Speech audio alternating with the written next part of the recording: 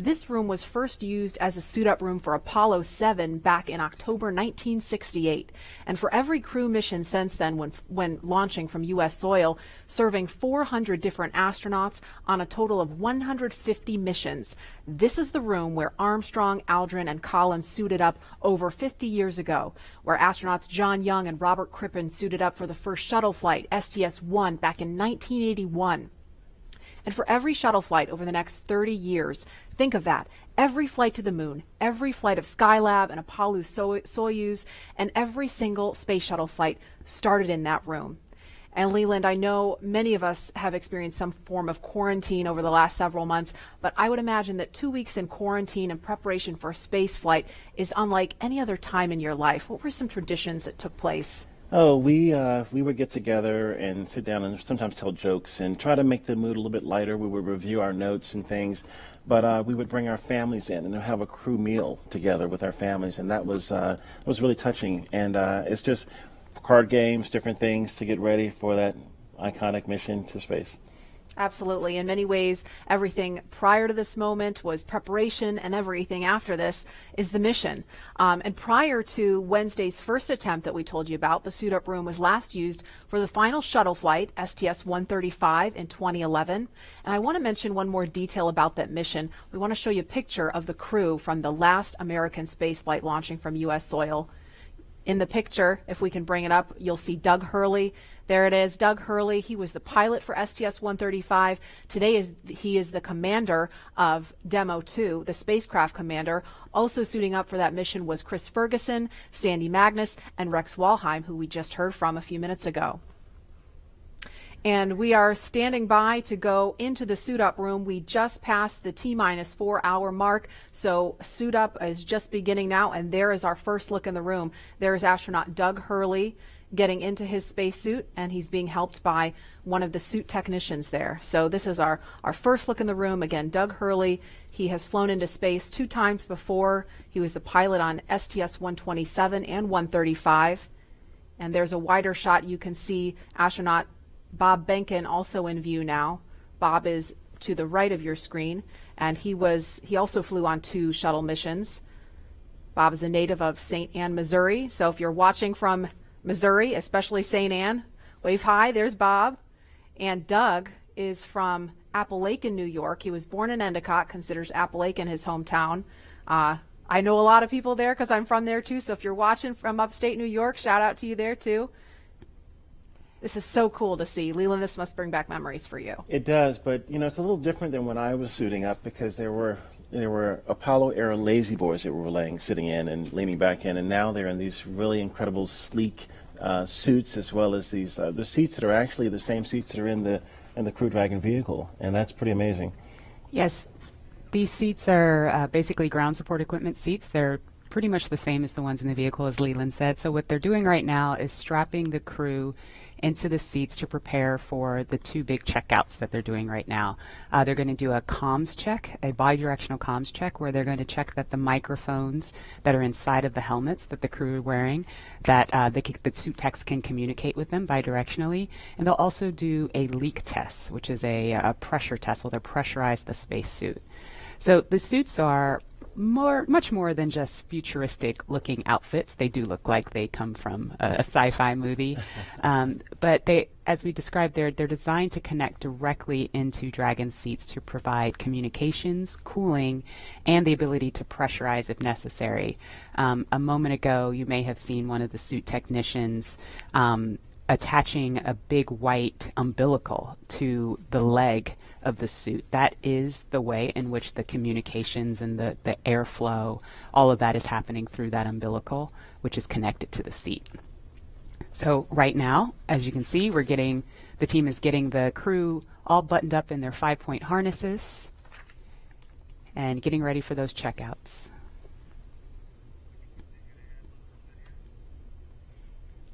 And there's that worm again, Leland, right front and center. How does that make you feel on a spacesuit? It makes me feel just great, Marie and Lauren. We have a lot of heritage and tradition with the meatball, but I'm able to be a little bit more flexible now that Lauren has beat this worm thing into me.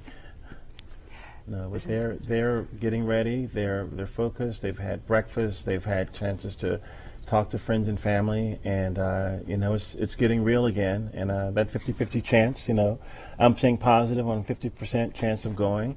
Seeing the suit techs around them with these futuristic-looking flight suits versus the white suits that we've had in the past. It's transitioning from that old legacy to this new era in space travel. And I think working with NASA and SpaceX, working together as one team, it's just like what we do in space, work together as an international team to get things done. Absolutely. And this group really gets to know each other well, too. There's a wave from Doug and a thumbs up. That's so cool to see. I mean, the people in that room get to know Bob and Doug really well because they've rehearsed this so many times, especially the suit techs. The suits are, custom made for each of the astronauts. So I feel like I couldn't even count the number of times they've had like suit fit checks and leak checks and just making sure every detail with the fit and the function is just perfect before they get ready to launch. And interestingly enough, these suit techs are also the designers of the spacesuit. They've been working with the crew for years as we've been building these suits, their training suits, all of the training events in Hawthorne, where the crew is inside of the Buck, the capsule simulator. This is the team that's been working with them for years. The team that dressed Ripley, which is the ATD, the dummy that flew in Demo 1. The mannequin, right? Mannequin, Smarty. The Smarty. There's lots of names for Ripley. But the point being, they've been with these suits from cradle to grave and have been working so closely with Bob and Doug. Pressures and making sure everything looks good prior to arming the launch escape system, but not tracking a constraint at the moment. So overall, Dragon's healthy and ready for crew ingress. Okay, thank you for the update, MD. And this concludes the countdown briefing. So you just heard in that briefing there, they're continuing to move forward towards launch. And as we have a view of Doug Hurley there adjusting his visor, again, he is the spacecraft commander for Demo 2. And while he continues the suit up process, we want to give you a closer look at the veteran Marine Corps fighter pilot and spaceflight pioneer.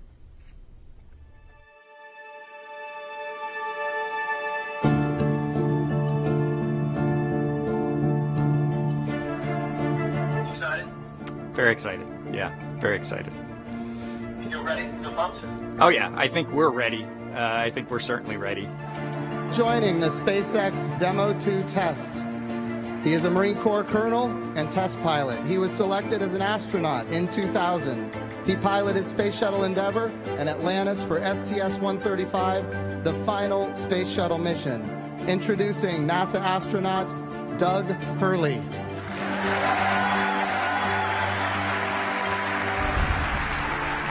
It's a life-changing process in so many ways to fly into space. It's just overwhelming in some respects. Just the sensations, the rumbling, the shaking, the acceleration. When the engine shut off and you go from, in the case of the shuttle, you go from 3 Gs to 0 Gs instantaneously and things start floating. And I remember distinctly just thinking, what just happened? To see a rocket launch in person is, it's a pretty emotional event. I remember the first time I saw a shuttle launch and it was amazing.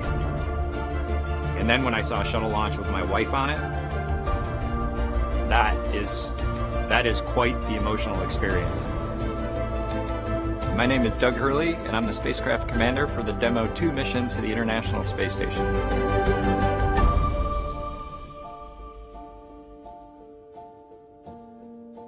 We are doing the first crewed flight for NASA and for SpaceX. So this is the test flight to prove end-to-end from launch to docking to ISS operations and then entry, descent, and landing.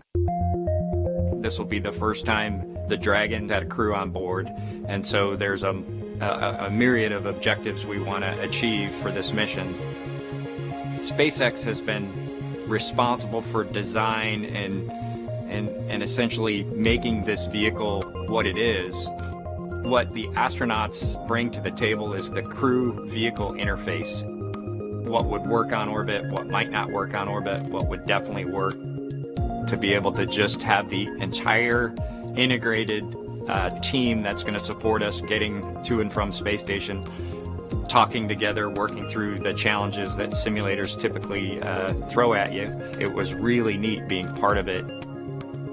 It's just been an incredible undertaking to see where we've come just in the last 5 years that Bob and I have been a part of this, and to be, shortly flying to the International Space Station with the Crew Dragon. It overwhelms you to think about how many people have, in some way, shape, or form, touched this program and this vehicle to get us to this point. And we are the lucky ones that get to fly it, but we certainly not for 1 second take for granted the amount of effort that so many other people had to put into this to make it successful.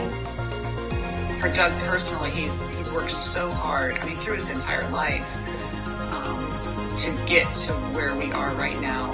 As a test pilot, this would be the dream to fly a new vehicle. So it makes me so happy to see that he gets to be part of this mission, the spacecraft commander. I'm just glad to see his hard work and his dream has come true for that. It's been a long road in a lot of ways for not only us, but certainly for all the folks that work in the commercial crew program, as well as SpaceX in our case, just working to get to this point. It's been a huge amount of sacrifice and time away from home, but the fruits of our labor are coming to fruition.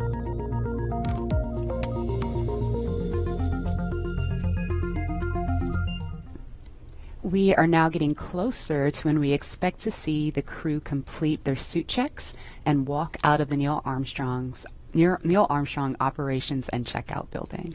And before they do, here's an introduction to the Joint Operations Commander for Demo 2. You see to the left of your screen there, former Air Force flight test engineer Bob Behnken.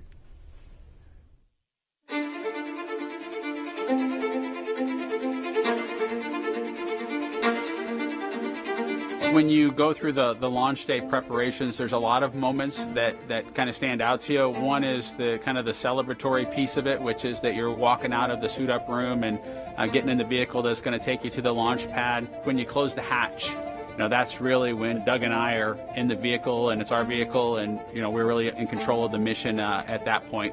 Test pilots, their task proved that man could fly into orbit around the Earth and return live and well to talk about it. There's always a balance of managing risk as you go forward to execute a test point and figuring out a way to collect the data. We hear a sound. Okay, is that sound an expected sound? Or we see a light, is that light an expected light? What's the source of it? Does it sync up with something else that's going on or not? So trying to dissect all of that in real time in your head is, a lot of things happen like that on launching of a vehicle. From St. Anne, Missouri, he is an Air Force colonel and flight test engineer. He flew aboard Space Shuttle Endeavour twice. Introducing NASA astronaut Bob Behnken.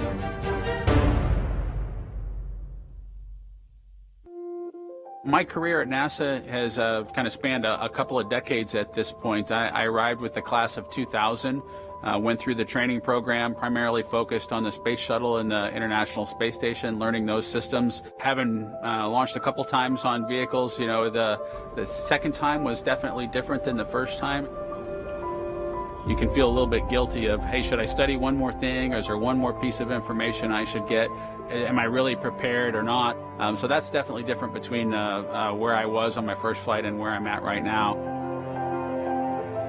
It's been really interesting, I think, for both my wife and I to have gone through the process of seeing each other launch in space. I've seen her take that risk and had it be in front of her, and I've done that to her. And there's just something different about watching a rocket launch when there are people on board. You feel a little bit differently about the pit of your stomach, and I can only tell you it's multiplied significantly when it's somebody that you know, and then somebody, of course, that's a family member. It's even multiplied more.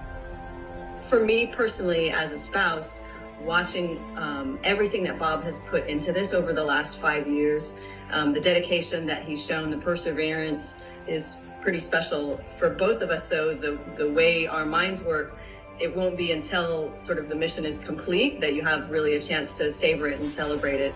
This is a huge accomplishment for an Air Force flight test engineer to be part of the demonstration mission of a brand new vehicle. It's going to be amazing. Without a partner that has that same appreciation, I think it can be challenging for some folks. There's a lot of work and a lot of time that takes away from family that that my spouse appreciates, and I love her for that. Really, my role on the Demo 2 mission is to make sure that we get this vehicle tested and evaluated so that we can move on to more operational missions at the International Space Station. We've got a lot of objectives on board the vehicle that we need to accomplish to really make sure that it's good to go. We'll make sure all those systems are working during the test flight so that the future missions will have them available even if they don't plan to utilize them. Through years of the NASA team helping to share that experience and teaching them the lessons that we've learned by going through this, now there's another capability in the U.S. besides NASA to operate something of this magnitude. When is the last time humans launched on a new vehicle? Certainly on the American side, it's been several decades. Now we're in a time when we've got multiple vehicles under development. It's a great time from a space exploration time frame just to see all that happening, and it's because of this nurturing of the environment, being able to pull in a wider group of people who can contribute towards human spaceflight. It's a super cool time. On a deeply personal level, I'm really excited that my son is get a chance to see me launch into space. Being an astronaut has been a little bit of an abstraction thing for him because he's seen me do it in old videos, but he hasn't seen me do it for real. And so I'm excited for him to see this launch.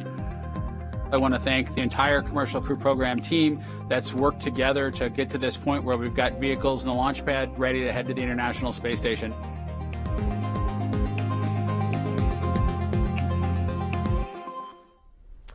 And here is a live look again inside the suit-up room in the Neil Armstrong Operations and Checkout Building. We can see now NASA Administrator Jim Bridenstine. He's talking to the crew. You won't hear any audio in here, and actually we had some questions about this Wednesday because people were like, why can't I hear what they're saying? That's by design. It's not a mistake.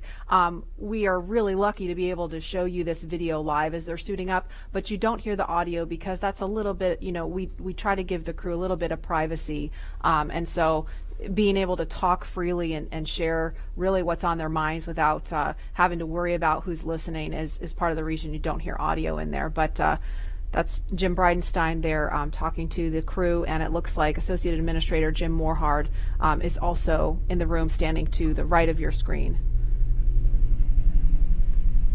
And these are great moments to get a last chance to talk to the senior leadership of NASA as they're about to go off and launch into the cosmos. And I think when you look at how Bob and Doug complement each other and how these SpaceX suits, they really complement the astronauts too, because they're more form-fitted, they're custom-made, and this is a moment where they're getting ready to, do the real deal. And Lauren, I think the integration of the suit and the vehicle and these seats is just really, really impressive how y'all at SpaceX did that.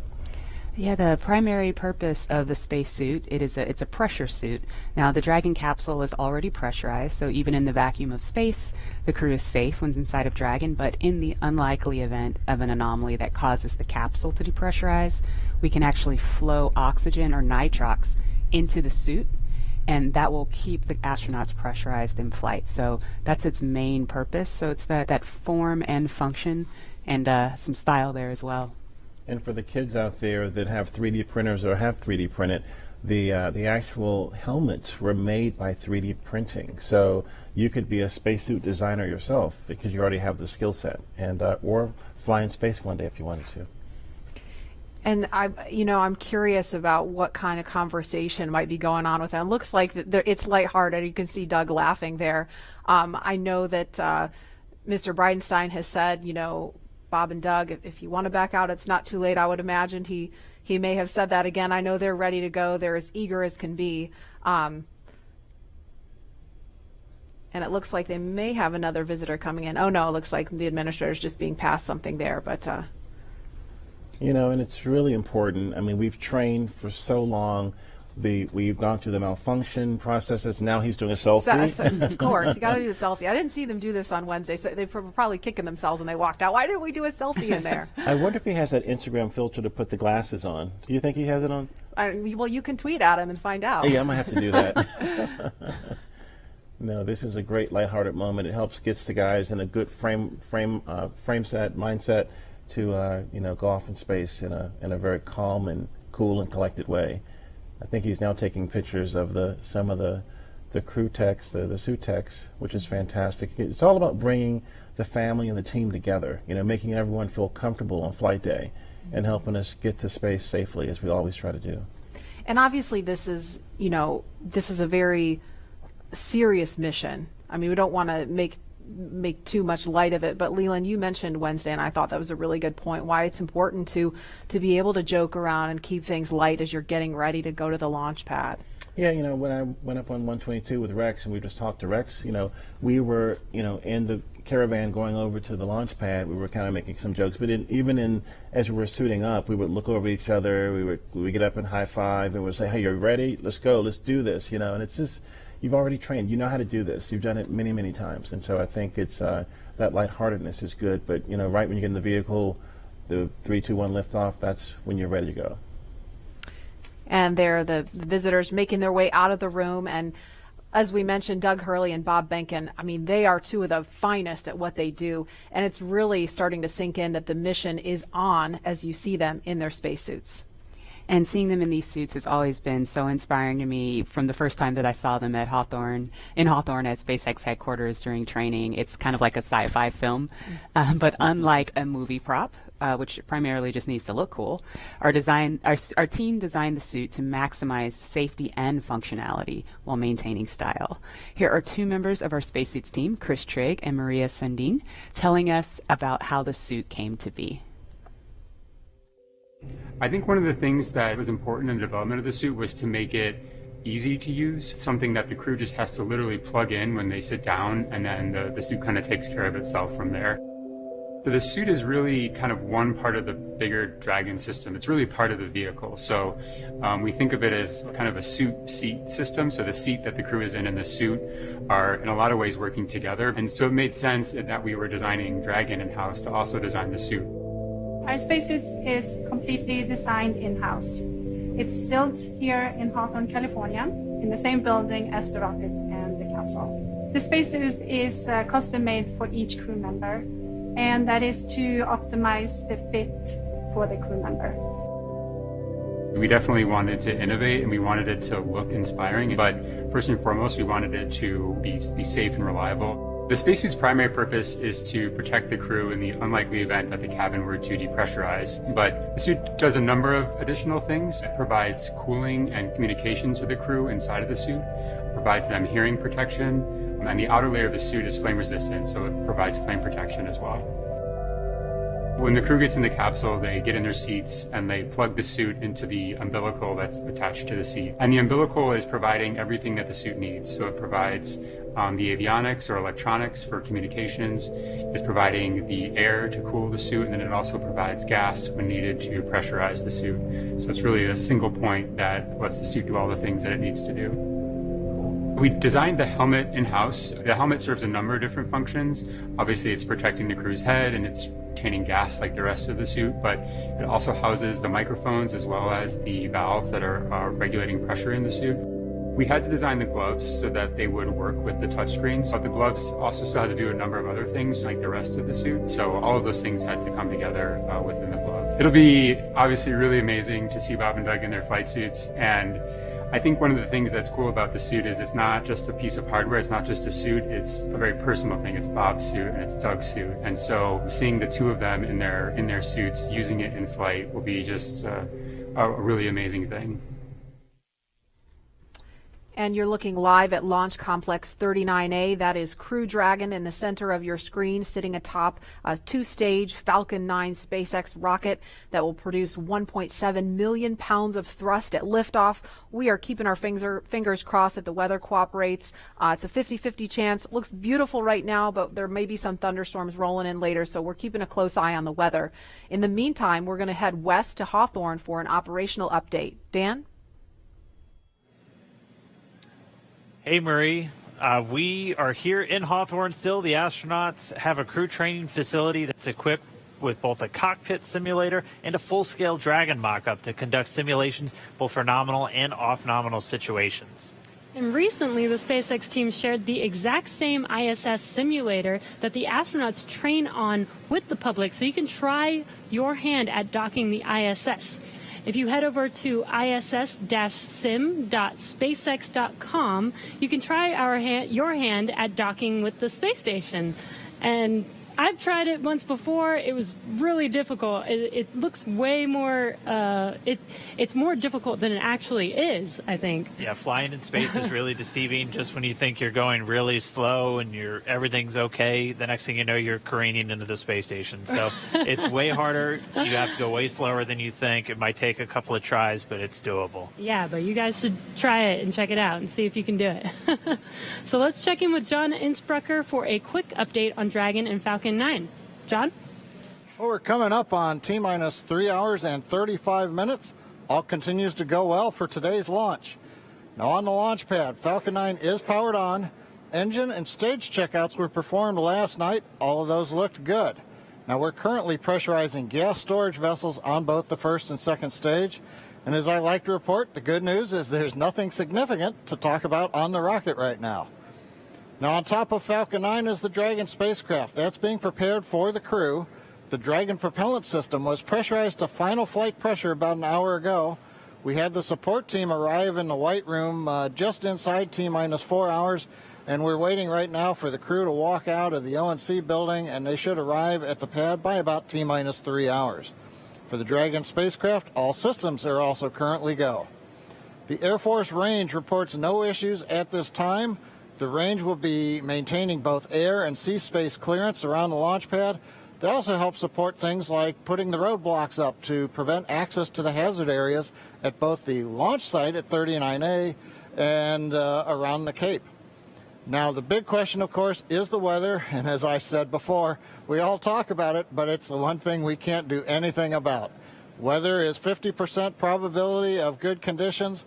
We are going to be watching for the clouds, lightning, thunderstorms. The sea breeze is not as strong today, and that's going to not help push all of that back over Central Florida. But right now, things are looking good with both Falcon 9 and Dragon as we count down to liftoff. Now, we want to see where you're following today's launch from, so we're going to jump over to Tahira at our social desk. Thanks, John. So glad to hear that things are at least looking good right now for this launch. Really hope it stays that way. So we just took a look at numbers of viewerships across our social media platforms, and there are now 500,000 of you tuning in for today's broadcast. Welcome, guys. We are so excited to have you. We also have the top cities right now tuning in, and that's Columbia, South Carolina, Houston, Texas, Los Angeles, New York, and Orlando. So it seems like the East Coast is really pulling today's viewership, but hey, last time on Wednesday, California came in and really stole the whole show away. Let's take a look at what's being shared online right now. So right now we have this future astronaut, and I don't know who he had to call, but it looks like he is in this SpaceX suit and his Tesla getting ready for round 2. Absolutely love it. Let's take a second look. Okay, right now we have a French bulldog. It looks like taking Bob's place for launch right now. This is so funny. We'd love to see it, guys. And so for those of you tuning in, be sure to use that hashtag LaunchAmerica on social media and show us how you're getting ready for liftoff. So earlier in the show, we polled users to see which NASA logo you're sporting for today's launch, and the results are in. So it looks like about 62% of you are wearing the meatball today, and that leaves the worm falling a little bit behind. But hey, now that the worm is back, maybe y'all will be sporting it more often. And so with that, let's head back to Marie at NASA Kennedy. Marie? Thanks, Tahira. We have some really spirited reactions here. We're looking live at the ONC walkout doors, but I just have to tell you, Leland threw up his arms in the air in victory when he saw more people sporting the meatball, and Lauren looks like someone just kidnapped her dog. I am shook. Go worm, go worm, go away worm. Oh, wow. You know, you can't predict, you know, how everyone else feels. That's the beauty of diversity of opinions, you know. And other traditions like the meatball and the worm, or a card game that we play called Possum's Fargo. And you have to play enough hands to where the commander loses a hand before we can walk out. So that's probably going on right now, and they're getting ready to have Doug lose his hand. Yes. And then we can get in the elevator and come out and get in the spaceship. Yep. So we're giving them that moment in private. And Leland, I wanted to ask you too, because I know, I mean, we had a scrub really late in the count yesterday. We got just under T-minus 17 minutes, and we were all like, oh, it was like a collective groan across the country, everybody watching. And I know you've been through a delay once yourself on one of your shuttle flights. And I wonder, you know, what does it take to kind of refocus yourself on day 2? I mean, do you go through all the exact same preparations? Do you do anything a little different? Is there a little bit of superstition involved? No, not really. I mean, we try to keep everything the same way because we've practiced this way, and now we're in the real day. We're playing this way. So if you stay the same, kind of the same form and function that you've done before, nothing else hopefully will happen that's out of character to your mission. So I think we just try to stay the same way. Yeah, that's good insight. And I know, you know, Bob and Doug, we heard them on the comms after that as they were detanking Falcon 9, and we're waiting for them to get out of Crew Dragon, and they were just cool, calm, collected, thanking the teams for doing a good job. Nobody's getting launch fever, and, you know, they're going to do the same thing today. No matter how many people are watching, they're going to make the same call as they would if nobody was paying any attention. Right, and I was talking to CJ Sturcow before I launched on my first mission, and he said that he made a mistake and flipped the wrong switch on Ascent, and he glommed on that and was about to make another mistake. But he said that he had to just focus and get back to, you know, grace under pressure so that he would make a third mistake, which could have been, you know, catastrophic. So that's what we always try to do, is to try to do everything the same way, be very deliberate, but be very graceful, not really try to overthink something, but try to stay safe.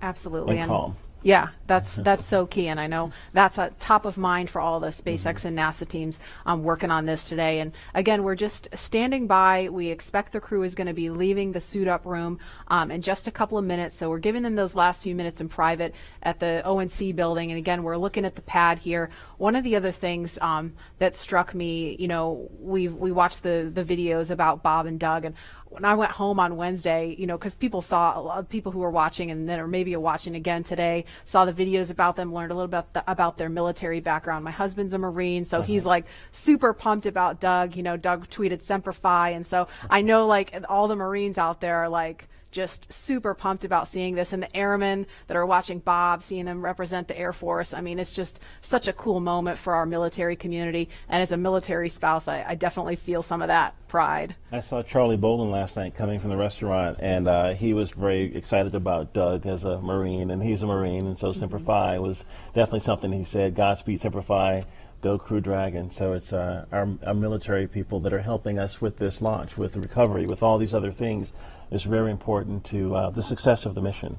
Absolutely. And we want to turn our attention back to the Neil Armstrong Operations and Checkout Building. If we could, we want to take you to a picture of the doors. There they are. Those are the doors at the back of the crew quarters building, and it's an area where family, friends, and members of the media can share one final moment with the crew before launch. Now, the walk through those doors has signaled the beginning of the march towards launch for every American mission to space since 1968. This is the moment that is immortalized on film and video for 400 different astronauts from Apollo all the way through Space Shuttle, serving 150 total missions, and soon, if the weather cooperates, mission number 151 with the first 2 commercial crew astronauts. These doors carry with them a legacy of purpose and action, and today they will announce to all of us the start of this, NASA's SpaceX Demo 2 mission. And you saw just a little bit of my walkout from STS-129, my last mission. And I remember having my friends and family out there. There was my chemistry teacher that was in the crowd. She got me turned on to science and helped me actually become an astronaut. And I just remember her being in the crowd saying, "Go Leland!" And it was just such a memorable moment for me. It kind of got more rocket fuel in my veins, getting me ready for for my mission. Yeah, absolutely. And we were just looking at a live picture outside of the building where we could see some of the folks gathered. We could see Doug and Bob's immediate families. There's a small contingent of media there. I mean, normally that place would be just kind of jam-packed with as many people as we could fit in there to capture that moment. We, of course, had to scale that back a little bit to maintain social distancing, but there's still a very excited group of people standing outside the building right now waiting for that to happen. Yeah, it's so cool to see their families there and that they have that moment with them prior to getting inside of the Teslas. I mean, seeing that the last time we made that attempt was this incredibly emotional moment. I have no doubt it will also be emotional again. But yeah, that I can only imagine what's going through their heads, in that moment when they're just waving goodbye for the last time before flying. I mean, Leland, were you nervous? Were you... At that moment we were, we had been a little jovial in the suit up walkout, but I think at that moment we're thinking about our families, leaving our families, but then at the same time we're going to do this incredible thing for helping advance our civilization. We are working as a team, all the other teams now with SpaceX and NASA and people all around the world really, in recovery and all these things, helping us get to space so we can advance our civilization. And I think those moments are really heartfelt for us, that a team of people have helped us get to this point. Absolutely. And we are looking at a live picture now of Bob Behnken and Doug Hurley walking down that hallway in the astronaut crew quarters. We just saw Doug wave at the screen, and they're just turning the corner, getting inside that elevator. And this, you can't see it from here, but there is a banner hanging there. You can kind of see it in the back. There's a banner hanging on the wall of the elevator with the signatures of all the people who worked on this mission. So it was really important for them to hang that up in there so Bob and Doug could see it. Yeah, we see that, and we see all those signatures of people that have helped us through training, through fit check, through all of these moments and getting ready for this mission. And it feels like they're going along with us on the ride. Absolutely. And as we wait for the crew to come downstairs to the first floor, we will pause to honor today's efforts with our national anthem. Kelly Clarkson just blew us away with a fantastic rendition Wednesday. Here she is again. Moshe, can you see by the dawn's early light what so proudly we hailed at the twilight's last gleaming, whose broad stripes and bright stars through the perilous fight o'er the ramparts we watched were so gallantly streaming, and the rockets rock alive, the bombs bursting in air gave proof through the night that our flag was still there. Oh, say does that star-spangled banner yet wave o'er the land of the free and the home of the brave.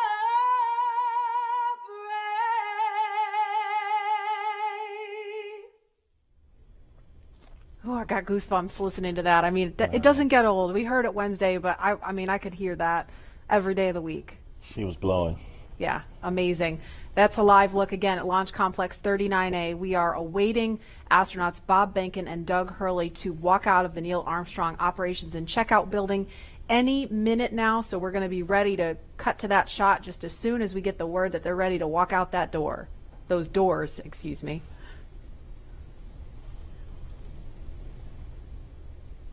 Again, looking like it's been a beautiful start to the day here on Cape Canaveral, but we're keeping a close eye on weather because it looks a little iffy as we get later into the afternoon, closer to launch time, which again is 3:22 this afternoon.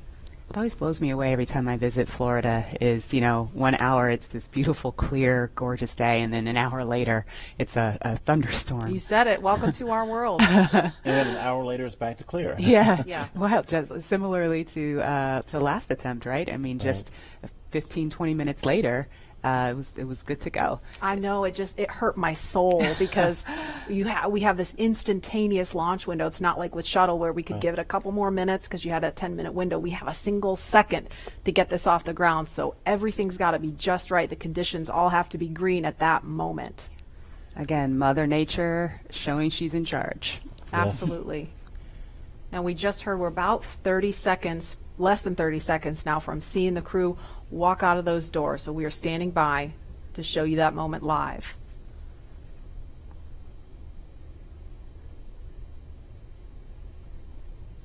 There's a live look at the ONC walkout doors. Marie, I think my STS-129 patch is still over top of the door. There's a bunch of patches up there unless they've removed them and put space station patches up there. But this is a very solemn moment for walkout from, a storied legacy of Apollo and seeing Apollo astronauts walk out of these doors. And now we're getting back to U.S. astronauts launching from American soil, walking through these doors again. It's an incredible moment in the era of space travel. And we saw some just beautiful moments when they walked out on Wednesday, and looking forward to seeing those again. I was perusing all of the different newspapers and stories online and just taking in all the photographs, and there the doors are opening. Here they come. Great. And there they are, NASA astronauts. Small crowd, but big cheers. NASA astronauts Bob Behnken and Doug Hurley, Doug on the left, Bob on the right, waving to the crowd there to cheer them on.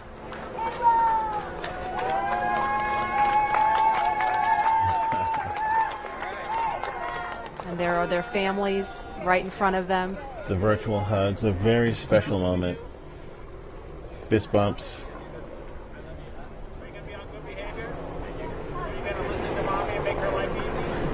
You can hear them. Let's light this candle, I agree. Launch America! Bye, guys.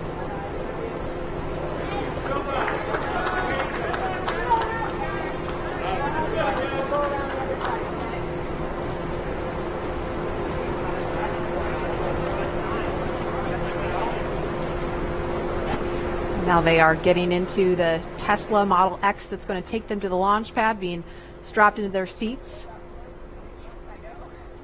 Their suit techs are attaching their umbilicals, so integrated into the Teslas. These are not just any Tesla you can just buy off the web or in a Tesla dealership. They've been outfitted with cooling units, and that white umbilical, similar to what you saw in the suit room, that umbilical is being connected to the suit to provide cooling air to the astronauts while they're on the way to the pad. And those Falcon wing doors are closing. Super sleek. A rapid departure from the Astro van. Yes, I would say so. And their flight surgeon is in the front seat in the passenger side, taking the journey along with them. As I mentioned last time, we always think about the technology and the rockets, but this is what it's all about. The families coming together, supporting the families, us working together as a team to ensure they get up there safely and back home safely for their families.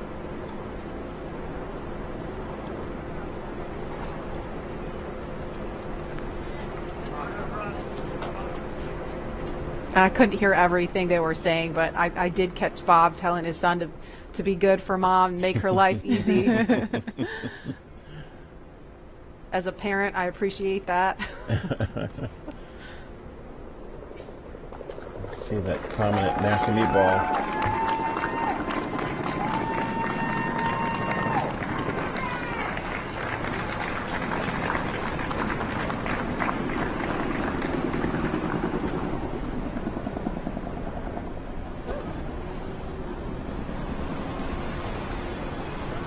Now, as we watch the convoy begin their journey to Pad 39A, to our SpaceX and NASA family who over the years made this mission a reality and who have worked this launch campaign up to this point, we have you here in our thoughts.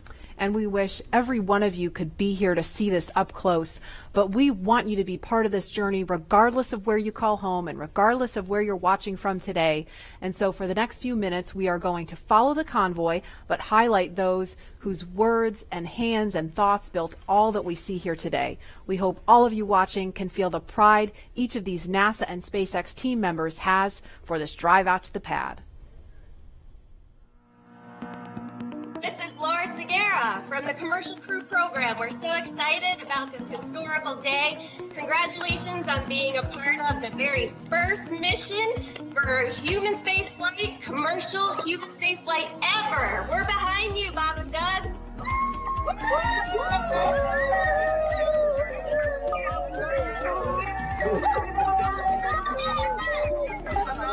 I'm Nicole from SpaceX in Cape Canaveral, Florida. Congratulations to SpaceX for hitting another major milestone, and safe travels to Bob and Doug.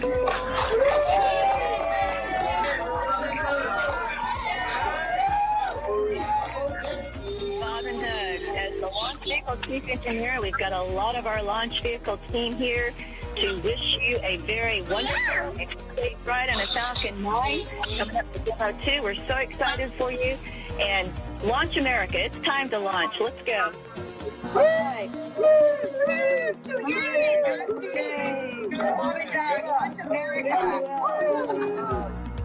Hi, this is Perla from Hawthorne headquarters. We want to wish Bob and Doug a safe trip to the International Space Station. Go Dragon!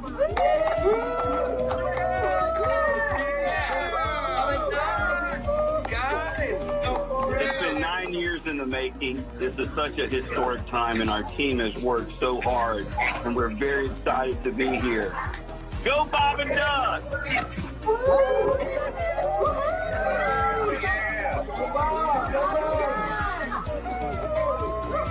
Hi, this is Sam from McGregor, Texas. Go Bob and Doug, go NASA, and go SpaceX.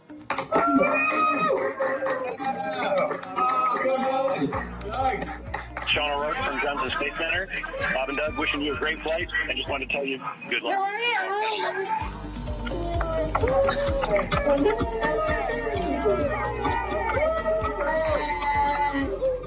Hi, I'm Dustin Kamak with NASA Kennedy's Communications and Public Engagement Directorate, and we all want to wish Bob and Doug safe travels and Godspeed. You are both an inspiration to us all. Now, let's get out there and launch America. Let's do it. Come on, launch America.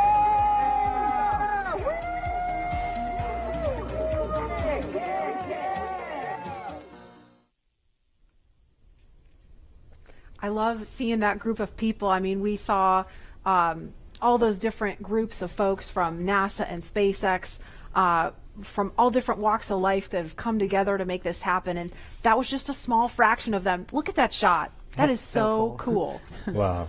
A little thumbs up from, I guess that's from Bob. Yeah, and you know, it took a little bit of creativity to get this shot to happen.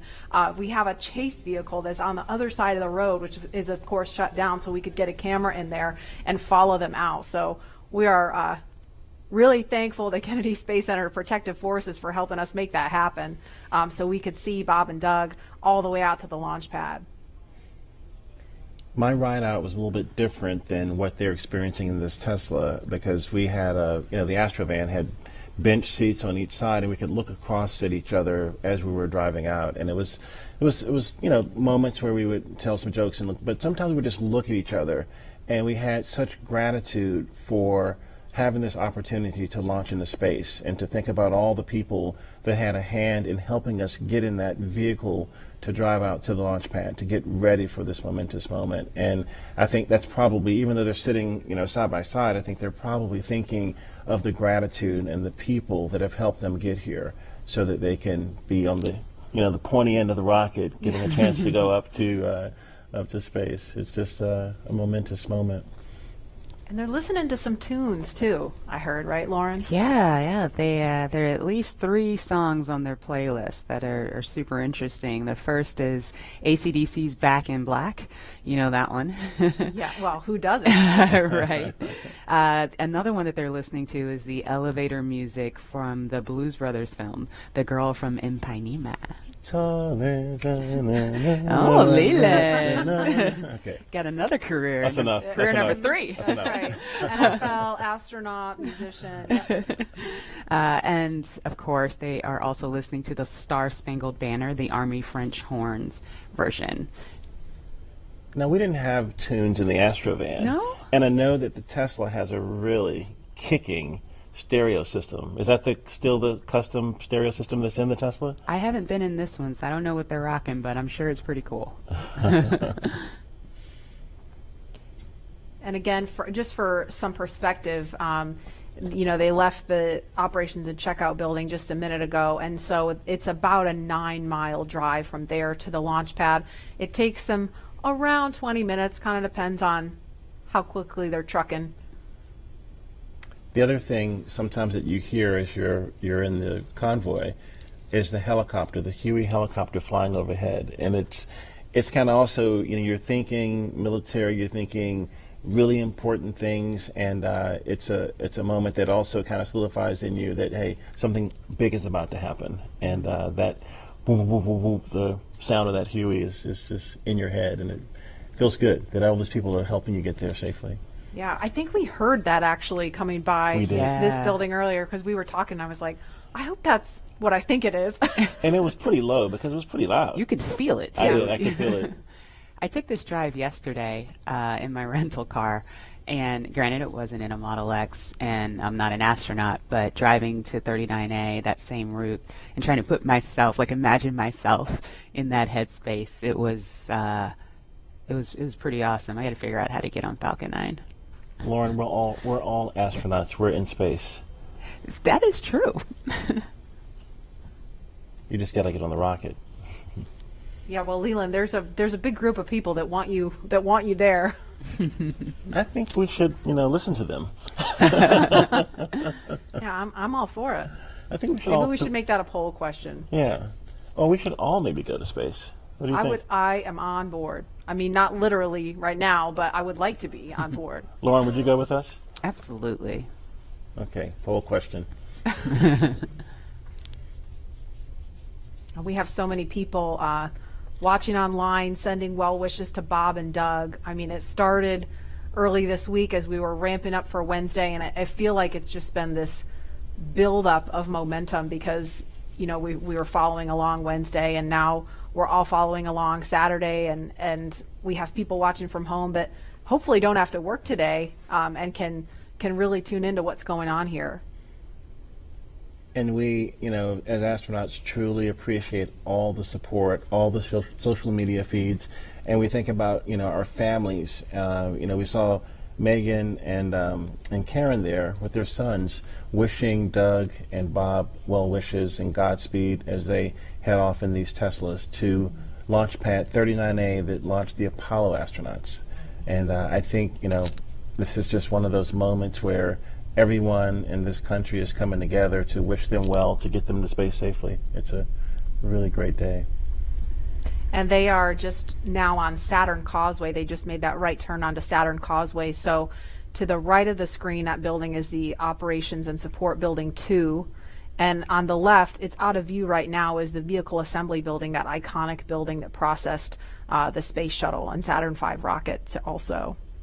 That's where that mobile transporter used to take out the Apollo, Saturn V rockets and the Space Shuttle. It's just an incredible machine. And where they're passing right now, I mean, if we were to run outside, we could wave because we are off to the right of your screen there at the press site where you see a group of media there. So from this point, they've still got about 3 miles to go from here. I'll see you guys later. I'll be back in a minute. You're gonna go hop in. And obviously, it's not just Bob and Doug's Tesla. There's a number of cars in that convoy. They're being escorted by Kennedy Space Center Protective Forces and also SpaceX security. They have a flight surgeon there with them. And we've seen just a sprinkle of folks along the way. Normally we'd have a whole lot more people out here watching this, but we really appreciate you watching online and from home. Again, wherever you are, at the beach, watching on your phone, your tablet, your whatever mobile device you have, we're going to be here every step of the journey, taking you through it moment by moment. There's a cool shot with the worm on the roof. There we go. The second place worm, yes. The second place worm. So, Leland, when I drive down this road on the way to 39A, on the left, there's that area where the crawler used to drive. Could you tell us a little bit about the crawler? Yeah, right there you can see the kind of the gravel where the crawler actually crushes that gravel almost into sand. It's so heavy. When the shuttle will go out and the Apollo Saturn V rocket will go out, and it's just, this thing moves at a glacial rate to get out there because it's got this huge rocket or shuttle on it. But I had a chance to see that when my shuttle went out one day with Alan Poindexter, and it's just this enormous, tracks and vehicle, but you guys do it in a different way, don't you? You don't go out of the vehicle assembly building. You have your own building. We have a hangar right there on the pad, so we just roll the rocket up the hill. You kind of do it like a Soyuz, where you just raise it up right there from horizontal to vertical, and it's done. Yeah. Horizontal integration, so you don't need an enormous building in order to process the rocket and mate drag into it. And then once you pin into the pad at the very top of the hill, you raise it up vertical with the transporter erector. And again, all these efficiencies to help us get people to space faster and safer, and this is going to be the future of space travel. And also the relationship between NASA and SpaceX, working together as a team to get people up. And at this point, the convoy is approaching pad 39A, and they're entering what is known as the BDA, or blast danger area. Now, before any pad technicians, engineers, or astronauts enter that area around the launch pad, the SpaceX and NASA teams do an internal go, no-go poll to make sure everything is clear. This storied launch pad, which has been the beginning point for so many firsts, is the perfect backdrop for today's historic launch that marks a new first and a new era in human spaceflight.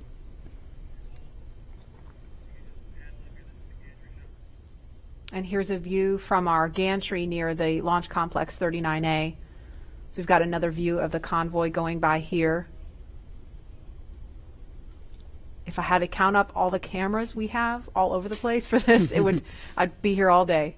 That's a beautiful shot right there, looking at the Kennedy Space Center and Merritt Island and all of the nature around us. It's a big buffer from 39A so that we can be safe and launch our rockets off to space safely. Absolutely. And a lot of people don't realize this is a national wildlife refuge. I mean, I pass turtles on the way to my car every day. Well, when we would run from the operations and checkout building, we'd have to watch out for snakes and for alligators, and so to be really careful about the wildlife. We used to have one who lived at 39A. Oh, really? Yeah, an alligator. Well, maybe we'll see him. We'll keep an eye out. Tweet at us if you see any. Did you name him Worm? Ooh, it's ahead of my time. I don't know how an alligator would feel about being called Worm, Leland. Yeah, well.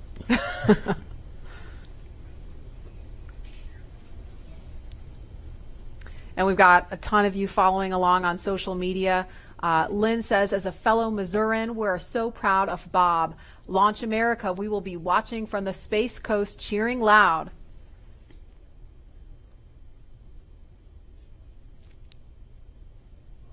And another comment, Godspeed and good luck, Astro Benkin and Astro Doug, hashtag Launch America. There you see the SpaceX horizontal integration facility. It's on the left of the screen now. We saw the front of it from the other angle. Or I'm sorry, no, there it is. I was getting my buildings mixed up, so it's on the right now. Yeah, bigger building. The other is the Falcon Support Building. It's where all of our offices are, and yes, you're correct. Thank you for the correction, Laura. There's our hangar. We process Falcon Heavy in there. There are other boosters in that hangar as well. And the rocket and Dragon that is on the pad right now was put together, or rather finally integrated inside of that hangar and then rolled out to that pad to go up vertical. And there it is. That shot really gives you a sense of the scale of the Falcon 9 rocket. Those Teslas look teeny, teeny, tiny, making their way up there. And so as they make their way up to the pad, we're going to throw it over now to Hawthorne, where Jesse and Dan are watching the action. Hi, guys. Thanks, Marie. Yeah, really cool watching the Teslas pull up, driving on the launch pad just a few feet away from the vehicle. This is awesome and getting really excited over here. And with us looking at the launch pad right now, we've had to do a number of upgrades, but not only to the launch pad, but SpaceX has also made changes to both Falcon 9 and Dragon to enable flying crew. And a key update to this latest version of Dragon is its highly reliable launch escape system that is capable of carrying crew to safety at any point during the ascent of the rocket. Another pretty key upgrade is the Dragon's new life support system. As you can imagine, flying humans requires keeping a habitable environment throughout the entire flight, and that means covering everything like providing breathing air, keeping the capsule at a safe pressure, keeping it free of contaminants, removing any carbon dioxide in the air, regulating the temperature, the humidity, all of these things, and also implementing that waste collection system, aka the toilet. That sounds pretty important. The changes to Falcon 9 were small but extremely meaningful to meet NASA's requirements for safety for human spaceflight. And specifically, SpaceX had to prove a high degree of fault tolerance, meaning that small failures in the system would not lead to mission failure. Falcon 9 was already able to handle engine failure, but new emphasis was put on making sure that a failure throughout any phase of launch would not mean mission failure. And this goes all the way down to latches, control valves, electronics, wiring, and so much more. All right, well, with the astronauts now on location at Pad 39A, we're going to swing it right back. Marie, Lauren, Leland, take us through the crew making their final steps towards the Dragon spacecraft. Sure thing. So we are looking again at Launch Complex 39A. Just a few seconds ago, we saw the Tesla carrying Bob and Doug pull up to the launch pad. This is the site of so much history, you guys. This is where Apollo and Saturn V rockets that launched to the moon took astronauts from. I mean, this pad has so much history. Leland, you launched from there. What's it like seeing Crew Dragon and Falcon 9 there with the pad? With all of the visual changes that have been made, I mean, what kind of emotions does this stir up in you? You know, when we got out of our Astro van, we stepped out and we just looked up to see this vehicle, and it was creaking, it was groaning, it was making noises, it was getting ready for us to enter it, to take us off planet. And you know, you get a chance to take a picture. Sometimes you stand there, you look there, you think about all the training you've done, all the preparation, and again, all the people that have helped you get there. And it's just a solemn, amazing moment for all of us. And there's another amazing drone shot. Lauren, you explained this a little bit earlier about kind of how SpaceX brings the rocket and capsule vertical. Now that we see it, can you kind of explain that again for folks who maybe missed that? Yes, of course. Dragon is actually processed a few miles down the road at Area 59, or Dragonland as we like to call it. We then put it on a truck and drive it all the way to the hangar where the rocket is. And so what will happen is we'll then we call it breakover, where the vehicle's up vertical, we'll turn it sideways because the rocket is being processed sideways or horizontal into the hangar, lift it, mate it to Falcon 9, and then roll up those hangar doors and essentially pull the vehicle in the transporter erector, which is the big white truss structure that you see there. Mm-hmm. All the fluid lines, electrical lines, and everything are connected to the vehicles via the TE, transporter erector, and they basically roll it up those rails. You can't really see them. You kind of see them on the screen, those rails. Mm-hmm. Roll the entire TE rocket Dragon assembly up to the very top of the pad, pin it into the pad systems, and then roll it up vertical. And we are about T-minus 2 hours, 57 minutes, 44 seconds and counting. In just a couple of minutes, we are expecting to hear a formal announcement that the crew is at the pad. Of course, we saw them pull up in the Teslas, and there they are. Looks like they've already gotten out of the car, and they are walking up to the elevator that will carry them all the way up to the 255-foot level, and then they'll have a couple of steps to get up to the level where the crew access arm is. I have the AC/DC song in my head as I see them walking up. You know what I was kind of jamming out to on my way in was ZZ Top, Sharp Dressed Man. Oh, nice. I was like, I don't know, that might be on my playlist if I were in there.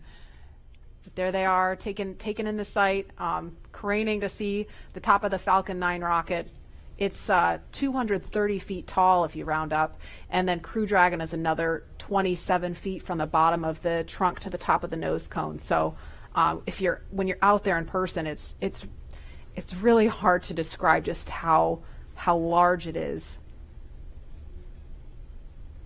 Look at them getting excited. They're ready to get in the vehicle, get in the elevator, and make it to the top. There's some FOD. He's picking up foreign object debris. Appreciate that.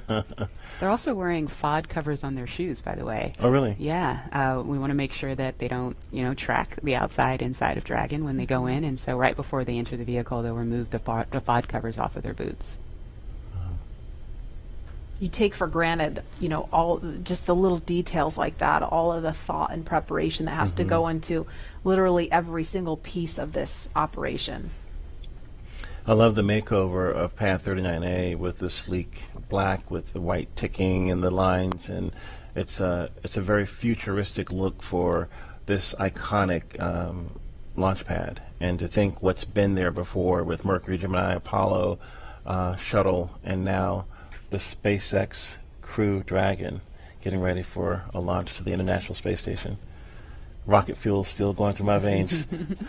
And we feel so honored to be able to launch from here. Oh, here they are. That's a really fast elevator. Yeah. I know, it really zips. That took them up to 255 feet in just a matter of seconds. They were removing their FOD covers? Looks like they were just maybe checking something on his boot or leg.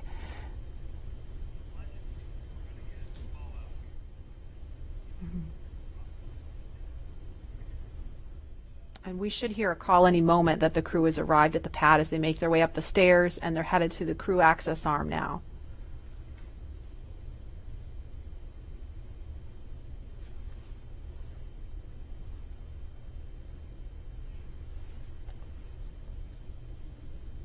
There's the worm again, popping. You know it. Meatball. Don't worry, there's a meatball on Crew Dragon. Those white arrows you see there are essentially illuminating the way for anyone who's up there to find their way to the escape baskets in the event of an emergency that would require them to get far away from the rocket and the pad. And it's hard to tell from this angle, but there's actually a phone right here, and I can't tell if it's Bob or Doug that's using the phone right now. But Leland, can you explain the significance of that? It's the same phone that was there during the shuttle days. Yeah, you get a chance to talk to maybe friends or family that you haven't had maybe couldn't come to the launch. In this case, it's quite a few people, but just to have that last moment to talk to someone before you get in the vehicle. It's a beautiful view.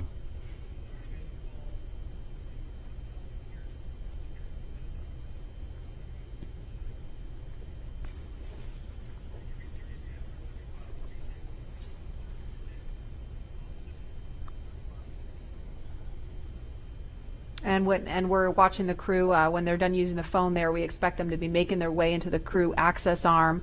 And coming up at about T-minus 2 hours and 35 minutes, the astronauts will ingress, or that's a word we use to describe climbing into Crew Dragon. And we saw Doug do it a couple minutes early on Wednesday. They were a little bit ahead of schedule, so that time could be a little bit flexible. But that's going to happen with the assistance of the suit techs, and they will get strapped into their seats. And so with that coming up, we're going to head over to Hawthorne for a preview of what's in store for the future in space travel. Jesse? Thanks, Marie. Yeah, shortly after we begin to regularly fly NASA astronauts to and from the space station, SpaceX will also begin flying private passengers to station and beyond using Dragon. That's right. NASA is enabling up to 2 private astronaut missions to visit the station each year, just as part of our support of the economy in low Earth orbit. It's one of the many ways NASA's working to just open up access to outer space for companies to manufacture products in microgravity, for any new commercial modules in space, and really just to enable more people to be able to explore the stars firsthand. And the more people out there exploring the stars, the closer we become to becoming a multiplanetary species. Earlier, we showed you a first-hand look at where you would train if you were to fly with us on board Dragon, but now let's take a peek inside of the spacecraft itself.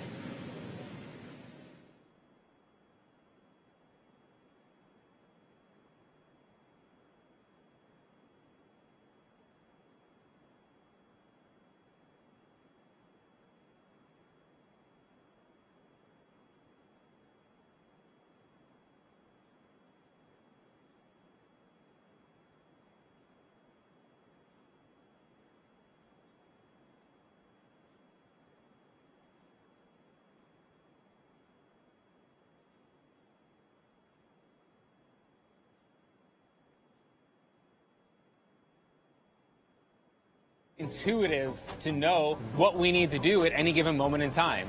When I think about comfort for the astronauts, it's really every aspect of how you could interact with the spaceship that comes to mind. We have 3 different seat sizes. We even go so far as molding the foam around the astronaut's body so that there's not any pressure points, and it's just generally a pleasurable journey to space. Dragon is a spaceship that's all about safety and reliability. We designed it to be 2-fault tolerant, which means that any 2 things could fail. So I could lose a flight computer and a thruster, and I could still bring the crew back home safely. We also added a launch escape system. If anything goes wrong on ascent, the crew can get away from Falcon and get picked up safely. I've worked on Dragon since 2012. When I see Dragon lift off, I think I'm going to feel a buildup of emotion of 8 years of working with some of the best engineers and technicians across the country that put their heart and mind into making this incredible moment happen for everybody.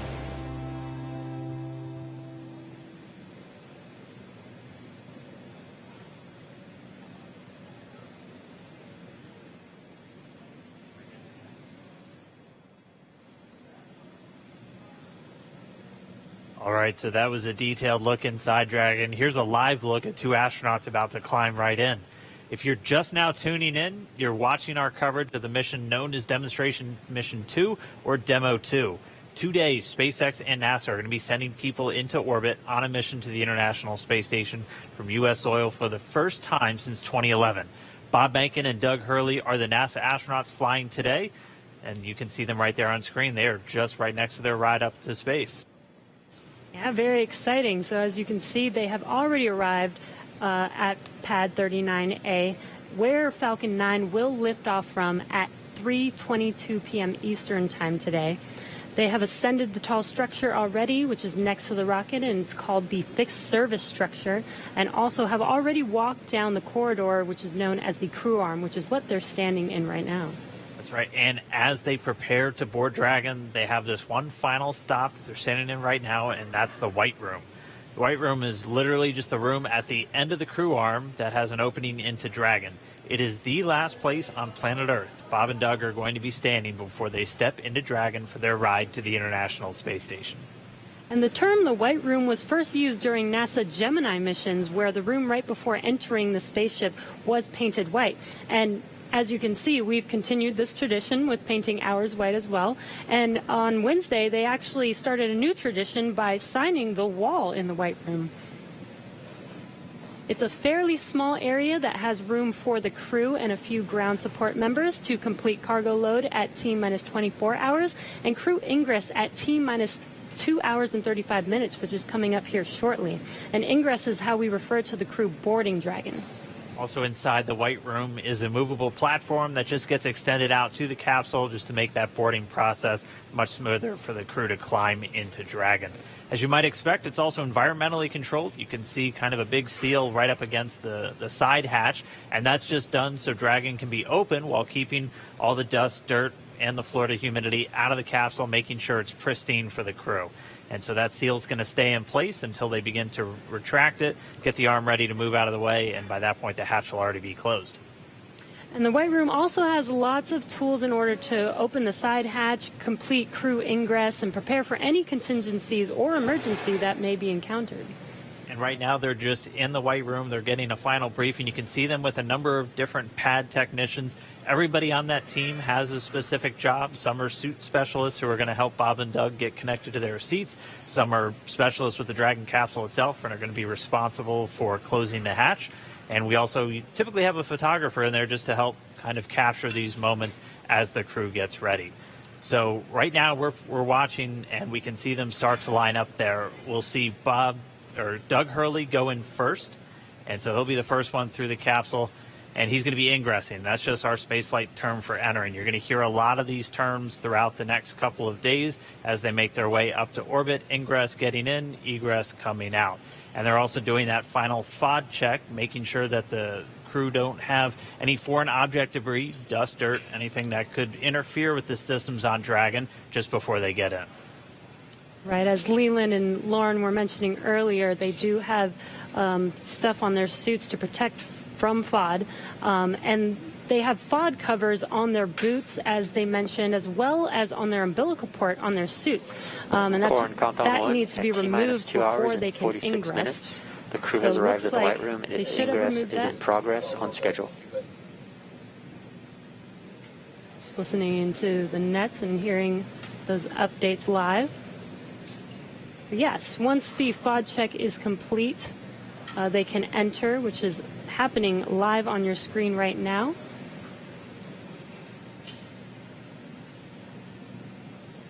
And as they climb into Dragon, they will buckle themselves in and attach their umbilicals to their suits. And as you can see, the suit techs are there to help them get buckled and settled into those seats. And as we mentioned earlier in the broadcast, the suit's primary function is to protect the crew in the event of a cabin depressurization. So the suits help keep them cool, as well as delivers nitrox in case there is a suit depressurization. As we go through this, we saw Doug Hurley go in first. He's the commander for this mission. He's closest to your screen. And then Bob Bankin's just next to him, and they're going to get some assistance from these suit techs as they get in. There are 4 seats inside of Dragon for these missions, and they are numbered 1 through 4 if you're looking from the perspective of the suit techs inside the hatch, going from right to left. So Doug Hurley is in seat 2, that's the commander seat, and Bob Bankin is in seat 3, which for Crew Dragon's the pilot seat. And then obviously we don't have anybody in seats 1 or 4 today. Crew Dragon is designed to carry 4 astronauts, though, on future NASA missions, and we'll see that on Crew 1, which will have 3 NASA astronauts and 1 from our partner agency, JAXA. And then directly above the crew right now, but right in front of them, once their seats get rotated, are the 3 displays that they'll use throughout the flight. And that just gives them insight into all of Dragon's systems. It allows them to take control of the vehicle and manually fly it, which we'll see them do hopefully only twice during 2 manual flight tests. As again, Dragon's autonomous, but they can jump in and take over if they need to. And as Dan mentioned, the displays are above them right now, but those seats will rotate back for launch position so that they can easily access those displays. So coming up next, the crew will do a comm check once they're all settled in. And that's so that they can check to make sure that they can hear mission control, and then after that, their seats will be rotated into position. So let's check in with John Innsbrucker for the latest on the health of both of those vehicles. John, what's the status update today? We're at T-minus 2 hours, 43 minutes, and counting down for the launch of Falcon 9 with Dragon to the space station. As you see, the Dragon launch pad team has obviously arrived at the pad. They got there shortly after T-minus 4 hours, opened up the side hatch on Dragon, got ready for the arrival of the astronauts. We saw the crew come up the elevators, walk over and enter Dragon, and they're now getting situated inside the capsule. Now the flight team is monitoring data from Dragon. They most recently have completed a command and telemetry check of the radio frequency system on Dragon through the tracking and data relay satellite network. That looked to go well. There are no issues in work as we watch the astronauts getting situated in their seats inside the Dragon spacecraft. The Falcon 9 team is preparing for final checkouts and propellant load. Those checkouts are due to begin at T-minus 2 hours, some 42 minutes from now, when the launch crew officially gets on console in the firing room. All systems on Falcon 9 are currently go. The range continues to be green on the support side. The areas around the pad obviously clear except for the folks doing the entry into the capsule. Air and sea space are clear. We hear helicopter go by from time to time. The big concern is weather forecast. We are continuing right now at a 50% probability of violation of the weather constraints. The big concerns are going to be the thick clouds, precipitation, possibility of lightning. I mentioned earlier, normally you get a strong sea breeze from the ocean that pushes inland and keeps the clouds from Central Florida from building up. But today the sea breeze is fairly weak, so we expect the thunderstorms will get closer to the launch pad. We're also checking downrange conditions. If there's a contingency splashdown of Dragon, we're looking at essentially the wave heights, lightning, rain along the trajectory. Right now it's marginal, but it is still go. We do expect that to improve slightly during the day. So fingers crossed there that the downrange weather looks good. But right now at T-minus 2 hours, 41 minutes as the clock continues to count down, all systems are go for launch. All right, thanks, John I. And as we watch Bob and Doug get buckled into their seats, I'm joined once again by SpaceX's Jessica Jensen, just to kind of walk through everybody what made Dragon a 21st century spacecraft. So first off, thanks for coming in today. I know you got to come in for a launch. That's always tough. Of course. Walk us through again kind of Dragon's life history. I mean, we have one in a clean room pretty soon right behind us. Walk us how we got to where we are today to have Bob and Doug climbing into that spacecraft. Sure. So SpaceX was founded to make life multiplanetary. That was why Elon started the company back in 2002. But, also when he founded the company, we were a very small company for several years. And so we had to look for opportunities to, hey, how do you go from being a small company to actually putting people into orbit? So when NASA came out with the need to fly cargo to and from the International Space Station, we jumped on that because we said, hey, first, not only is carrying cargo to and from the space station cool, I bet we could actually then fly people to the International Space Station. And hey, for 8 years now, we've been flying cargo. Yeah. And then now we have transitioned over into flying crew and cargo together. So that's basically been the evolution of Dragon, and it's been awesome. And I know when we see Falcon 9, we get to talk a lot about reusability. Everyone is very familiar with the first stage coming back down and how cool that looks. Dragon is also designed with some reusability. In fact, you've flown Dragon multiple times, or you've flown Dragons multiple times to the space station. How does reusability factor into Dragon's life cycle? Yeah, so I'll actually talk a little bit about both, because one thing I think everyone always thinks about reusability and, hey, it saves money or that's great, but reusability actually improves your reliability. So when we get Falcons back and when we get Dragons back, either after one mission or multiple mission, we can do all these detailed inspections on them. And that's super important because when you fly a vehicle, you can only have so many sensors on it. You can't put a sensor, every single inch of a rocket or a spacecraft. And there's already way more than I think anybody realizes. Exactly. But so, especially for rockets that wind up in the ocean, some people don't have any idea of what they actually went through. So the fact that we get all the hardware back, we were able to inspect literally every square inch of it and make small design changes that actually improve reliability for the whole fleet. So even though Bob and Doug are on a brand new rocket and a brand new spacecraft, those spacecraft are actually more reliable based on the knowledge we've learned from reusability. We've walked people through a lot of the new systems on Dragon. What are just some of the cool things that are maybe beneath the surface that people don't know about with Dragon? So I think one of the coolest things is the autonomous docking system. And what that is it's basically we have, GPS sensors on Dragon, but then we also have cameras and imaging sensors such as a LiDAR on basically the nose cone or the front part of Dragon as it's approaching the space station. And all these sensors are feeding data back to our flight computer to say, hey, how far away am I from the space station?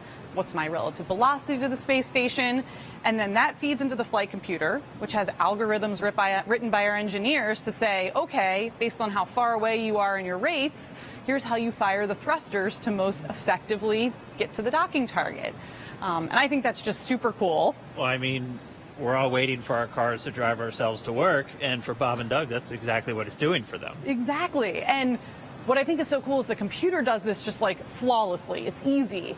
When I tried to do it, I failed miserably. I tried to dock Dragon to the ISS 3 times and I failed. Fourth time I got it. Good morning. And I will tell the public out there that on our website we actually have a Dragon ISS simulator, so you yourself can try and fire the thrusters and see how well you do. Maybe I'm just a bad driver, but I think the flight computer does a really good job. I think we all had fun with it. All right, well, we are just starting to hear. They're going to start up those comm checks with Bob and Doug.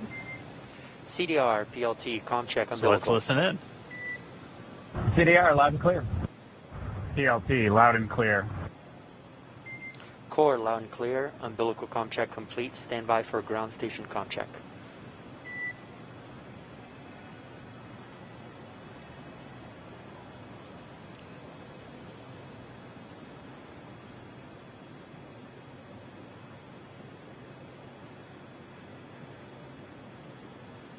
And again, we're just listening in. They're doing these comm check, these communication checks. So Bob and Doug are going to do a series of these checkouts with the teams on the ground, both the Corps here in Hawthorne and the launch director out in Florida. And they're going to be doing this over Dragon to ground. And they're also going to be doing it over the countdown net. Those are the 2 main loops or nets that you're going to hear going out. And they're going to be doing it through their different communications paths. We heard them do through the TDRS, or the tracking data and relay satellites. Those are those primary satellites that we're going to be used to talk to Bob and Doug throughout their flight and to send commands to Dragon. They'll also do it through ground stations. SpaceX has a worldwide network of ground stations that they're able to communicate with the vehicle. And that's what we'll be using to get video inside the cabin of Bob and Doug on their flight up. So if you tuned in the other day, this is one of the first things that they do once they get inside the vehicle, and this is just to make sure all the communication systems with the Dragon spacecraft, with the suits, everything are working. They're able to talk to and hear everybody on the ground. Dragon, SpaceX, comm check, ground stations. SpaceX Dragon, loud and clear. Core, loud and clear. Ground station comm check complete. Stand by for TDRS comm check.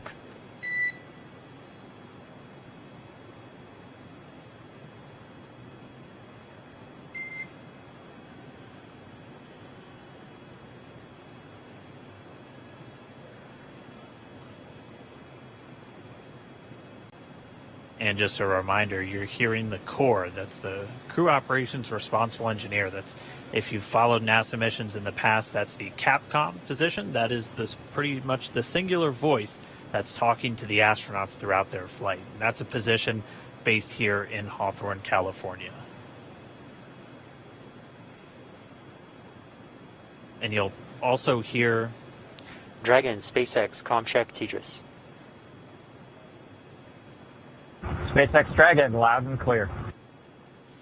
Core, loud and clear. TDRS comm check complete. Stand by with comm checks with MD and LD in the launch configuration.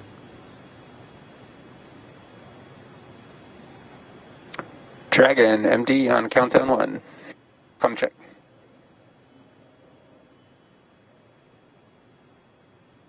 SpaceX Jason, loud and clear. Copy, loud and clear. Glad to have you guys on board. Stand by for comm check on Dragon to ground.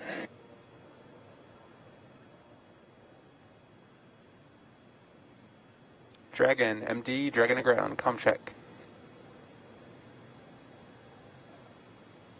MD Dragon, loud and clear.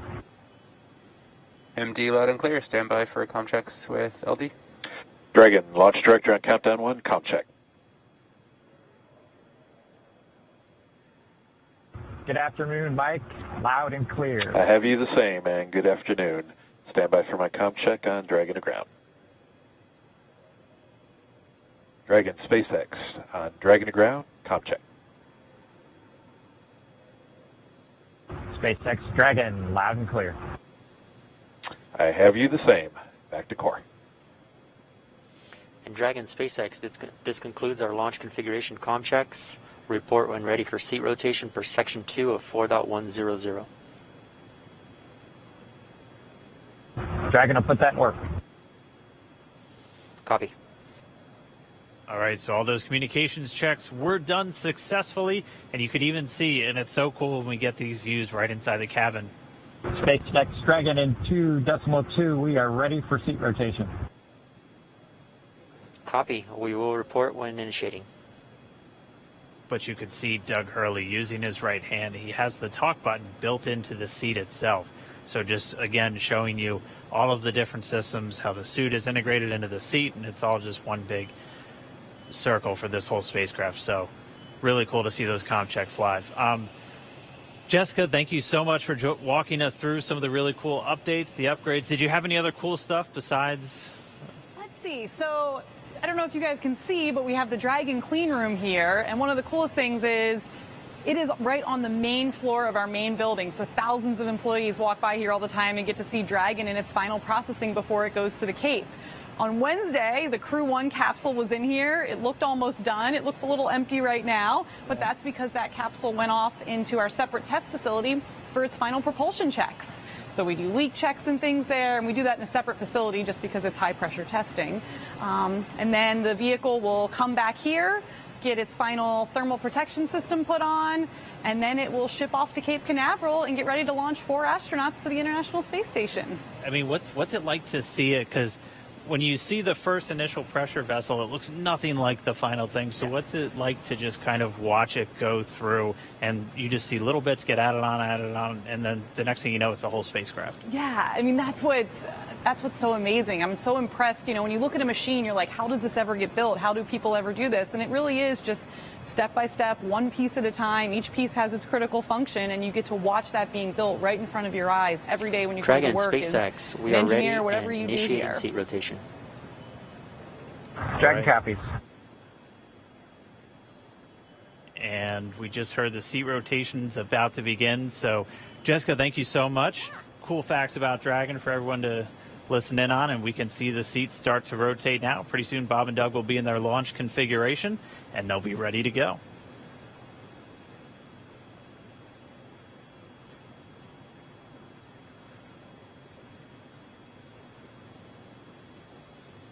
We can see the seats slowly start to rotate.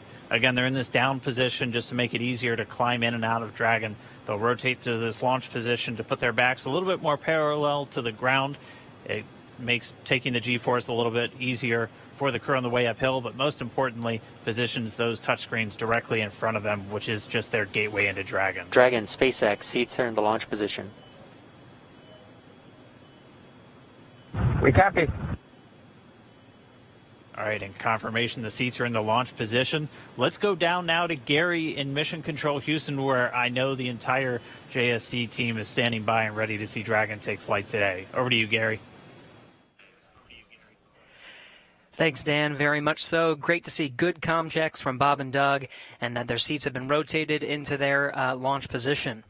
Here in Houston, Flight Director Zeb Scoville has pulled space station flight controllers, and all systems are go for launch from the space station side of things. Essentially, the station is prepared for Dragon to arrive 19 hours after launch. Chris Cassidy has completed his preparations for Bob and Doug to arrive. He's got a chance to view some of the broadcasts. It even said they were, quote, looking sharp. Flight controllers here will monitor the countdown, but really it's up to the teams in Kennedy and Hawthorne to get us to liftoff at this point. So we want to hear your comments as we continue to count down to launch. So let's go to the social desk now. Tahira. Thanks, Gary. So glad to hear that polls are go, at least on your end, and just hoping this weather just works out good for today's launch. I mean, people online are on the edge of their seats. We just checked numbers, and we are up to 1.1 million viewers right now. That's almost double when we checked last time. And right now, we also have Columbia, South Carolina is leading the viewership, so interesting to see how that changes. Let's take a broader look at the conversation online with this heat map of the United States. Now, this shows Launch America mentions by state over the past week, and we have California leading right now with the most mentions, and I'm very surprised. I really thought the Space Coast would take it home, but let's see how this changes over the course of the broadcast. And with that, let's see what y'all are posting online right now.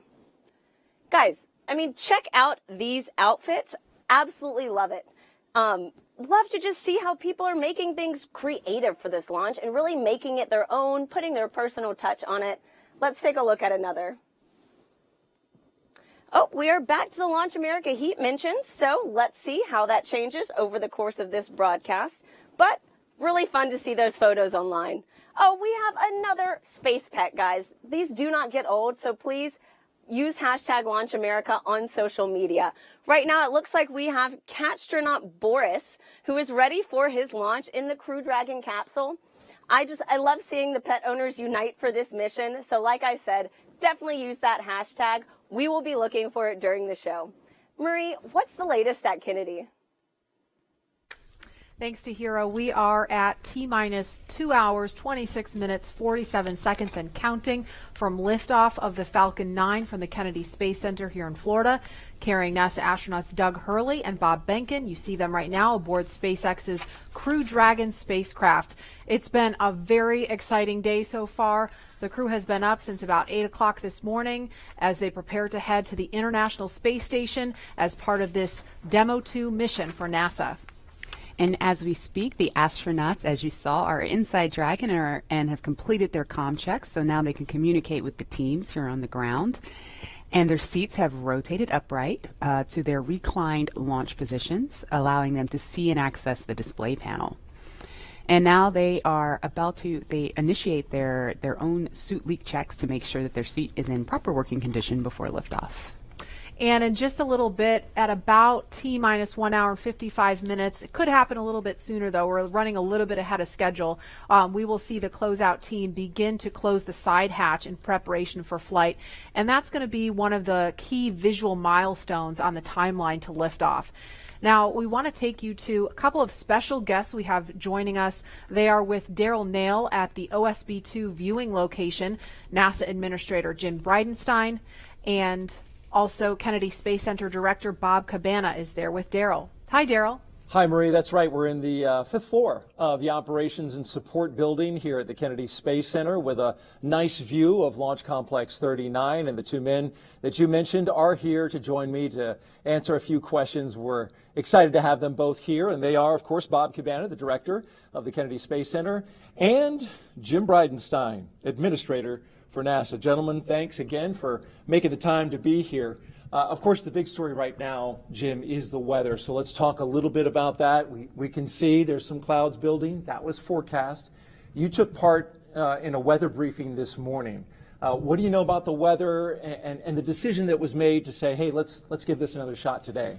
Yeah, so what got us last time was the electricity in the atmosphere, and of course today there are in fact buildups. It doesn't look like there are thunderstorms at this time, but they are expected. The question is, when do those thunderstorms go away, and when those thunderstorms materialize, where are they located? We are predicting about a 50-50 shot of going this time, but given the fact that we are in late May in Florida, we have to take every shot we can get. So it's not likely that in a couple of days it's going to be any better than it is today. So we are a go for launch right now, and we are hoping that the weather will hold up. We almost made it on Wednesday, and the trend is better today than it was on Wednesday. So we'll see. And I saw a forecast that said the clearing is supposed to happen right around 3 o'clock in the afternoon. So that's right. We're hoping that launch is at 3:22, right. Clearing, at the earliest 3 o'clock, at the latest 3:30. So depending on when that happens, we'll either be go or no go. But again, we're going to take every shot we've got. Also watching the downrange weather for a potential rescue in case there were an abort. That's right. So, we have these staging areas. When we go from the first stage to the second stage, that's a higher risk evolution.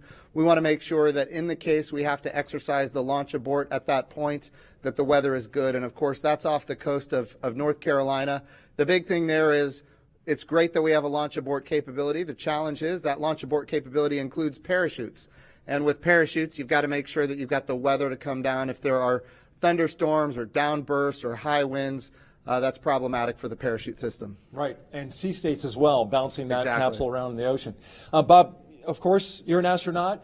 You know what it's like to hit the reset button and do it all over again. Get into the spacecraft, get ready to go, only to be told no, we're not going to go today. We're going to try it again. What's that like? And then tell me about the mindset as you have to kind of reset. Do you feel less anxious? Do you feel more comfortable the second time around? You know, Daryl, first off, my last flight, we counted down to 18 seconds and didn't go, man, and when you get to 18 seconds, you're ready. Yeah. The key is, you know, it's the training that we go through, all the repetition that we do. We practice everything, including scrubs. And just because you didn't launch doesn't mean you don't have something to do. So you got to go through those back out procedures. It's all done very professionally. Then it was out of the vehicle and into the Astrovan, back to crew quarters. And we had a positive attitude. We got a good night's rest. And we went through it again. It's a matter of doing your job. And these guys are well prepared. You know, it's all part of what we do. Yeah, they stopped the count at 17 minutes, but you had it all the way up to just a few seconds. That's a big difference. And the truth is, the next night, actually everything went really better. You know, the weather was bad the first time. I was kind of glad we scrubbed. And we scrubbed for an issue with the vehicle that they later sorted out. As it turned out, we wouldn't have had enough prop to rendezvous with the Russian functional cargo block. But you know, the next night, it was just a perfectly smooth launch count. Everything just went like clockwork, and it set the stage for an awesome mission. I think you told the press before you walked out, I think you were over there at astronaut crew quarters, we're going today. I'm wondering, where's the source of that confidence coming from? I just got a feeling, you know, you got to have a positive attitude. I watched a lot of weather down here supporting shuttle missions, and I'm hoping that those clouds over the I-95 corridor, that the Indian River keeps them west of us, and that stuff that's building offshore is far enough off that we can stay in an open window here at the Cape. Good. Well, we got your positive vibe going, and we appreciate that. Jim, when you were down in the astronaut crew quarters and when they were suiting up, you got a second chance to visit with the astronauts. Kind of tell us about that, and what was their demeanor, what was their mood today? So again, they seem loose. They were loose last time. They're loose this time. They're definitely ready to go. They're excited. They've been wanting to go for a long time now. I'll tell you one thing that I thought was a little interesting is, Bob Behnken was making fun of Doug Hurley because on Doug's last flight, they scrubbed 5 times before launching on the 6th time. So Bob Behnken seems to think that Doug Hurley is the problem in this case. But to see them joking about that as they're getting suited up, ready to go, yes, they're trained, they're ready, but they're also loose, and that's good to see because they're going to have to be on their game when we launch. These guys are pretty impressive, Doug Hurley and Bob Behnken. I mean, Doug Hurley, an incredible pilot. Bob Behnken, he's got a PhD in mechanical engineering. And he's a flight test engineer himself in the Air Force. Yeah. Well, in your assessment, why are these guys the right stuff? Well, this is a test flight, and we have great astronauts that are chemists. We have great astronauts that are botanists. We have really talented and diverse, a very, very diverse astronaut corps in general. But this is a test flight, and for a test flight, what do you want? You want test pilots. You want people that, for a living, they have made a living flying new things that have never been flown before. And Bob Behnken and Doug Hurley are the two people that you would want in a test flight, and that's exactly what this is. Bob, you're a pilot too. You want to weigh in on Doug Hurley? He seems like he's got the right mentality and a smooth customer. He's a naval aviator, a marine pilot, a test pilot. I'm all in. He's a great guy. Yeah. And tell me a little bit about in terms of the Kennedy Space Center, right? So you've been here since 2007, right? 2008. 2008. Sorry, off by 1 year. 2011, the Atlantis came to a wheel stop. I grew up here. My dad worked for NASA. My uncle was a contractor. When that wheel stop happened, the next day, my uncle got the layoff notice, right? And it 30, 60 days. It was depressing. We're talking about thousands of people laid off. Super depressing. Atlantis landed on a Thursday. On Friday, 2,000 contractors got pink slips and walked out the door. Yet they worked on that vehicle. That was the best vehicle we ever flew, the cleanest. That's the dedication of the workforce here. Right. So, and take me back to that time. You called it a depressing time. The fact that the shuttle program was something that the government completely had ownership of and paid for. Now we're moving into this commercial crew, which you've overseen making that transition. And tell me about that 9 years in which we made that move. Well, obviously, everybody was really attached to the shuttle. I mean, it was our history for 30 years. It did an awesome job. The Hubble Space Telescope, all the satellites it deployed, building the International Space Station. But when I first got here, I told everybody the shuttle program is going to end. We got We have to start preparing for our future. And nobody wanted to hear that. But how many times in your life do you get to define what you want your future to be? And we set out on this bold goal of trying to turn KSC into a multi-user spaceport, supporting both government and commercial operations. And I've got a very persistent team. They worked extremely hard, and through a number of agreements, we were able to make it happen. And this is the future. Commercial spaceflight, the administrator says it all the time. We want to establish a commercial environment in low Earth orbit so that we can focus on the hard job of exploring beyond our home planet, to establish that presence in our solar system beyond planet Earth, establish a sustained presence on the moon, get to Mars, establish a presence there. We can't do that if we're locked here in low Earth orbit. And commercial crew with both SpaceX and Boeing, that's the beginning of a whole new era of spaceflight. All right, very good. Quick question. We've got, of course, a special guest coming back today. The President of the United States plans on being here. Jim, you took him around the first time around. How did that go? I think I saw a picture on Twitter. He signed some space hardware. That's right. So he took a look at the Orion crew capsule. Of course, the Orion for Artemis 1 is ready to go. And he signed, a piece of hardware that will fly on the crew capsule for Artemis 2. So that's kind of, and not just him, but the First Lady and the Vice President and the Second Lady, they all signed it. So their names are going to fly around the moon on Artemis 2, which is exciting. But I just want to give Colonel Cabana a compliment here, because he did bring this spaceport through a very difficult time. And now it is a multi-use spaceport, and we do have commercial, and we have, in fact, even international launches here, and now we're going to have commercial crew launches. Bob has done a wonderful job transforming this spaceport. That's why we're doing commercial crew. NASA wants to be one customer of many customers. We want to have numerous providers that are competing on cost, innovation, safety, driving down costs, increasing access. But even better today, when I took this job just a few short years ago, our budget at NASA was around $19 billion. The budget request that President Trump gave us for next year is $25 billion. We are in a great position because the president is committed to space exploration. Of course, he's committed to the Space Force. We haven't had this much support for space since John F. Kennedy, and we've got bipartisan support. Everybody wants to see the Artemis program be successful. Everybody wants to see not just the next man, but the first woman on the moon, and that's what we're building here. Yeah, it's key to it all is that bipartisan support, and of course, what the work that Bob's been doing here. You can see the commercial activity all around this place. We're going to get to some questions on social media real quick that our audience wants to find out. So the first question is from James on Twitter, and he asks, what is the hardest part of going to space? We're going to have to give that question to Bob. Well, Daryl, nothing's hard if you prepare for it. And what we are afraid of is stuff we don't have knowledge about. And that's what we do when we learn how to be astronauts. We train, okay? You spend a long time as an astronaut candidate learning. You spend a long time preparing for a mission. For an International Space Station mission, training around the world on all the different modules and everything, it's like 2.5 years of training before you get on orbit for that time to actually do your work. So I'd have to say the hardest part is the preparation for it. But you are so prepared when you go. You just have total confidence. You know that you are very well trained for what you're going to do. You have an outstanding team on the ground supporting you. And that is so important to have that ground support as you climb into that vehicle. You know that they've done their very best to ensure your safety and a successful mission. But after that, it's a piece of cake, except no simulator on Earth can prepare you for what those guys are going to feel. It's better than a cat shot off an aircraft carrier. I believe it. Maybe one day I'll get to try.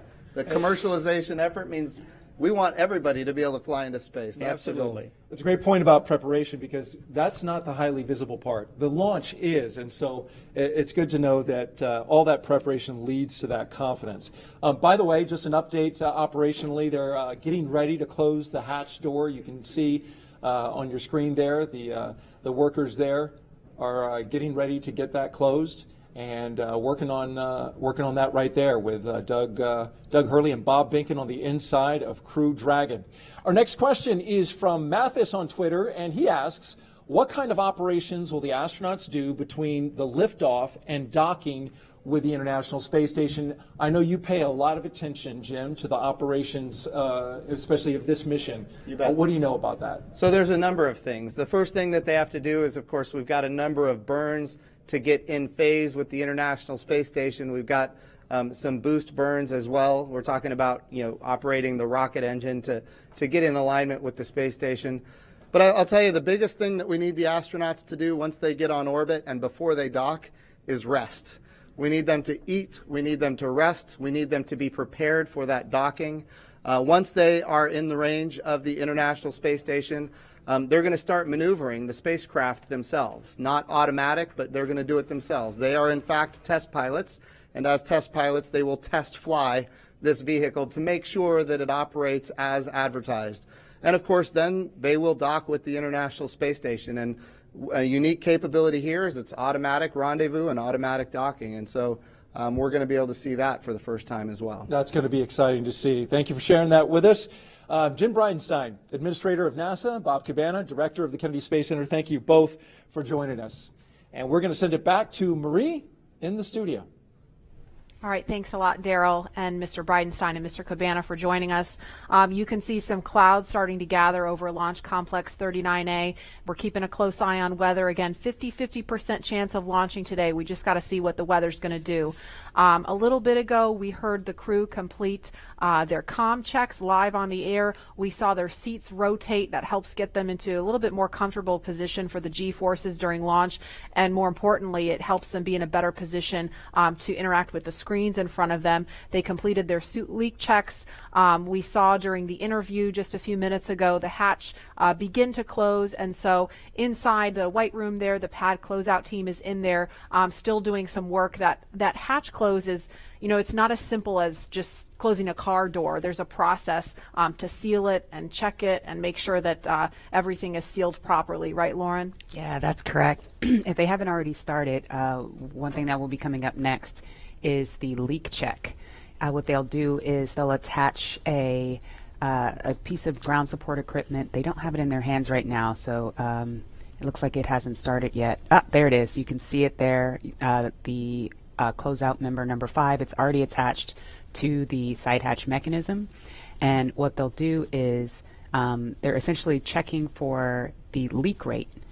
And they'll hold pressure there for a few minutes and then track that change in pressure over time to make sure that it's within bounds, making sure that you don't have any issues with those O-rings there that are holding that pressure.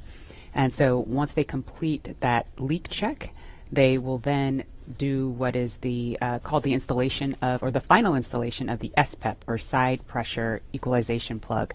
That's basically a plug that once the capsule splashes down, what you'll do is actually remove that, and what it does is equalizes pressure across the hatch. So once that thing is plugged in, you know that everything is super tight and that you shouldn't have any leaks on orbit. One of the other things that I think is pretty cool about Dragon, you can kind of see them on the edges there are some of the windows. And I know that Dragon started out as cargo. It was Cargo Dragon. You have your cargo version, and before you moved on to the Crew Dragon version, but you even had windows on the cargo version. Can you explain kind of why that was? Yeah, the very first Cargo Dragon that we ever launched had a window over the hatch, over the side hatch, and the reason we did that is we've always envisioned Dragon to ultimately be a crewed vehicle. So even in the beginning, for the very first vehicle we ever made, which didn't even really carry much cargo, we put that window there, and it to us symbolizes what Dragon's purpose has been all along. Taking those steps, starting off with the CRS program and resupplying the space station with experiments and food and crew provisions for the astronauts on board, to now putting putting NASA's astronauts in our own vehicle. It's that natural progression to what we were aiming for the whole time. Mm-hmm. And Leland, what's your take on the touchscreen technology? We saw a little bit about that. Obviously, this is a very different kind of look than what we saw during the space shuttle.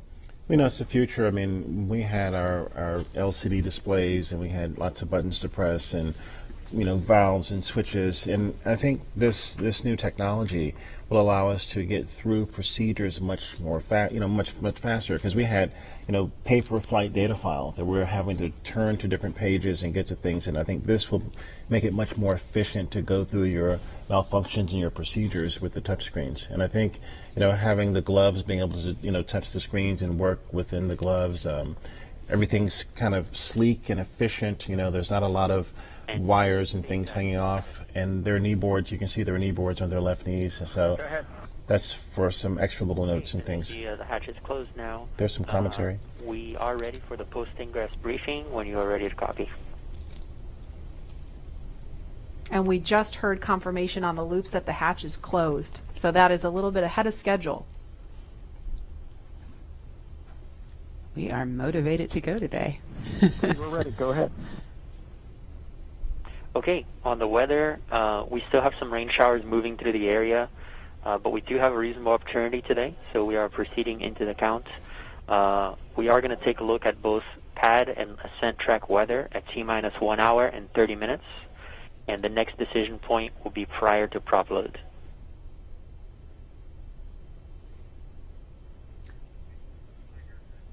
Okay, we copy. And on the vehicle health front, both F9 and Dragon health remains nominal with no items of note. So we just heard the weather is still iffy. Good news. Thank you. The weather is still iffy. This concludes the post-ingress brief. Report when ready for comm checks with Falcon 9 operators.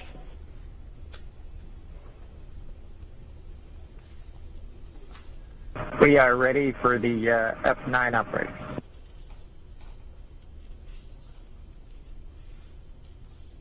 Copy. Expect that shortly.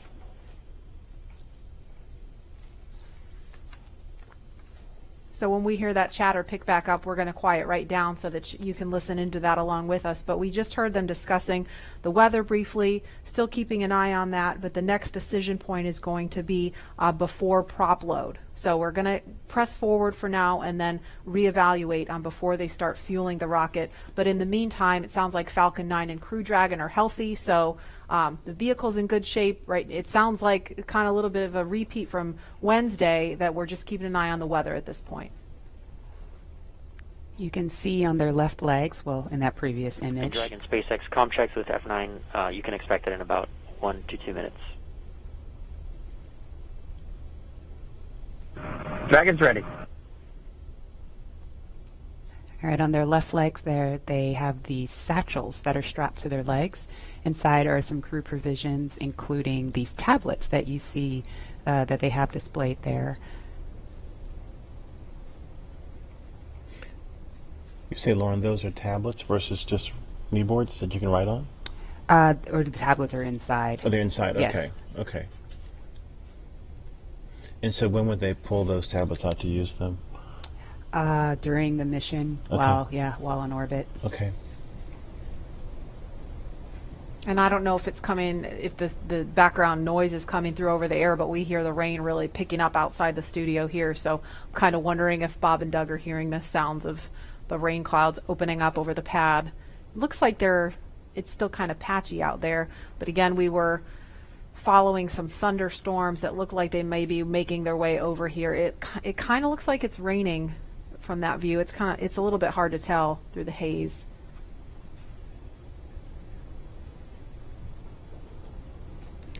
All right, launch is now just over 2 hours away.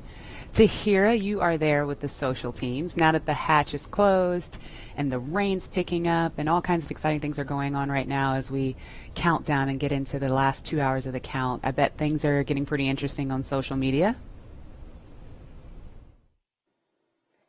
Hey, Lauren. I mean, yes, they are. So many different things are going on right now, and I think people online are just wondering what's going to happen with today's mission. I have TweetDeck open right now, and it is just scrolling with the conversation of people around the nation talking about today's launch attempt. We also just checked viewership, and we are now up to 1.4 million people watching this live broadcast, so really hope things look good with weather. And on that note, let's take a look at some of the things being said on Twitter right now. So it looks like, we just have some more future astronauts. I really love seeing the young generation just getting mobilized, getting excited about today's mission. Looks like we've also got some Godspeed and safe travels for both astronauts today. Really do wish them the best of luck on the second attempt. Hope it happens.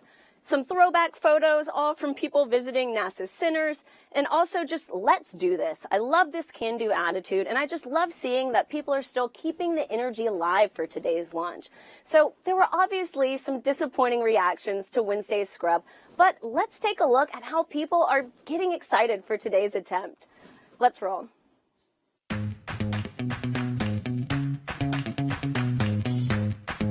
Ready for takeoff.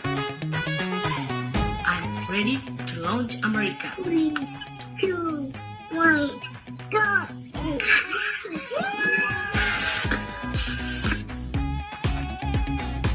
Ready for liftoff? Okay. 2 infinity and beyond.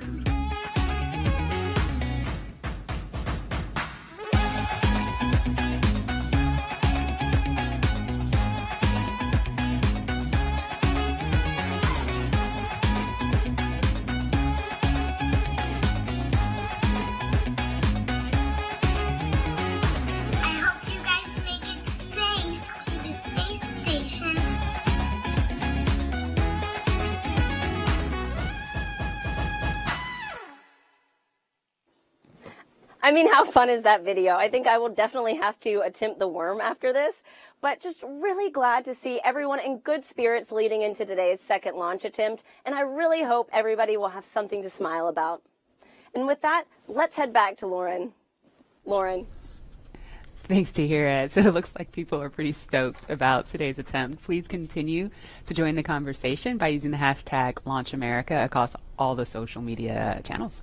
Yeah, I really love seeing the little kids get excited. I know my 3-year-old is super excited. She's got an astronaut sleeping bag and Really? she loves to climb in it. Yeah, it's the body of the bag is a spacesuit, and then the head is empty where the pillow is. So when she gets inside, it looks like she's got a spacesuit on. So she loves it.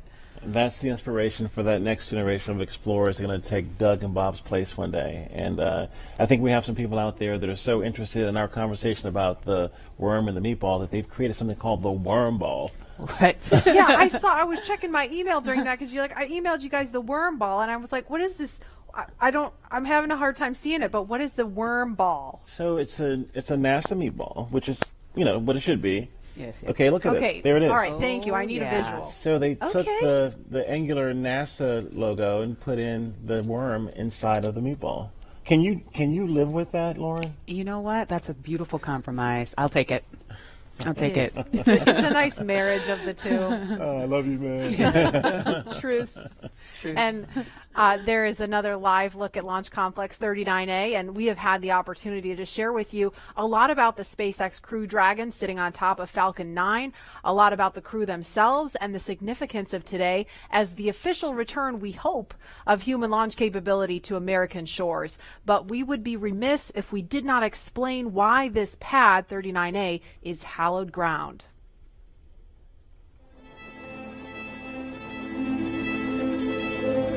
We're go. Swing tight. We're go. Altitude, velocity, light. Many of NASA's storied missions began their daring journey from the exact same spot on Earth. Launch Complex 39A at the Kennedy Space Center. This massive structure of steel and concrete has cradled rockets and guided each on their fiery ascent to space for over 50 years. There can be no launch without a launch pad, and this hallowed ground has a history greater than any other. Having evolved and been reshaped for each new era of spaceflight, it's alive with a heartbeat as strong as the first. Launchpad 39A came to life under the direction of project engineer Harry May as NASA ramped up its efforts to achieve an unprecedented calling. Why, some say the moon. Why choose this as our goal? And they may well ask, Why climb the highest mountain? In 1962, Earth-moving machines sculpted its massive pyramid base to a height of 40 feet. Then, concrete was poured to hold it in place. To launch the world's first moon rocket, engineers cut a flame trench nearly the length of 2 football fields down the middle of the mound. It was then lined with heat-resistant bricks to deflect 7.5 million pounds of earth-rattling thrust, first felt on Apollo 8. Less than a year later, Apollo 11 launched from Pad 39A. And hundreds of millions of people around the world watched as it landed on the moon 3 days later. Nearly a decade after this Apollo era, 39A again took center stage with a new, one-of-a-kind spacecraft, the Space Shuttle. Millions of pounds of additional steel for service structures transformed the look, but not the purpose: human spaceflight. In all, 82 space shuttles blasted off from 39A until the very last. Start. T-minus 10, 9, 8, 7, 6, 5. All 3 engines up and burning. 2, 1, 0, and liftoff. The final liftoff of Atlantis on the shoulders of the space shuttle. America will continue the dream. Roger, roll, Atlantis.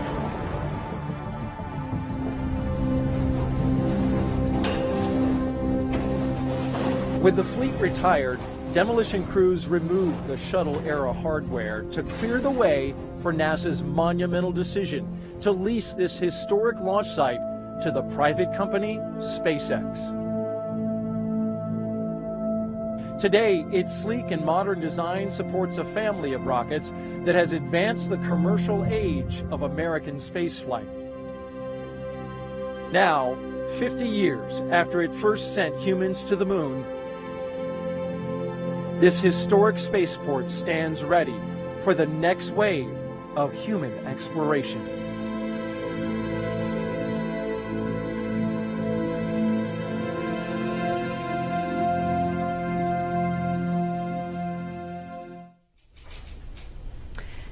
And we're looking live again at Pad 39A. We're looking at the pad closeout team. You can identify them by their numbers there. And we heard confirmation of the hatch being closed just a few minutes ago. So again, things a little bit ahead of schedule. And when I say ahead of schedule, I don't mean the launch time is changing. I just mean some of the specific milestones in the timeline. Those times are a little bit flexible, but that launch window remains instantaneous at 3:22 this afternoon. And Leland, you know, we just saw a piece about the history of Pad 39A. All stations, Chief Engineer on countdown 1 for comm check with the crew. We're going to pause for that comm check. Falcon 9, guidance, navigation, and control. Dragon GNC on countdown 1, comm check. GNC Dragon, we have you loud and clear. GNC loud and clear. Stand by for comm check by the propulsion engineer. Dragon, prop on countdown 1, comm check. Prop Dragon, loud and clear. Prop loud and clear, stand by for comm check with the avionics engineer. Dragon, avionics on countdown 1, comm check. Avionics Dragon, loud and clear.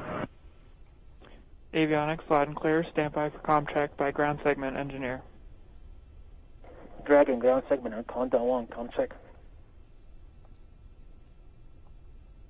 Ground segment Dragon, loud and clear. Ground segment loud and clear, stand by for comm check by launch control. Dragon, launch control on countdown 1, comm check.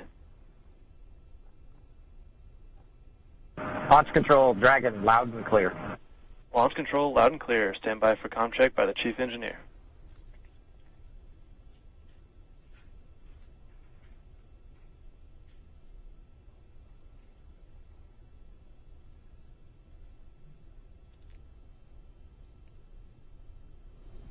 Dragon, Chief Engineer on countdown 1, comm check. Chief Engineer Dragon, we've got you loud and clear, Bala. Chief Engineer, loud and clear. This completes the Falcon 9 responsible engineer comm check.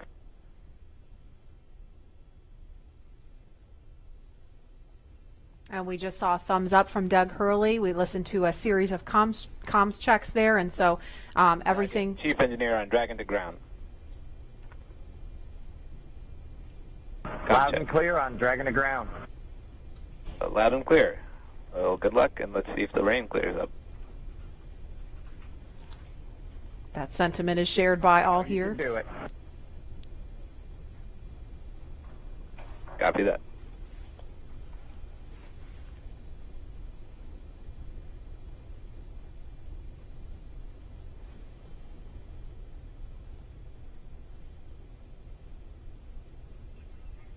So Bob and Doug, along with the launch teams and all of the rest of America, hoping the rain clears up here. But as far as comms checks go, everything sounded pretty normal, pretty nominal there. So we're just waiting on the weather to clear up. But again, there's a live look at Launch Complex 39A, the site of 82 space shuttle missions where they began, and of course Apollo, the first mission to the moon, Apollo 11 lifted off from 39A. And Leland, you were just 5 years old when that happened. Take us back there. Marie and Lauren, I was 5, and I was the antenna engineer during the broadcast. I was the kid standing behind the black and white Sylvania television holding the rabbit ears, and my dad said, move to the left, move to the right. And I was trying to look around the television to see what was going on, but they said, no, don't move, stay there. So I never actually saw the actual landing on the moon, Neil and Buzz walking on the moon. And the next day, all my friends in my community were like, yeah, you want to be an astronaut? We just had this momentous thing. And I said, no. I didn't see it. I want to be Arthur Ashe, because Arthur Ashe trained 5 blocks down the street from where I grew up. And my dad talked about his excellence, his perseverance, his athleticism. And so it wasn't until I got to NASA, working as an engineer at NASA Langley, that a friend of mine said, you'd be a great astronaut. And I just laughed at him. And I didn't fill the application out, but another friend of mine got in, Charlie Camarda. And I said, if he can become an astronaut, I can become one. So I applied the next year, and I got in the 1998 class. And I think about this, again, storied legacy, Pad 39A. I was there in 2008 and 2009, Space Shuttle Atlantis, the last one that came in with Doug and the rest of the crew. And it's just an amazing time to see this new era with Lauren, with your SpaceX Crew Dragon about to take off. I'd never heard that story.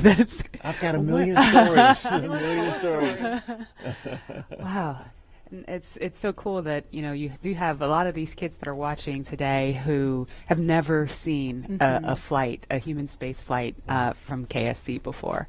And this is their first time. And I'm trying to remember back, I grew up in the shuttle era, and I grew up in Los Angeles, and I remember sometimes when the shuttle would land at Edwards Air Force Base, you'd hear those sonic booms. Double sonic boom. You hear the double sonic booms in school, and we all just knew, oh, that's the space shuttle. It was just a thing. We just knew about that. And it did make me sad that there's an entire generation of kids who didn't grow up with that experience. And I'm just so proud that, today, hopefully, we get to provide that for kids and hopefully have more and more of these launches to the point where it becomes routine, hopefully never boring, but routine.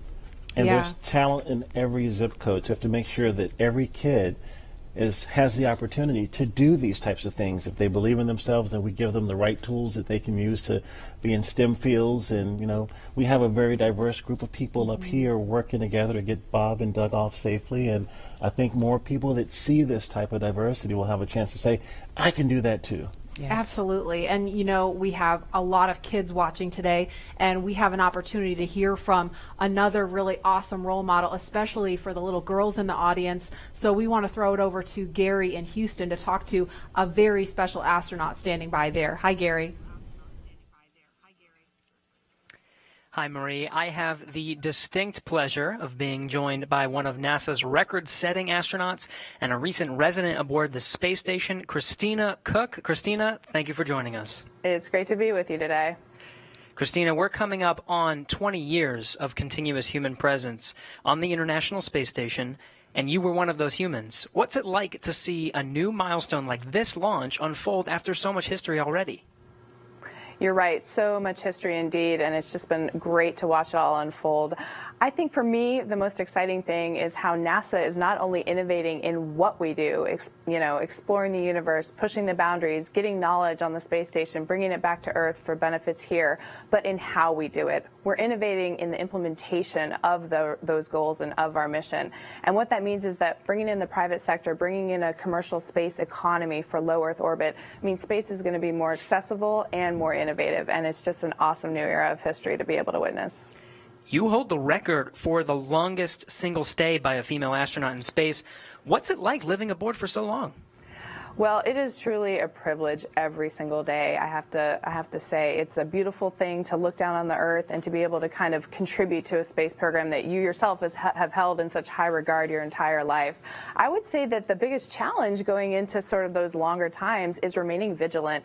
The engineers make it so easy to live on board the space station. Sometimes you forget you're actually surrounded by such a hostile environment. So remaining vigilant both day to day to have that appreciation that you wake up with every day, and then also being vigilant, knowing that things could take a turn for the worse at any time, and you have to be ready to react to that. So it's a great privilege, but it also comes with great responsibility. You came to NASA after the days of the shuttle program, and you flew on the Russian Soyuz. What does it mean to have this private capability to fly astronauts to the station? Well, I think it's just a great innovation in terms of our partnerships. You know, when we started out, it was individual countries pursuing space exploration. We brought in the international aspect of it, and now we're really folding in that commercial aspect, bringing the innovation of all of our American industrial power and recognizing that the more partnerships we have, the more accessible, the more innovative space exploration can be. So it's an awesome time, and it brings with it so much more capability into the program as well. So it's not only how we're doing it, but it's what it brings. We're looking forward to having this transportation from private companies. How does it help you do your job in space? You know, I think one concept that we have in NASA for safety and to mitigate risk is called dissimilar redundancy. And here now we're bringing up a whole second way of getting crew to the International Space Station and getting cargo, last-minute cargo. So we're increasing how much science we can do on board the space station by twofold. We're increasing how we can, our options for getting items up, stowage items, supplies, provisions, science experiments. So we're really just banking on the extra redundancy to make the program that much more robust. We're watching Bob and Doug go through the final phases of preparing for this launch. What's going through your mind so close to liftoff?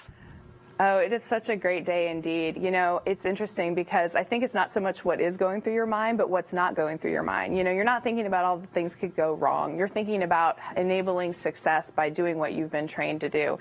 One of the sayings we have is that on launch day, astronauts are sometimes the most calm people in the room. And I found that to be true on my launch day, too. I think it's kind of this career culmination of everything you've learned, everything you've dreamed of, and you know that it's coming together in that day and that you're going to finally do what you're prepared to do, execute the mission, and it just really brings a sense of calm and readiness. NASA astronaut Christina Cook, always an honor to hear from you. Thank you. Great to be with you. Well, once Bob and Doug arrive at the station, NASA astronaut Chris Cassidy will be ready to welcome them on board. So in anticipation of their launch, he had this message for them. Hello, everyone. I'm astronaut Chris Cassidy, commander of Expedition 63 on board the International Space Station, flying 250 miles above the Earth. Like you, I'm excited about today's launch and the possibilities it will bring to America and to the world. But also, I'm very excited that two close friends will be arriving and joining the crew. I had the privilege of flying with Doug Hurley on both of our first shuttle missions back in 2009. Together, we came to the International Space Station and helped construct the amazing facility that it is today. Although this will be my first mission with Bob, it was my honor to follow him as the chief of the office when he left back in 2015 to begin training for this amazing mission. Personally, I've been very fortunate to fly in two different spacecraft. Launching from America on the shuttle, and most recently launching from Kazakhstan in the Soyuz. But I can't tell you how exciting it is to know that we're once again launching Americans from the coast of Florida. And finally, here's a story I'd like to share with you. Back in 1981, John Young and Bob Crippen launched on Space Shuttle Columbia, the very first space shuttle flight, marking the last time we flew Americans on a brand new vehicle. 434, Mike, Roger. With them, they flew an American flag, representing America's technical prowess. Roger, roll, Atlanta. 30 years later, that same flag was flown to the International Space Station. This flag remains here today, waiting for Bob and Doug.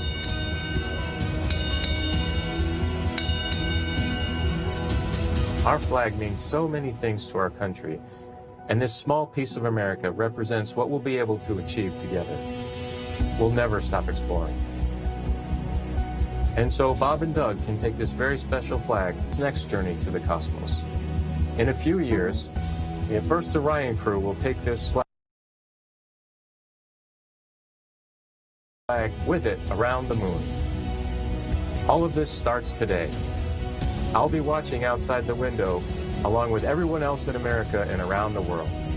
I can't wait to look out the window and see my friends on close approach. Go Falcon 9, go Dragon, and go Bob and Doug. I'll see you soon. And there again is a live look at Launch Complex 39A at Kennedy Space Center in Florida, where we are T-minus 1 hour, 41 minutes, 58 seconds and counting from liftoff of the Falcon 9 rocket carrying Crew Dragon with astronauts Bob Behnken and Doug Hurley strapped inside. We can see some raindrops on the screen there. It looks like rain coming down at the pad, but we're still monitoring weather, and it sounds like there's going to be another decision point before they start fueling the Falcon 9 rocket, which is scheduled to happen at about T-minus 35 minutes. So we just heard a little bit about where they're headed.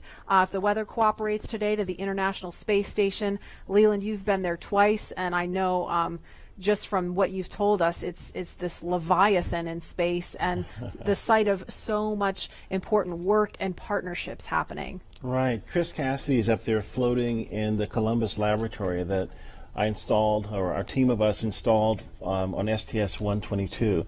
And I think about, using this robotic arm that was made in Canada.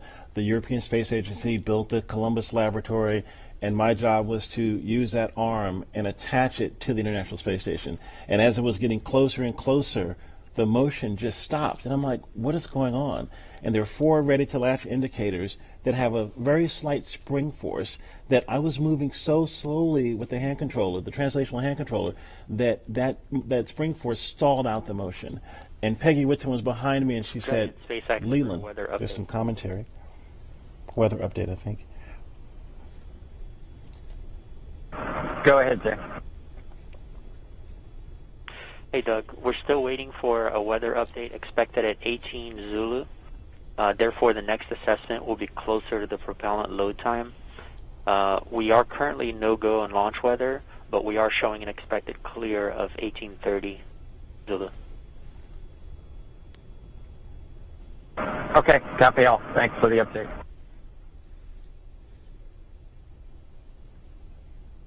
So we just heard if they were to launch right now, the weather would be no-go. However, it sounds like there may be an opportunity if the weather clears, as it sounds like they expect it may. So again, we're gonna keep listening as we continue talking. If we start to hear any kind of chatter, especially if it's about the weather, we're going to do our best to quiet down so that we don't step on that and everyone can hear it along with us.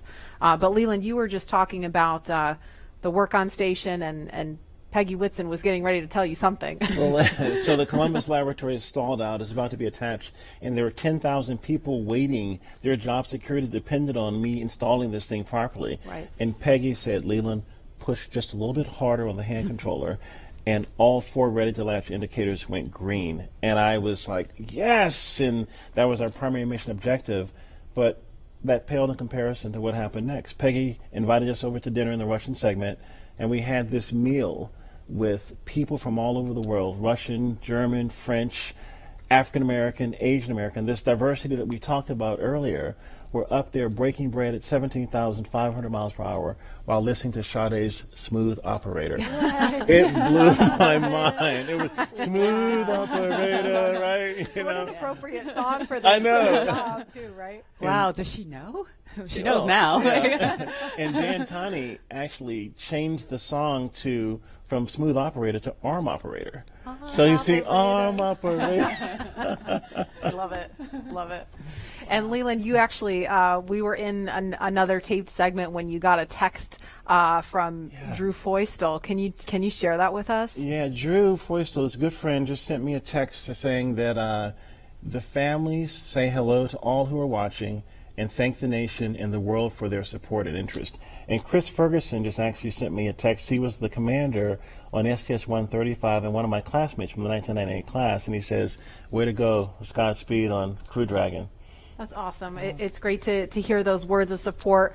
Thank you guys for watching and everybody following along at home. I mean, the COVID-19 situation has been just a tough time for people stuck inside, homeschooling their kids, still trying to do their jobs, and so it's really cool to be able to watch this happening. And we see the pad closeout team. It looks like they are getting ready, or they've left the white room and they've already come down the crew access arm, so they are getting ready to leave the pad now. And we are going to go now to the Operations and Support Building 2, where Daryl Nail is standing by with NASA's Chief of Staff to talk to us a little bit about some of NASA's ambitions beyond the International Space Station and its work with the Commercial Crew Program. Daryl? Yeah, that's right. We're here in the mission briefing room at the top of Operations and Support Building here, where there's a lot of important people that are gathering to watch the launch here. And one of those people, it's not me, by the way, one of those people that is important is Gabe Sherman, NASA's Chief of Staff. We appreciate you being here. Hey, thanks for having me, Daryl. You got kind of the insight of what's coming down the pike here at NASA. So, of course, today is Commercial Crew, and we're focused on that, seeding the commercial market. But what's off in the horizon for NASA? Well, I'll just tell you, it's an incredibly exciting time to be at NASA, and you know this. I mean, you're here every day. But whenever you think about what we're doing with Commercial Crew, in the horizon in July, we're launching Mars Perseverance, which is just going to be an incredible thing for us. You look at the end of this year, SLS, the largest rocket in the world, is going through testing right now, going through green run testing, and we're hoping maybe by the end of the year we could even get it right out here to the Cape, which would be just an incredible achievement for our team. So there is no shortage of things to be excited about at NASA right now. And it feels like everything is really starting to happen here recently with everything that you just mentioned. And if we get that first Artemis launch, that could be right around the corner as well. Oh man, we're looking at I think late 2021 is what we're looking for, and so you think about SLS potentially moving from the green run to the Cape. You've got Orion finishing up its last little bit of testing. It moved from Plumbrook earlier this year, our station up there in Ohio, down to KSC. So we're looking at checking it out throughout next year. And hopefully we'll have the first integrated flight of SLS and Orion at the end of 2021. And I'm telling you, that is going to be a moment. That will be exciting. Yeah. And there will be a thunderous boom right here at the Kennedy Space Center. So with Mars as the end goal, how does all of this get to that end point? You bet. No, and I think that's what's so important about the Artemis program, right? Our long-term vision is to get to Mars. But, when you think about Artemis, everything that we're doing at the moon is helping us learn, prove out capabilities and technologies, work through the right mission durations, understand how we utilize the resources of the moon potentially to go further onto Mars. So the technology, the science, the exploration, architecture that we're putting together, each and every piece of it is helping us learn a little bit more, prove out a little bit more so we can take that next giant leap to Mars. And so everything that we're doing at the moon helps prepare us to move on to Mars. How about the activity in low Earth orbit, like Commercial Crew, which is happening today? How does that help us for missions to the moon? Yeah, I think anytime you're launching humans, you're learning, right? And you're taking what you've learned and you're moving it forward to the next mission. But I think it's really about the business case. If you think about what Commercial Crew is, it's NASA moving from owning and operating hardware to buying a service, right? And if you remember just a few weeks ago, and we awarded 3 contracts on the human landing system to commercial companies. And so we're hoping that we move to a day where we're actually buying a service to get our astronauts back and forth to the moon.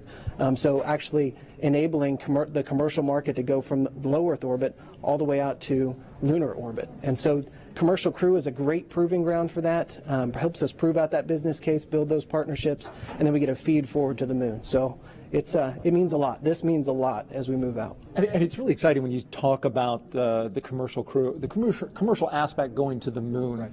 and those partners. They're going to be studying those landers to see if they are viable for NASA? Yeah, working through a tremendous process with the commercial providers and NASA engineers, going through initial designs right now, looking at the capabilities that they've proposed, and then trying to make decisions on which landing system goes early in 2024, which landing systems are better prepared for sustainability out in the later 20s. And so that is going to be an ongoing process throughout this year and moving into next. So it's going to be really exciting to kind of see what comes out as, hey, this is the lander that's going to take the first woman and the next man to the moon in 2024. Right, so different than the time of Apollo when we went to the moon, and that program ultimately came to an end. The idea here, though, is to try to create some sustainability. Talk about that. Right, and sustainability, you can get to sustainability if you have reusability, right? And that's what we're seeing with Commercial Crew for sure. But whenever you think about our human landing system, you're looking at a system that we put out there at the moon once we get to sustainability, and it's going back and forth, taking multiple trips to the lunar surface, back up to Gateway, which you're familiar with, is kind of our smaller space station we're going to put in orbit around the moon. So we are building an architecture that is going to enable reusability at the moon. Apollo never had that. And so whenever you think about driving down cost and increasing access, reusability, sustainability are critical. So you get to see everything from a very high level at NASA. What's it like for you personally, I'm curious, to be here at the Kennedy Space Center to watch a launch and to just see this amazing facility where all of this activity happens? Yeah, I think sometimes people think since I work at NASA, I'm around this stuff all the time. I'm not, right? I don't get to come down here nearly as often as I'd like. So it's just as exciting for me as it is for anybody else in this room. When you think about all the hard work that our team has put in to get us to this day, to actually come down and be a part of it with them, it's just overwhelming and incredible. So we're just a little bit excited. All right, Gabe Sherman, NASA's Chief of Staff. We appreciate you joining us today and enjoy the launch. I certainly know you will if we're able to get that one off. We're going to toss this back now to Hawthorne, California. Joining us now is SpaceX's Lars Blackmore to discuss SpaceX's future ambitions to visit the moon and Mars. Thanks for joining us again today for a second round. You're welcome. Could you tell us just a little bit about your background and what you do here at SpaceX? Yeah, well, I'm in charge of entry and landing for Starship, which is SpaceX's next rocket after Falcon 9. And before that, I worked for many years on the same thing for Falcon. So hopefully today you'll see another one of those landings on a drone ship. Awesome. And speaking of that, what role does reusability play in getting people to the moon and Mars in the future? Well, it's really all about making human space flight affordable. And what you want for that is a 100% reusable rocket. Now, Falcon is only partially reusable, but Starship is going to be 100% reusable. And we've actually already started working with NASA on using Starship to send astronauts to the surface of the moon for the first time since 1972. Not only that, Starship will be refuelable on orbit. And the combination of those two things will let us send people basically anywhere in the solar system with more payload for less money than I think people have really been contemplating. I think for the first time we can seriously talk about things like lunar bases or what SpaceX cares about most, a self-sustaining civilization on Mars. Right. So what you're saying is I will have an opportunity soon to get on board one of those spaceships. I very much hope so. Yeah. So speaking of reusability and landing, I know you mentioned Starship will be refuelable in orbit, but Falcon does come back and land back on Earth. What are the challenges with actually landing on the moon and landing on a planet like Mars? Yeah, well, you can't land like a plane because the moon and the Mars either have no atmosphere or have a very thin atmosphere, and even if you could, there's no runway that someone's built for you. So that's one of the reasons that we do propulsive landing on Falcon, because we want to figure out how to do propulsive landing. That fundamental architecture works on basically any planet. If you have no atmosphere like the moon, you do a propulsive landing burn all the way. If you have a thick atmosphere like Earth, you let the atmosphere slow you down as you float down and do a short landing burn at the end.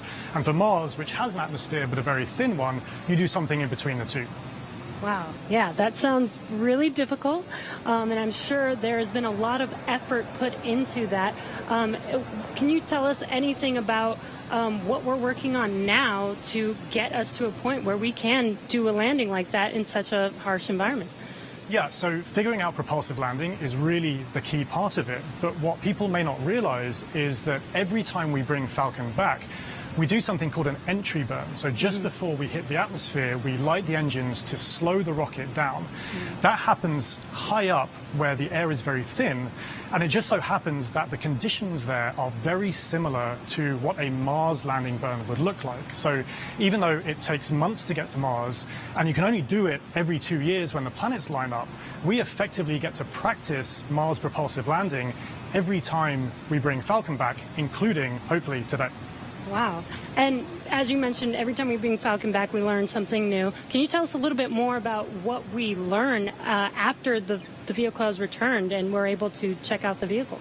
Yeah, so Jessica actually mentioned this earlier, that I talked about how cost is really one benefit of reusability, but reliability is the other benefit. I mean, imagine that you do all this planning to send a rocket up through the rigors of launch and re-entry, but you don't get to see the rocket afterwards. And what we would like to do with reusability, what we've been able to do with Falcon 9, is see the rocket, inspect it, and because of that, we've been able to correlate our models pre-flight to what actually happens when you launch, re-enter, and land a rocket.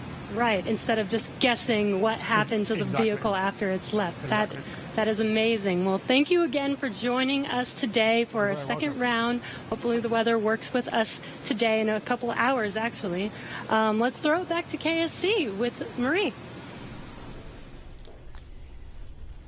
All right, actually, we have Lauren here. Now, today's mission opens up the door to one day, allowing the general public to be able to visit places like the Moon and Mars. And as you've heard through several interviews today, reusability is a really, really important part of that. Imagine if every time you flew a plane from LA to New York, you threw it away at the end of the flight. That means essentially airline travel would be too expensive, costing hundreds of millions of dollars a flight, and almost no one would be able to fly. And so that's what SpaceX is trying to do here with reuse, allowing not just a handful of people to be able to go to space, but tens of thousands and hundreds of thousands of regular folks like you and me to be able to go to space. So, myself, when people like me have a chance to go, I know my dream is to land on Jupiter's moon, Europa. Scientists believe that there is a liquid water ocean underneath the ice and that it has the potential to be habitable. And so I'm super excited to get up close and personal to maybe some space fish.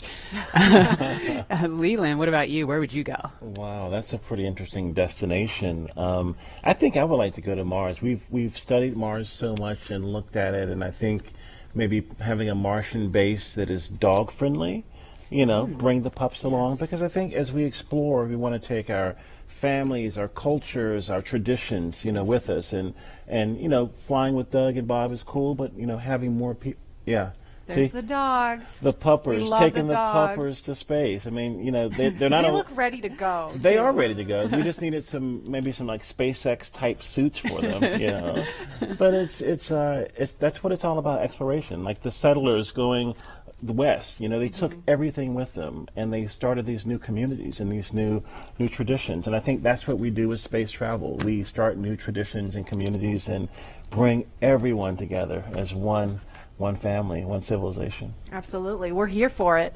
And knowing that the opportunity to fly to space as a private citizen is really just right around the corner, we have a new poll question on Twitter for you.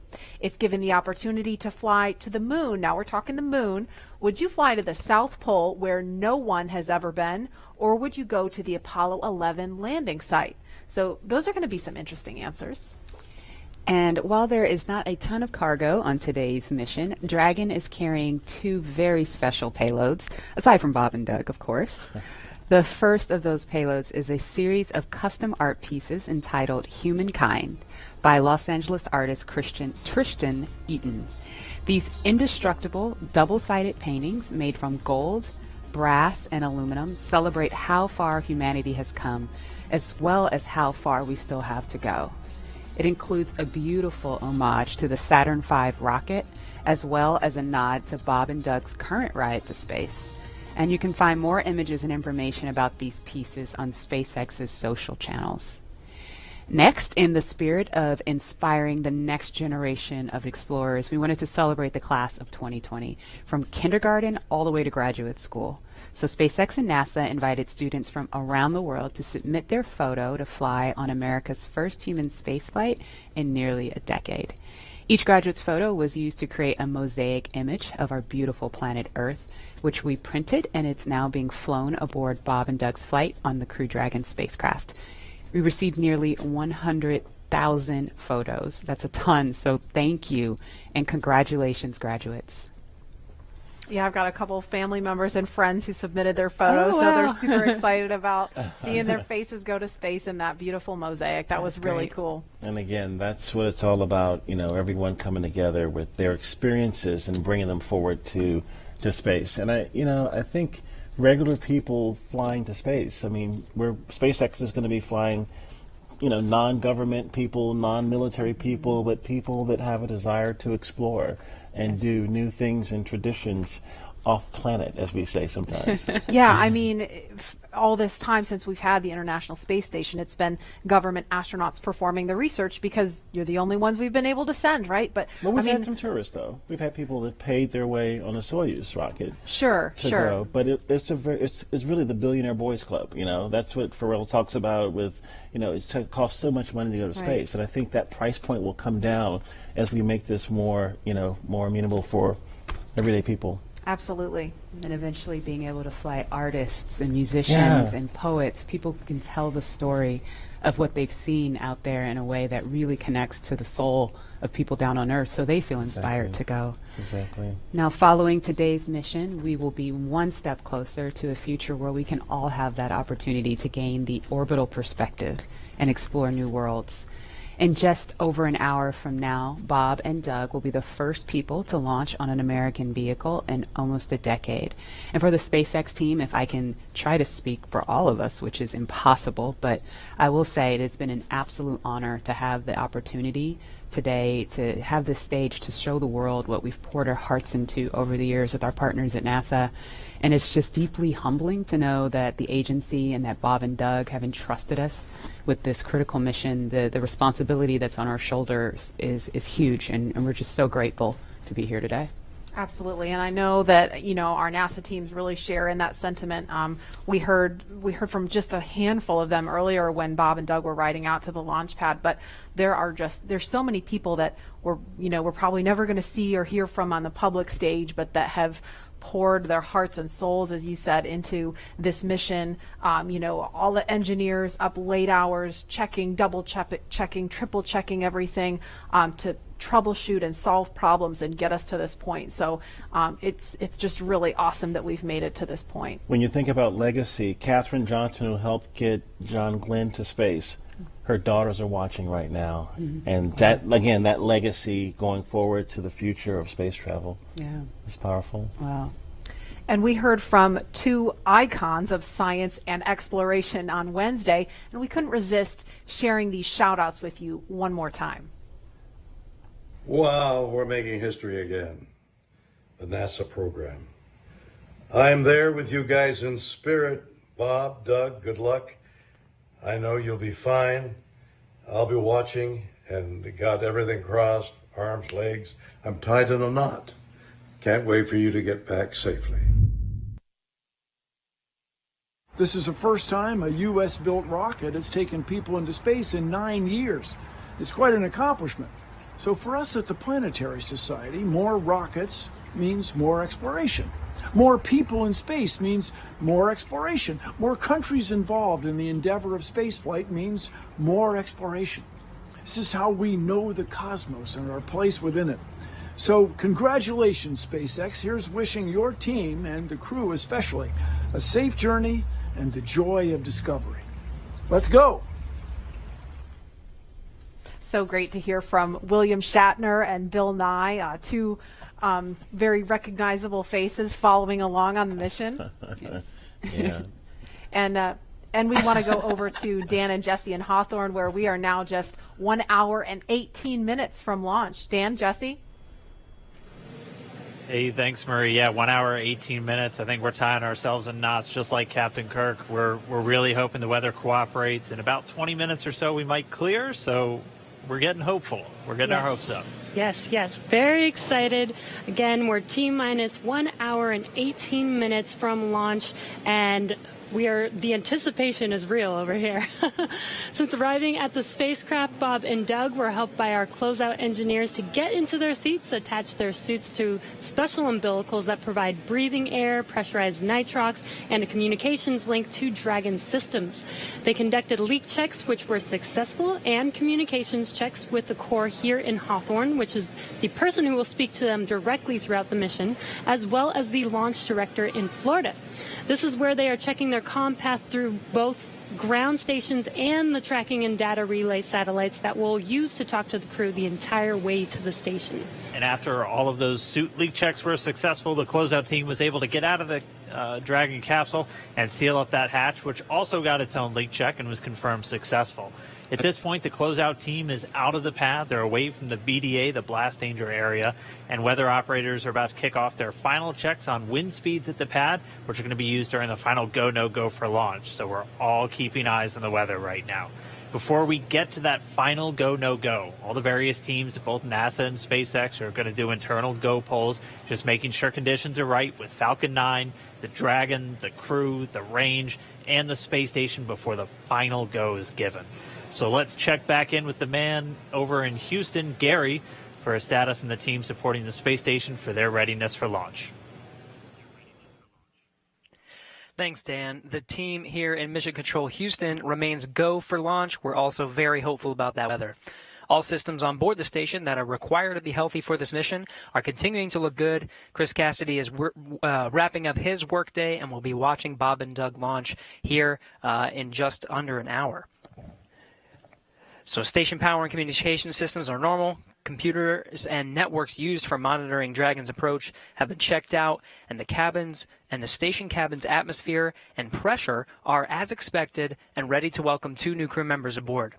Mission Control will be closely monitoring Bob and Doug's flight and checking off milestones for most of the flight, and this very same team will be coming back tomorrow to be ready when Dragon gets in range of the International Space Station and we begin integrated operations and prepare for Dragon's docking.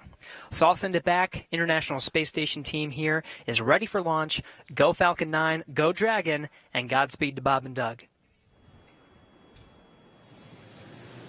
All right, thanks, Gary. If you are just now joining us, you picked a really good time. We're just a little over an hour to launch. And welcome to our coverage for the mission known as Demonstration Mission 2, or Demo 2.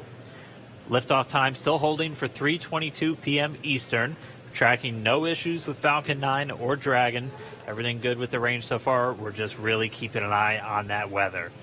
Over the last 3 hours, our crew members, Doug Hurley and Bob Bankin, donned their SpaceX suits in the historic crew quarters suit-up room.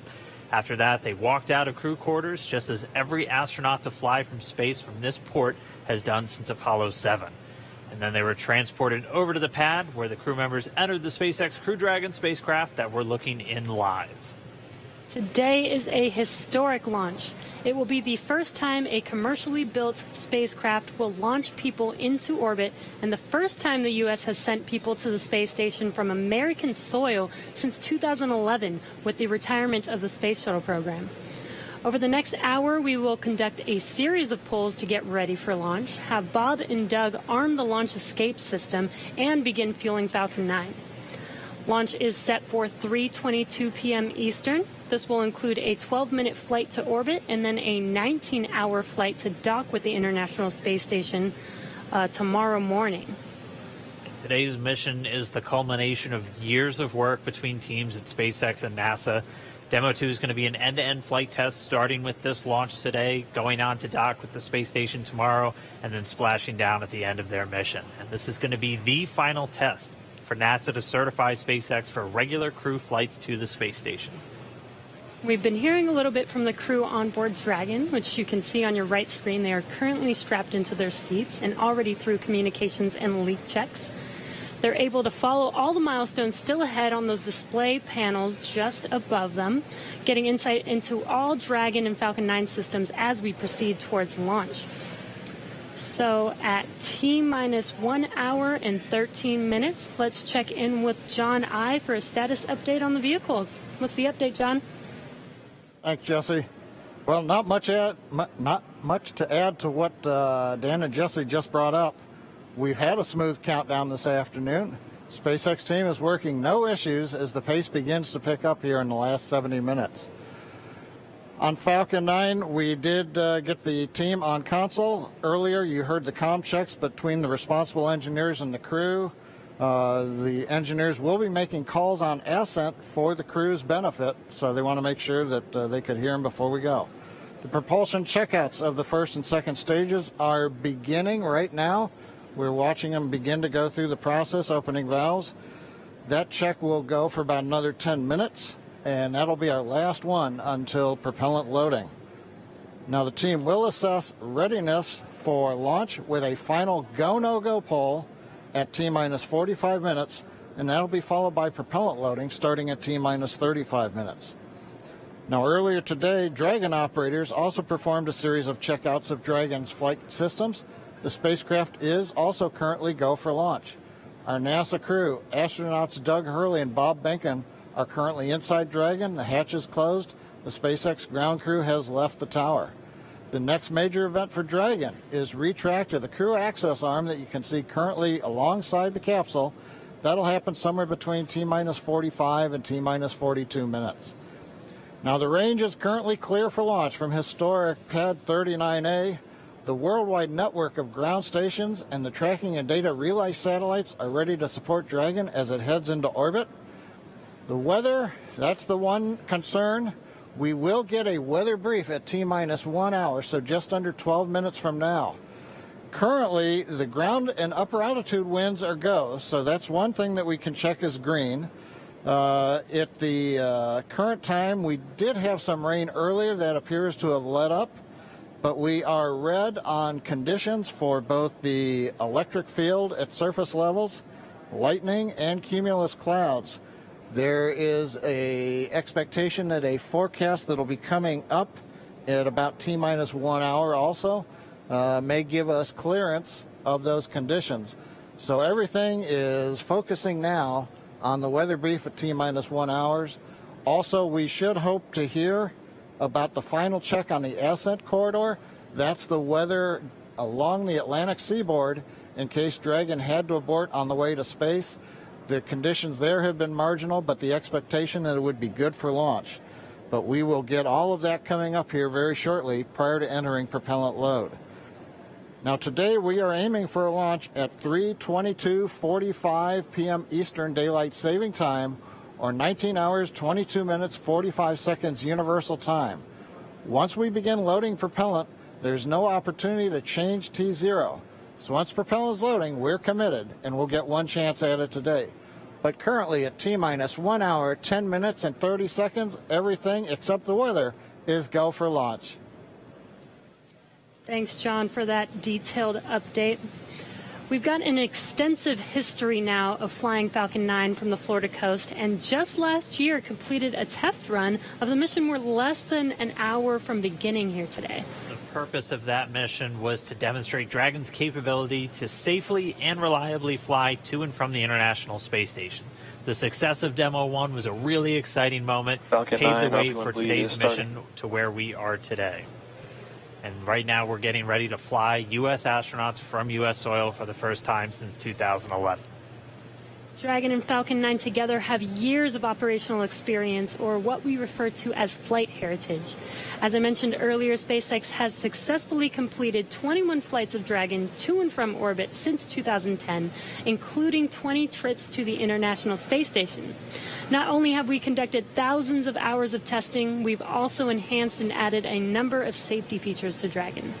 Much of what was learned with the Cargo Dragon was leveraged in the design of this new vehicle. It's fully autonomous, which means it can basically fly itself, but also features that full manual override capability just in case of emergency.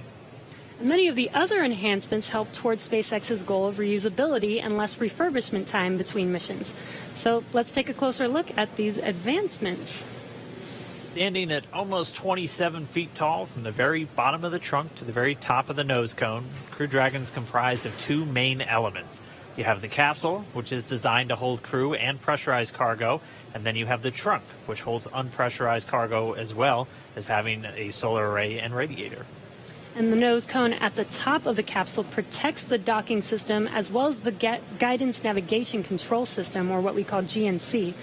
The nose cone opens for docking and remains attached to the Crew Dragon spacecraft, and that's unlike the previous version of Dragon, and that helps towards our reusability efforts. Completely opposite the nose cone is that trunk. It has attachment points for Falcon 9, the Dragon capsule, and it can hold cargo. On the very outside of the trunk, one half of it contains a radiator that rejects heat from the active thermal control system into space. That's the white part, and that uses SpaceX's new picotiling technology.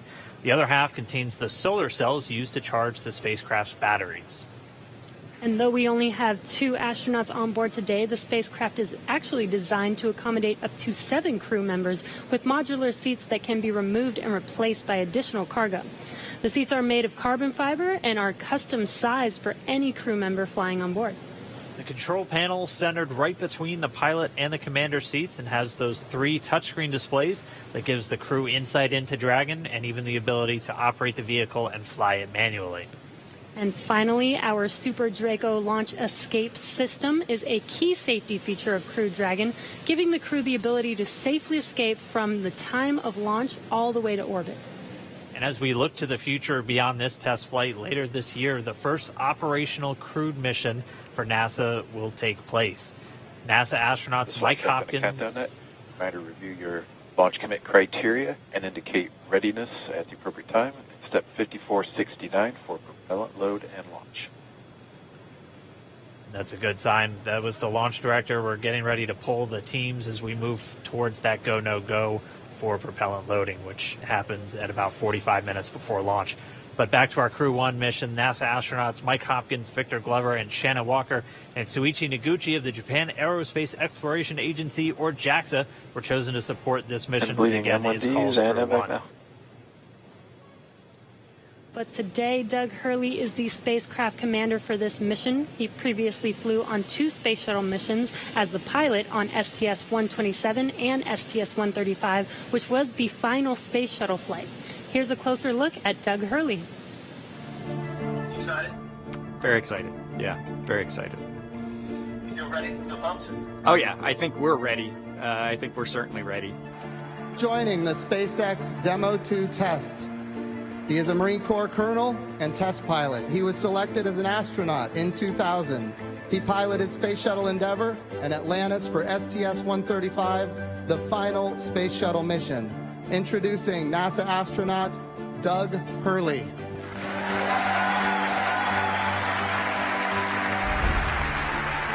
It's a life-changing process in so many ways to fly into space. It's just overwhelming in some respects. Just the sensations, the rumbling, the shaking, the acceleration. My name is Doug Hurley, and I'm the spacecraft commander for the Demo 2 mission to the International Space Station.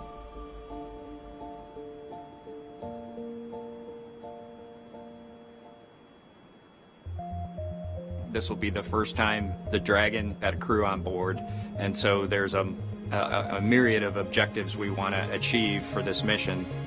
What would work on orbit, what might not work on orbit, what would definitely work. To be able to just have the entire integrated team that's going to support us getting to and from space station, it was really neat being part of it.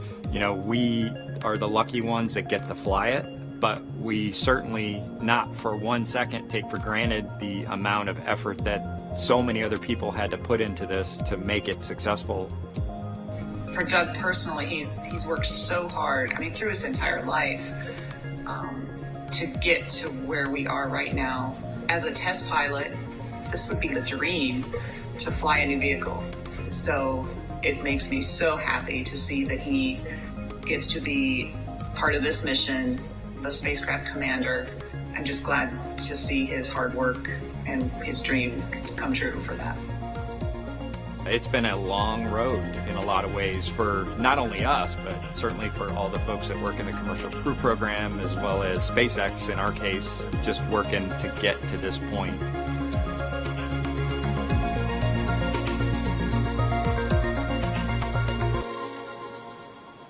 And we're a little over 1 hour, 3.5 minutes away from launch. Now let's learn a little bit more about the man sitting next to Doug Hurley inside Dragon, NASA astronaut Bob Behnken.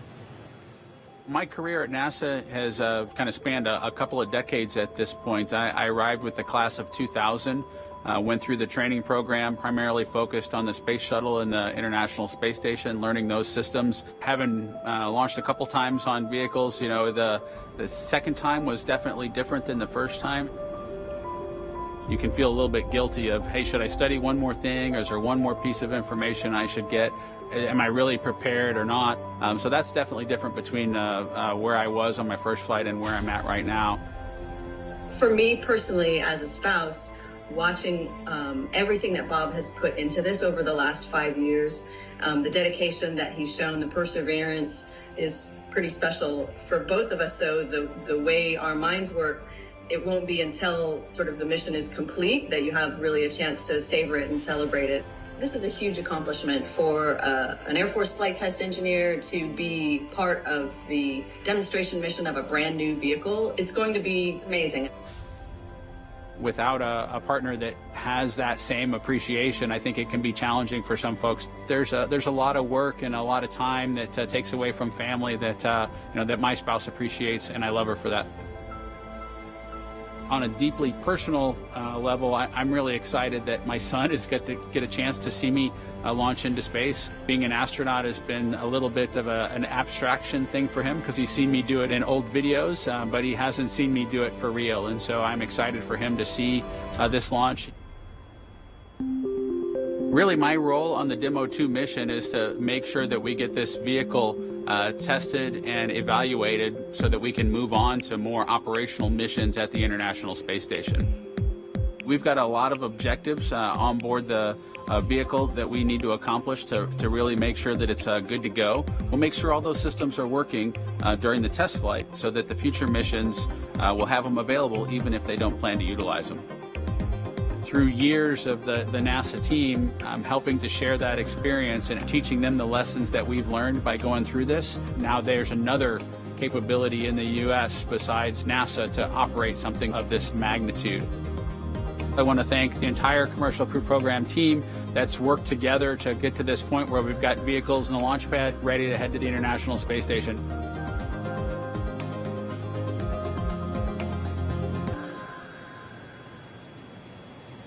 If we look even further into the not-so-distant future, flying on a mission to space will be an option for more people as SpaceX plans to also fly private astronauts on board Dragon.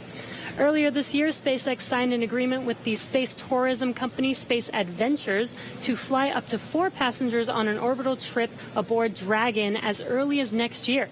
And of course, it's NASA that is making private astronaut missions to the space station a possibility. We are looking forward to these missions, and we hope that you guys are all too. All right, we are just 20 seconds away from T-minus 1 hour. This is going to be a really big moment that everyone's going to want to listen to. We're expecting a weather update, obviously hoping that the weather is improving. And so we should find out in the next 10 seconds or so. So we're going to stand by for a moment and wait for the Corps to give Bob and Doug a call, and then we'll all hear Dragon, the latest. SpaceX, we're at T-minus 1 hour. You are go for Section 6. When ready, report go for launch. We'll put it in work.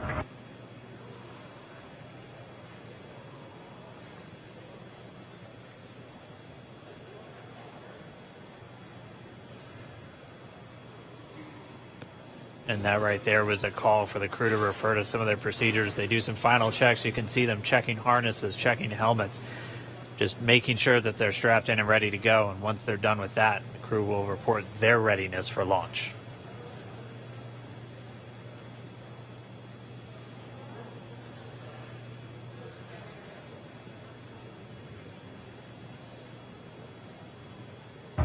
SpaceX Dragon in 6.4. Bob and I are go for launch. Copy, go for launch. And next up will be go no GoPro at T-minus 45. Dragon copies. All right, the crew is go for launch. So we are inside of 1 hour, still waiting for the weather update. But I mean, this day is one for the history books. We're returning crewed launches to station from American soil on American rockets. It's been almost 9 long years since we retired the space shuttle program. I remember that day. I'm going to remember this day. It's been a long road to get here, countless hours by thousands of dedicated professionals from NASA and SpaceX. It's been an exciting week, but this last final hour is just so exciting right now. Today's mission will be Crew Dragon's second test flight and its first test with humans on board. It's been an awesome countdown so far. Weather, we're still waiting for that update, so it's still a watch item, but the crew is go for launch, so at T-minus 45 minutes, hopefully we'll get an update on that weather. We've had a really clean countdown so far. It started with suit up just over 3 hours ago. The SpaceX team helping Bob and Doug put on their suits, conducting initial checkouts, including an initial pressure and leak check before they got to the actual walkout. And all of that done in that operations and checkout facility. The crew walkout was where Bob and Doug gave their final goodbyes to friends and family gathered outside the operations and checkout building before they began that roughly 20-minute ride to pad 39A. Really touching moment, saying goodbye to their family, both their wives and sons right in front of them. Yeah, very touching moment. It's incredible to be able to watch these moments. And as they got into their Teslas, we got to watch them ride all the way to the pad, and we got some great footage there. And as you can see on your screen, this is some playback from earlier of them getting into those Teslas, about to make that drive down to the pad.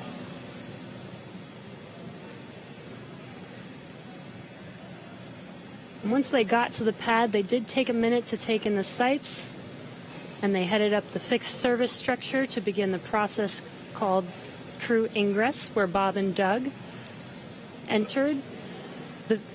And there you can see on your screen as they're coming through the crew access arm, entering the white room right before they are able to ingress into the vehicle there. Again, this was from earlier. Yeah, this all from earlier. And as we said, that white room, the last place on planet Earth they're standing before they climb into Dragon for the ride uphill.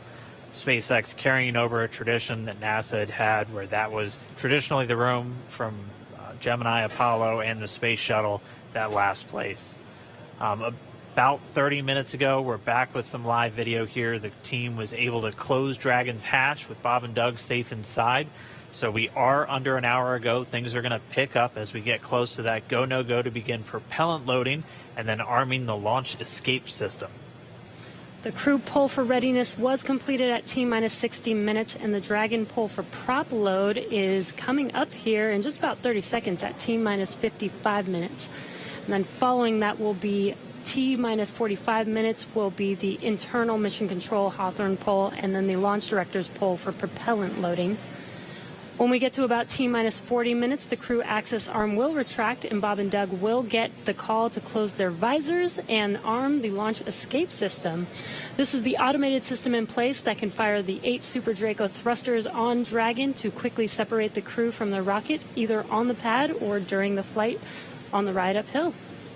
And then once we reach T-minus 35 minutes, propellant loading for the Falcon 9 will begin. We got there on Wednesday. We got all the way down to about 17 minutes before launch before we had to cancel because of weather. But we're optimistic right now. Conditions have been improving, and so we're looking to press ahead once again into loading fuel onto that Falcon 9 rocket. Throughout the countdown, we've been getting some incredible views of the astronauts inside Dragon, just making all of their final preparations, some close-up views of their suits and on the displays as they just are strapped in and ready for launch. The teams often describe the suits as an extension of that Dragon spacecraft. You can always think of it as a mini spacecraft inside of a spacecraft.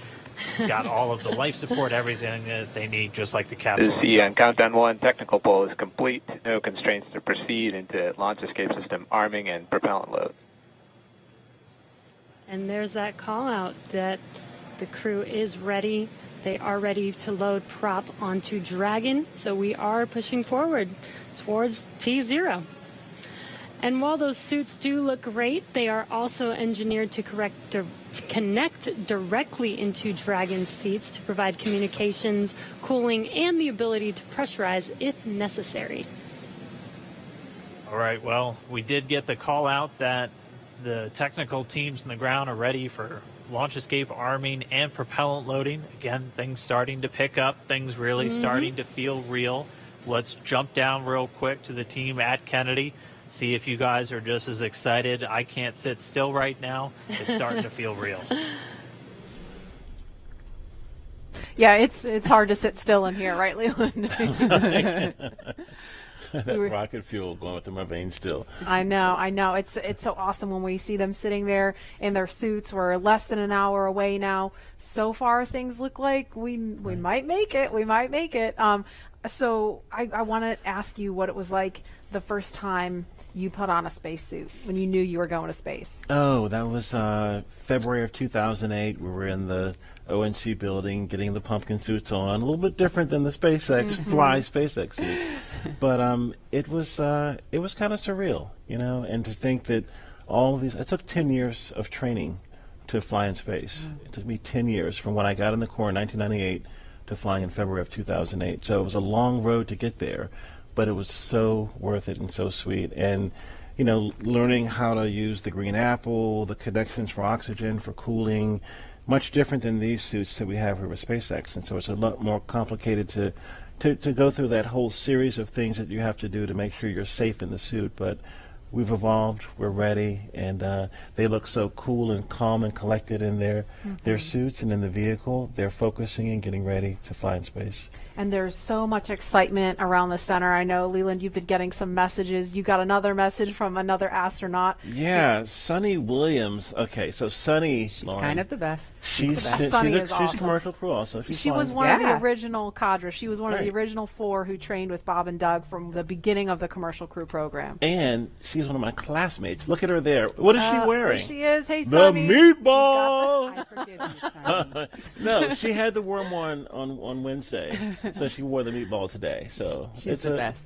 But now she can wear the worm ball, I guess. Yes. The worm ball, yeah, she can mix it up. But yeah, Sunny's awesome. She's training to fly on the Boeing Starliner in the not too distant future. So really glad she's watching and showing some love. So thanks a lot, Sunny, for sending that note. And again, we're looking at a live view of the Crew Dragon on top of a Falcon 9 rocket.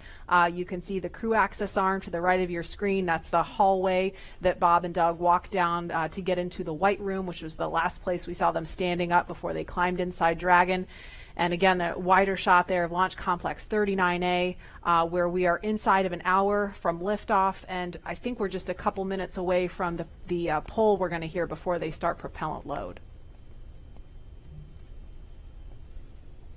Again, a 2-stage rocket there. Gosh, you guys, the weather looks not that bad. I mean, obviously that is not an official forecast, but it doesn't look quite as bad as it did Wednesday. We've got a little bit better odds. So there's the countdown clock. We're helium.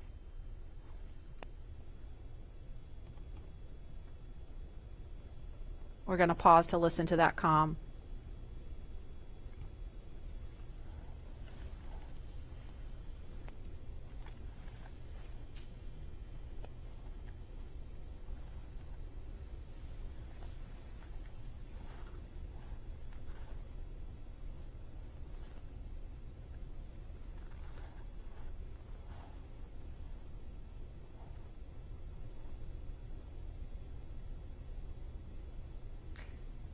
If you're just joining us, we're less than 50 minutes from the scheduled liftoff of the Falcon 9 rocket carrying Crew Dragon. And if we start to hear any kind of update on weather or polling, we will pause to listen in for that. But if things go as scheduled, we should be hearing the launch director verify go for propellant load at about T minus 45 minutes. So we're going to send it over to Hawthorne to carry the ball. John Instrucker or Jesse, are you there? This weather is go at this time. Dragon copy, go weather.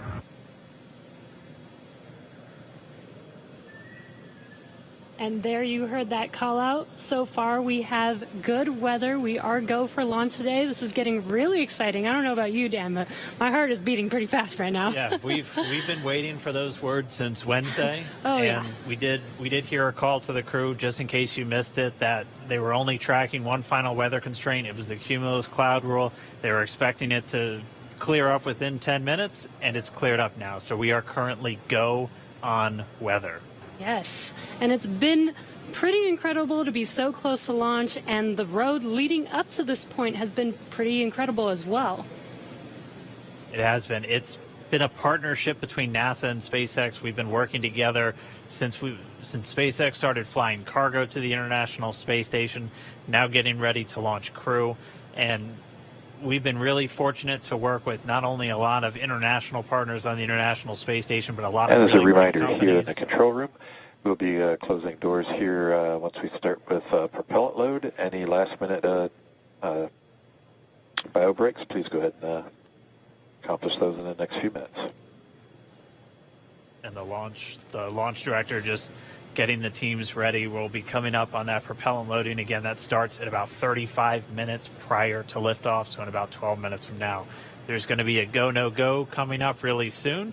So let's go over to our man, John I, for the latest. John? It's T-minus 47 minutes, 24 seconds. We're continuing to count down. As you just heard, the launch director and launch team are preparing for the readiness for launch poll. Now, the launch director is currently checking with Dragon mission director and NASA launch manager for their readiness. And actually, it sounds like everybody is good there. The launch director will then ask the team, he'll tell them the poll is open, and the 13 members of the SpaceX launch team will be electrically polled for their go to load propellant, as well as continue all the way to launch.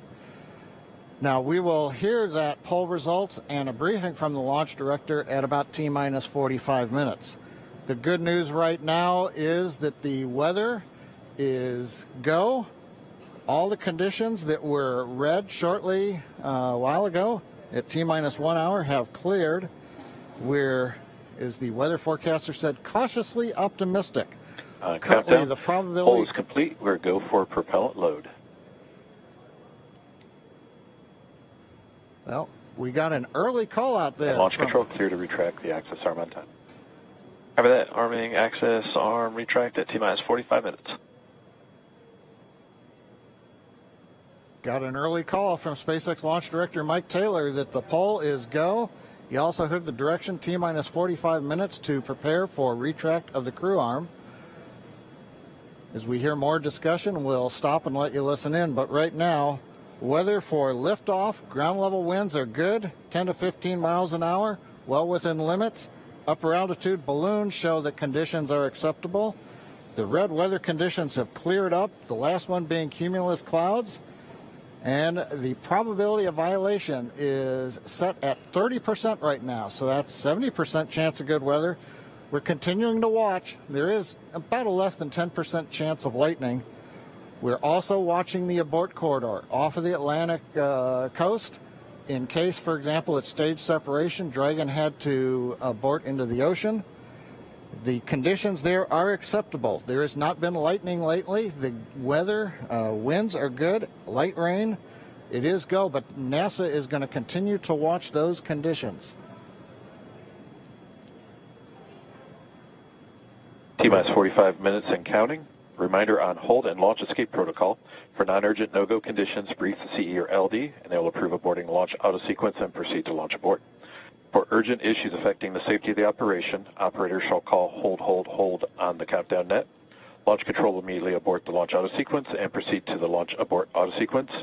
Operators shall also advise launch director whether structural break or fire is imminent or occurring per Dragon manual escape flight rules. A reminder on fire alarm instructions. In the event of a fire alarm, key operators previously briefed will remain at their post while the alarm is evaluated. In the event that personal safety is threatened, evacuate to the south-facing emergency exit, which leads directly outside. At this time, weather is go for launch. You can see on the screen, we're inside T-minus 40, we're T-minus 44 minutes, 5 seconds. Crew access arm retracting away. SpaceX launch director is giving the final brief to the crew. And we will be beginning propellant loading at T-minus 35 minutes. So right now on Falcon 9, ready to get into propellant loading. Dragon, crew, getting configured, set up. The arm is pulling away. The range is go for launch. They continue to monitor the air and the sea space. Everything looks good. And we finally have gotten green across the board on the weather conditions, but we can't take a deep breath quite yet. We're going to have to watch the weather all the way down to T0, both here at Kennedy Space Center and out in the Atlantic in the abort zones. Now, earlier we saw many of you following the launch from the United States on our hotspot map. Now that we're inside an hour, we're seeing large numbers of folks logging on, tuning in from coast to coast and around the world. So we'd like to know, is this your first time watching a launch live, not counting Wednesday? And if not, how many have you seen before? Tell us using the hashtag LaunchAmerica from your favorite social media platform. And with that, at T-minus 42 minutes, 50 seconds, conditions are go, and we are counting down for an on-time launch. Let's send it back over to Kennedy Space Center as the action begins to pick up on the pad. Dragon, SpaceX, you are go for Section 7, close visors, and arm launch escape system. We will put Section 7 in work, visors coming close.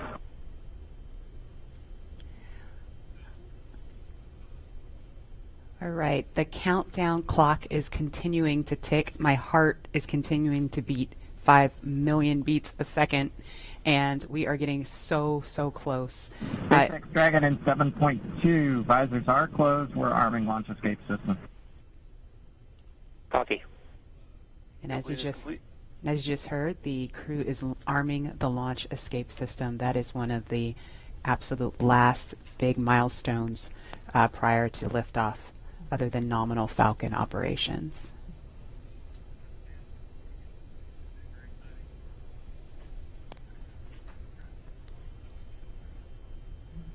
So just a minute ago, we saw the crew access arm retract, and obviously we just heard on the comms, Bob and Doug getting ready to arm the launch escape system, and so that is something that protects them all the way to orbit. So when fueling starts at about T-minus 35 minutes, so just over 6 minutes from now, they will have the capability to abort, to separate from Falcon 9 either on the pad or even after liftoff.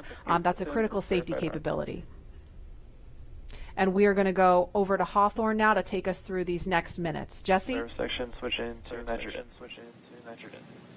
We did hear that call out that they are arming the launch escape system, so very exciting. SpaceX has designed Crew Dragon and Falcon 9 to be the safest launch system ever flown. So we brought back Nick Picone, SpaceX's Nick Picone, to talk more about this again. Thanks for coming back and joining us today, Nick. Hey, Jesse. Happy to be here. Still monitoring the launch here with our recovery and ground operations teams. Awesome. And Nick was our mission manager for our in-flight abort test earlier this year and now works on the Starlink team. Nick, on Wednesday, you talked about the launch escape system. Could you just give us a brief summary today for those that are joining today? Sure. So the launch escape system, again, is our ultimate safety feature to keep Bob and Doug safe in the event of a major Falcon anomaly on the pad. The system is designed to automatically fire if either vehicle detects a dangerous condition developing. And if that happens, Dragon will use its 8 Super Draco engines to push the capsule off and away to a safe distance away from this Falcon. This capability is absolutely critical. It's what keeps the crew safe, and we're now active and armed on the pad with it protecting the crew. And as you mentioned, the launch escape system allows the Dragon to separate and get away from the vehicle. I believe it goes into the ocean. What happens after it lands safely in the ocean? Correct. So for most of our failure modes, the successful end state is Dragon deploying parachutes, splashing down safely in the ocean. But since a launch escape can happen while the vehicle's on the pad or anywhere in flight up through orbit, it could be splashing down right off the coast of Cape Canaveral. It could be splashing down thousands of miles away in the North Atlantic. If that happens, to make sure we can get to Bob and Doug as quickly as possible, the Space Force's 45th Space Wing, Task Force 45, has pararescue teams staged and ready all around the world, ready to drop in and rescue Bob and Doug as soon as possible. And you mentioned that the launch escape system will keep them safe all the way up to orbit. What other options are there after Dragon is in orbit?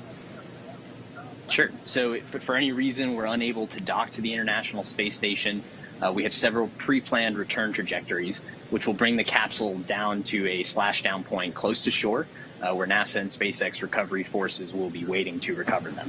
It'll look like an otherwise totally normal recovery operation, except for the early end of mission.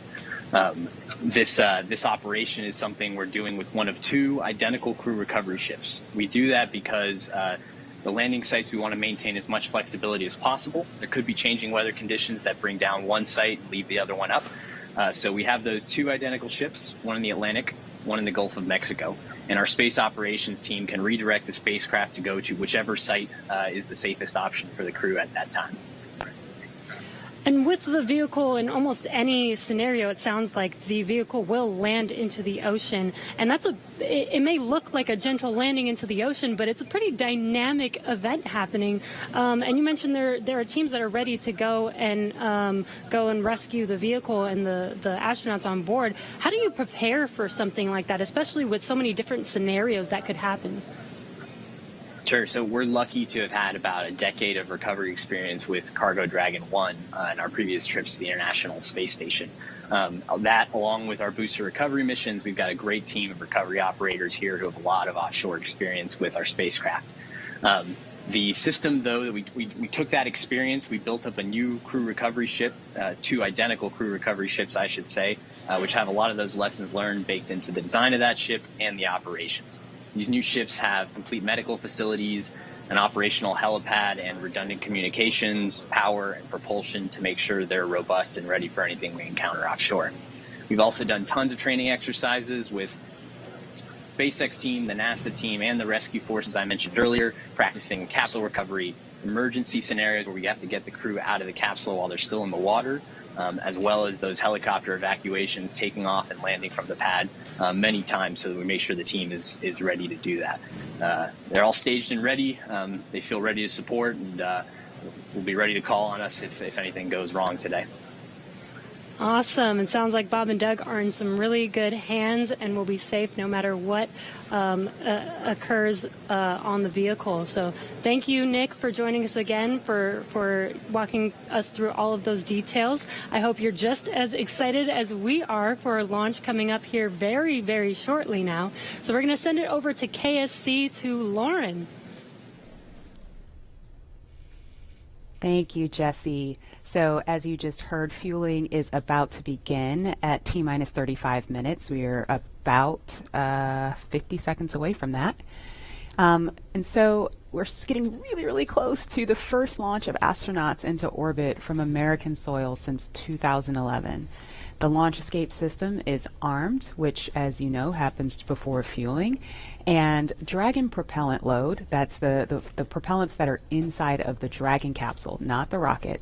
Prop load for Dragon took place weeks ago and just a few miles down the road in what we call Dragonland. And those propellants, they are MMH, or monomethyl hydrazine, which is the fuel that we use. It's hypergolic fuel.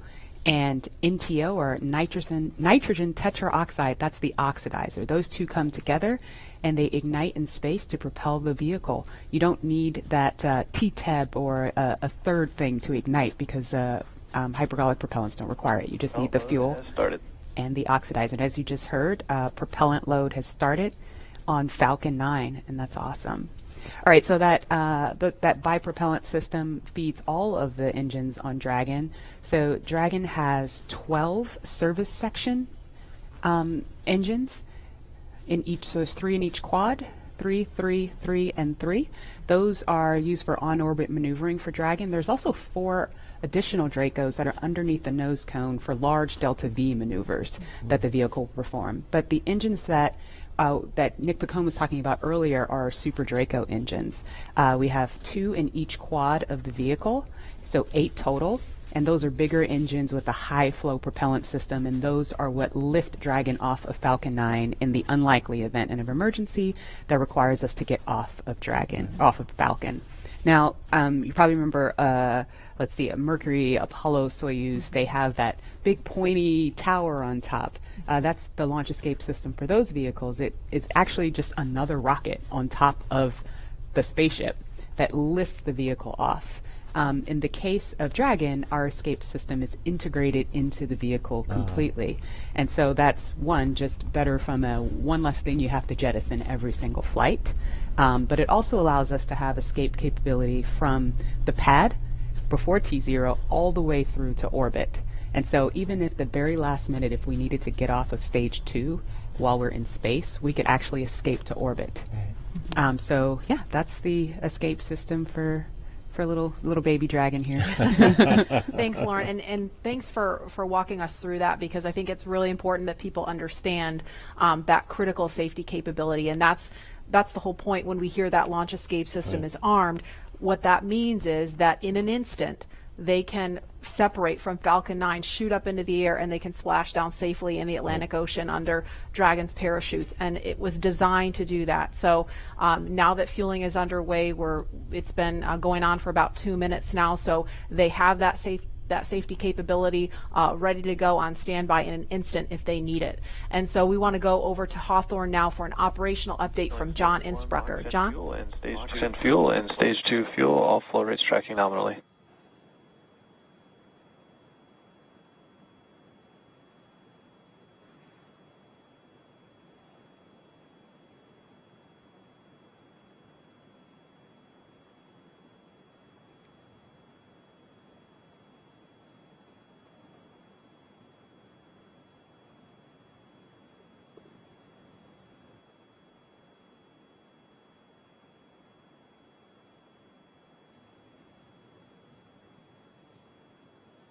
We're T-minus 32 minutes, counting down. These final minutes, everything's still looking good for Falcon 9 and Dragon for an on-time launch.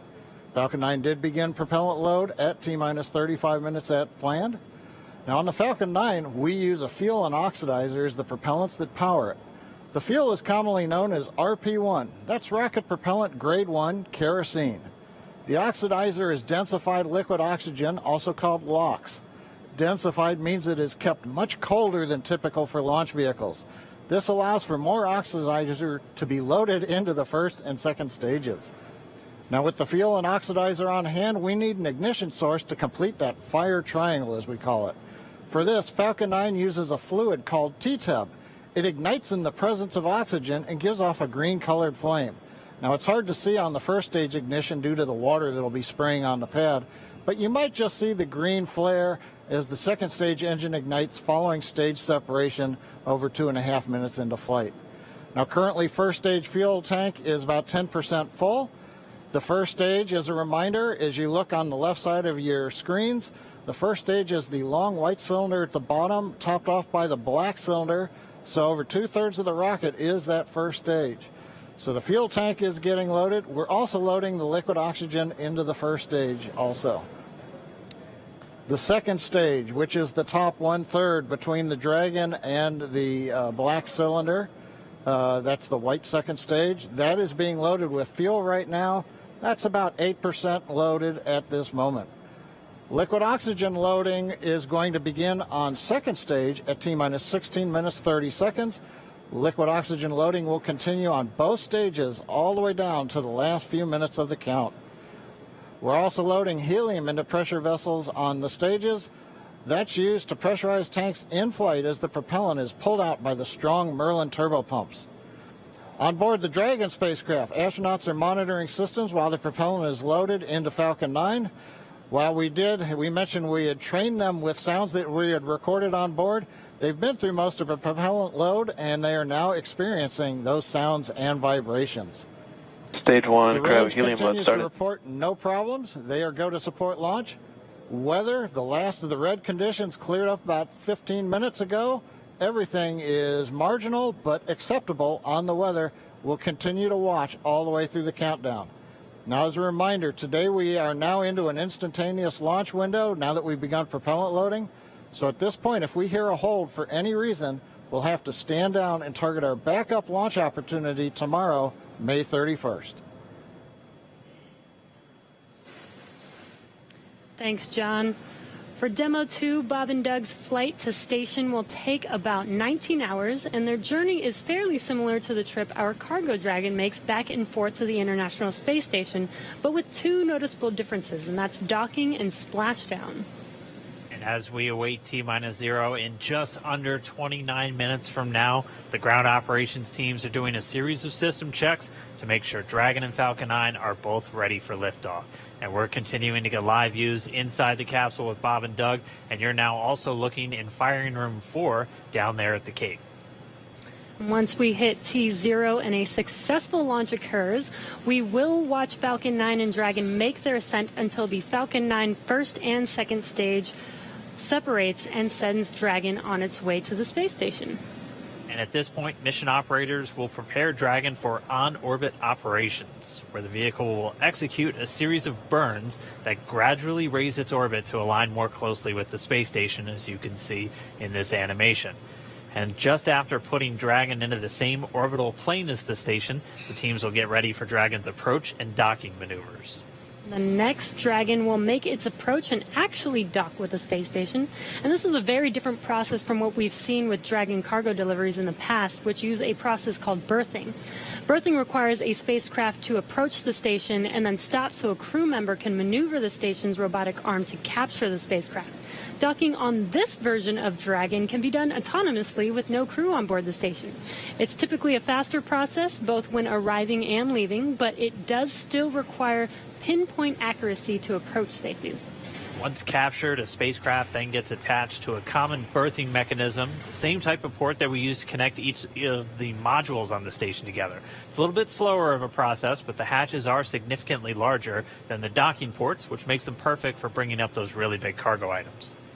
Dragon will spend up to 120 days docked before preparing to return home.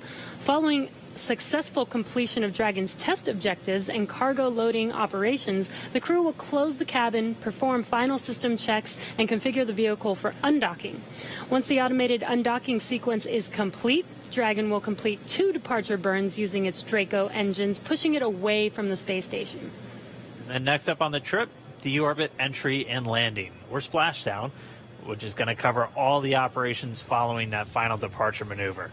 It's going to include events like the trunk separation, closing of the nose cone, a deorbit burn, and then eventually as they get into the atmosphere, the deployment of the drogue and the main parachutes, and all of that ends with splashdown right off the Florida coast. At that point, teams from SpaceX will move in with their recovery ship, grab the capsule out of the water, and work to get Bob and Doug out of Dragon after a successful mission in space. So we are 26 minutes away from launch. Fueling of Falcon 9 is continuing. Let's check in one more time down with the team at Kennedy. Murray? All right, thanks, Dan. We are so pumped right now because things have cleared up and it looks like we might actually do this today. If you're just joining us, we are now 25 minutes, 46 seconds and counting from the first launch of astronauts to the International Space Station from U.S. soil in 9 years. This will mark the beginning of a new era where more people will be able to fly to space than ever before. And we want to share with you the results of a poll we asked a little earlier. If you could go to the moon, now it's not where the astronauts are going today, they're going to the space station, but if you could go to the moon, would you rather visit the South Pole where no one has been before or the Apollo 11 landing site? And it was a pretty even split. We had 46% of you say you would go to the moon's South Pole, and 54% of you would go to the Apollo 11 landing site. I kind of side with the Apollo 11 landing site because I'm a history buff and I want to see where Neil Armstrong and Buzz Aldrin set foot. So I don't know. What do you guys think? Lauren, which place would you go? I'm with you on that one, and I would love to go see that flag there and those footsteps, those footprints there. Still be there, right? There's no wind up there. Should still be there. Leland, how about you? I think I'm with both of you because it's just like, the meatball, the classic. Yeah. Going to the classic spot, and that's where all of it started. That's where all that inspiration came, even though I was an antenna engineer not seeing it. But besides that, that's history. And hopefully maybe it wouldn't have to be one or the other. That's true. Exactly. Yeah. I mean, yeah, we're going to learn more from going where we've never been before. Exactly. And so we need to go to the South Pole too. And we are thrilled to see all of you following along online. Thank you for answering our poll. And we're going to go over to Tahira, who's been monitoring all the action with less than 25 minutes to go. Tahira, I'm sure things are heating up online. Hey, Marie, I mean, you're completely right. Now that we have that go for launch, people are on the edge of their seat right now waiting on this historic moment to take flight. As you can see, photos are still coming in of just everyone around the country showing their excitement for this launch. And it's really been a touching thing to see how everyone's kept this excitement going from Wednesday's first attempt. So we just took a look at numbers, and we are now over 3 million people tuning in for this historic launch. And so for me personally, I just want to wish Bob and Doug the best of luck. This will be my own first time watching humans lift off to space from the United States, and it's just going to be a super emotional moment. For that, Marie, back to you at Kennedy for these last minutes before launch. All right, thanks, Tahira. And Leland, we got 23 minutes and some change to go. What do you think Bob and Doug are feeling right now? I think, they're very calm, cool, and collected as test pilots, but I think they're thinking about what are the steps that I have to take if a malfunction or something happens. And so the nominal stuff is all kind of automated, but if something happens where they have to intervene with those touchscreens, that's what they're thinking. Mm-hmm. And we're just inside 23 minutes now. So on Wednesday, we were 5 minutes further in the countdown when we heard that call to scrub, and the weather was still very touch and go at this point on Wednesday. But today, it at least for right now, I don't want to jinx it. I'm afraid to even say it out loud, but it looks better today. Yeah, and it feels like I'm feeling it a lot more than I did on Wednesday. Right. And speaking of Bob and Doug and them being really calm and cool and collected, haven't had the opportunity to be in meetings with them and to watch them train. I have to say, and to all of my friends who work with them every single day, the feedback is always just what great people they are, right. And just how not just bright and sharp they are, but just good people. Right. And around the office, we often refer to them as the dads. Yeah. The dads? They're the dads. They're dads. They are dads. Okay. And we've met their families. And when you see people on that very personal level, it starts to mean so much. They are a part of our team. They're not a customer. They're our team. They're not a payload. They're our team. They're a family. And so we're just so excited to see the dads up there today. Yeah. Go dads. Yeah. All right, we're going to go send it over to Gary for an update from Houston. Gary? Hey, Marie, the space station team here is focused. All eyes are on the system checks that are happening across the board, and we're listening in as we close in on launch. And I can tell you that things are looking very good. Chris Cassidy will be watching from the International Space Station, right now flying over the Pacific Ocean. It's heading to cross right over the launch pad. We might even get some good views from the station. Hope to be capturing those. We'll have the launch view on the big screen up front, and everyone's excited to see our two crew members on their way to the International Space Station. But before we get to it, I just want to pass on good luck from the entire flight operations community here in Houston. It's always exciting to be doing something wholly new and history-making with station operations, and we can't wait to see our team members Bob and Doug in low Earth orbit and heading to the International Space Station. That's it from us here in Mission Control Houston. I'll send it back over to the team in Hawthorne for the latest happening there. John. T-minus 20 minutes, 30 seconds. We're continuing to count down. Everything is still looking good for launch of Falcon 9 and Dragon. 22 minutes, 45 seconds after the hour. Stage right 2 now on the RP1 right-hand load is side, complete. you can see a large white cloud coming off of the strongback. That is normal. As we get ready to load the second stage with liquid oxygen, we have to chill in the plumbing lines going up that strongback. And so as we relieve pressure, the moist, humid Florida air condenses around it, and that gives you the cloud. So that tells us that things are actually on schedule. We did begin propellant load at T-minus 35 minutes. Fuel loading on the second stage, I believe we just heard the call out that it is complete. First stage fuel load is continuing, and right now that's a little more than, that's about 60% of the way full. So things are looking good. Second stage is getting ready to begin the liquid oxygen loading. After they finish chilling in the lines that you see on the monitor, they'll begin the load at T-minus 16 minutes and 30 seconds. The range right now is go, ready to support. Weather continues to be go. As we inch our way closer, we're keeping our fingers crossed. We're waiting to hear if anybody calls out an issue, but for the moment, as you can see on the screen, it looks good. Now, on the Dragon side, the Dragon mission director and the team there are reporting no issues. They've done their communications checkouts. The crew access arm, as you can see, is retracted away from the spacecraft. The crew is strapped in and they are ready to go. Now, final instructions will be going to the crew at T-minus 10 minutes. The crew displays will be configured for launch, and that setup will give astronauts Bob Behnken and Doug Hurley insight into how the launch is proceeding and provides constant updates on vehicle health. We've already heard the crew give their go, close their visors, and get ready for launch. For Dragon, it'll enter terminal count at T-minus 5 minutes. When it transitions to internal power, we'll hear continued callouts on the countdown net as we get close to zero and to liftoff. But right now, at T-minus 18 minutes, 15 seconds, everything continues to be go for an on-time launch. So, Dan, Jesse, things are looking pretty good. How are they doing over at your stand? Things are great from about 15 feet away from you, John I, and honestly, things are looking pretty great down at the pad there. We're seeing a lot more blue in the sky. Green is the color we want when we're talking about weather, and that's where we're sitting right now. So we're continuing to count down. We are under 18 minutes away from liftoff. Again, it's an instantaneous liftoff it's going to be 12:22 and 45 seconds here on the West Coast, 3:22 and 45 seconds over on the East Coast there in Florida. Just a reminder, it's going to be about a 9-minute ride up to orbit for the Falcon 9 and Bob and Doug on board Dragon. It'll be a 2-stage flight, so we'll see the first stage fly until we hear MECO, or main engine cutoff, about 2.5 minutes into flight. After that, the second stage will take over and continue to power them the rest of the way.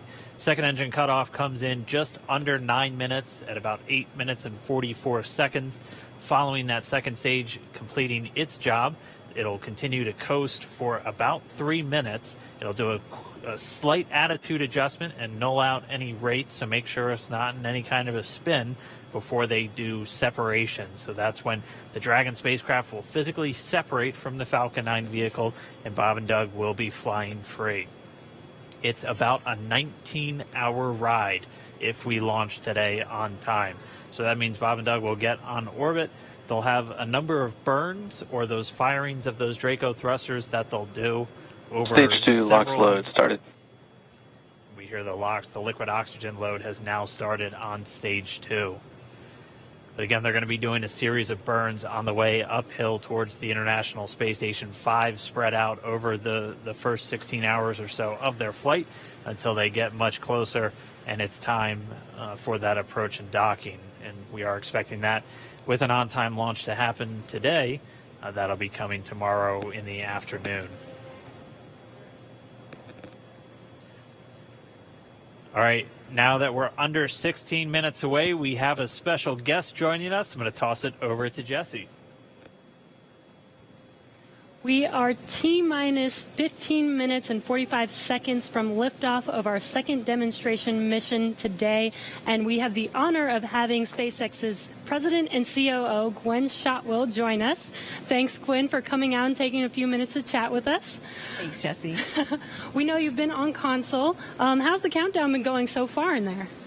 Countdown is clean today, just like it was Wednesday. We did clear the weather hurdles sooner than we did on Wednesday. And the only thing we're watching right now is downrange weather and lightning at the staging location. Of course. But we will clear that hurdle at T-minus 7 minutes. Awesome. Great. Very exciting.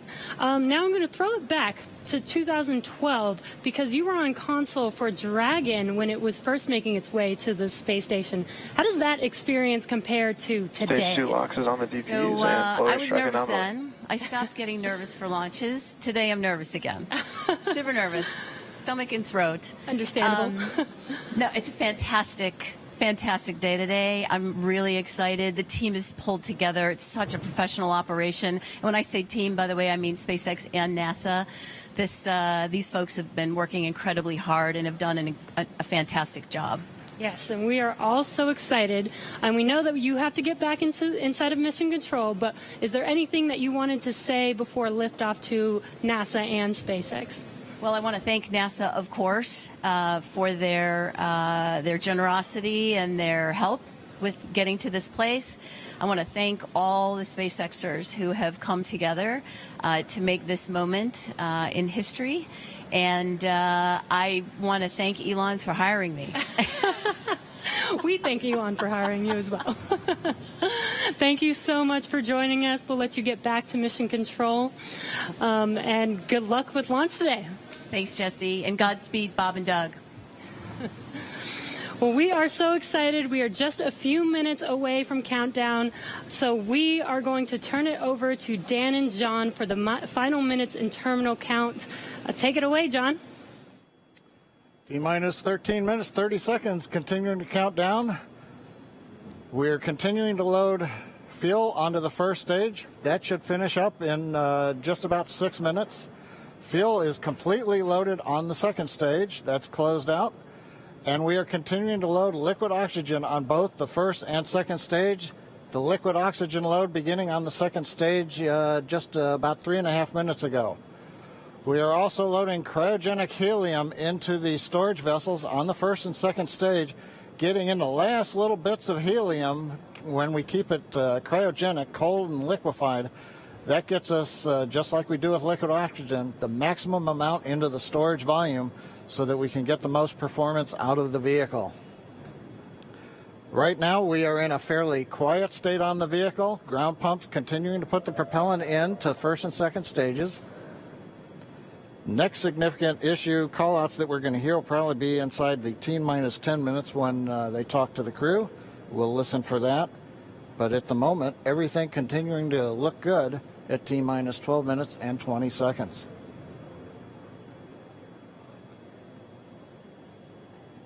Getting real close now, John. It's only a little over 12 minutes away. Just a reminder for everybody, it's about a 9-minute ride uphill. We'll have some dueling boxes going on as that first stage is going to be coming home while the second stage is carrying Bob and Doug into orbit. But obviously, we'll be keeping an eye on our astronauts the whole way uphill. Some of the calls that you'll be hearing, as there will be what we call performance calls over the Dragon to ground the entire way uphill. And you'll just hear some of the SpaceX engineers calling out trajectories and booster performance. So we're always looking for that word nominal. I know that's one of John's favorite words. That's one of mine too. We want to hear nominal as much as possible up on the way uphill. You might also hear some number and letter combinations, and those correspond to the different abort zones that Bob and Doug are in during their flight uphill. There's 1A and 1B, which signify that they're on the first stage. Those carry them from there in the Cape all the way up to about the very top of North Carolina. And then we'll have 2A through 2E or 2 Echo, and that will be on the second stage, and that goes from North Carolina all the way up to about the tip of Newfoundland, so in the northern Atlantic. And then there is a zone of the northern Atlantic that we're going to avoid, and so you should hear the call out be something similar to forward to Shannon, and that just refers to Shannon, Ireland, which they'll be going off the coast of Ireland at the later stages of the second stage if they have to abort. So just prepping you now for some of those calls. You're hopefully going to hear that word nominal a whole lot on the way uphill. 10.5 minutes. Things are pretty quiet. As John I said, it'll pick up right at about 10 minutes. We'll wait for the crew just to confirm that their displays are in order. The crew is already strapped in and reported that they are go for launch.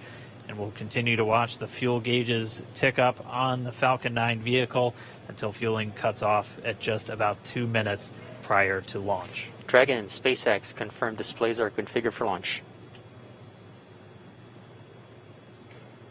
SpaceX Dragon displays are configured for launch. Copy. Bob, Doug, on behalf of the entire SpaceX team, it's been a huge honor to help you get ready for today's historic mission. Know that we're with you. Have an amazing flight and enjoy those views of our beautiful planet.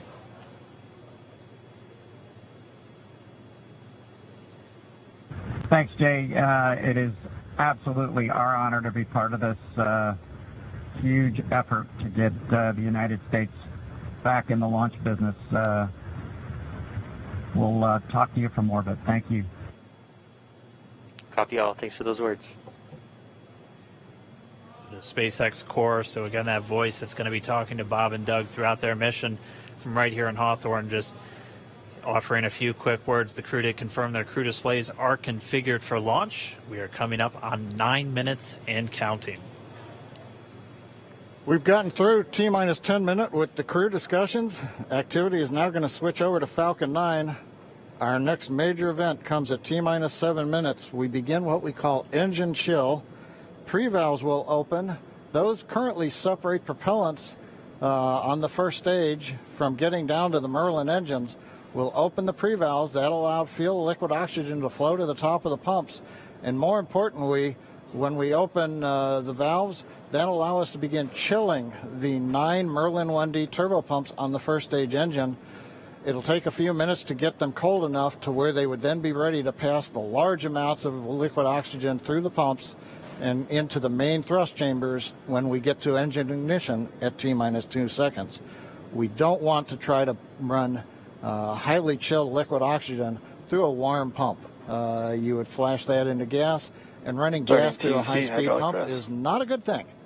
So right now, we are waiting for T-minus 7 minutes. That'll start the engine chill. Shortly after that, we will also get the fuel shutdown.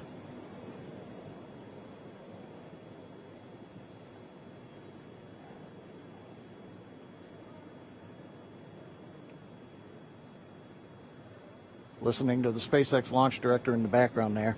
As I mentioned, at T-minus 7 minutes as we start the chill, we will also get into the final topping off of stage 1 fuel, and then the fuel load will complete.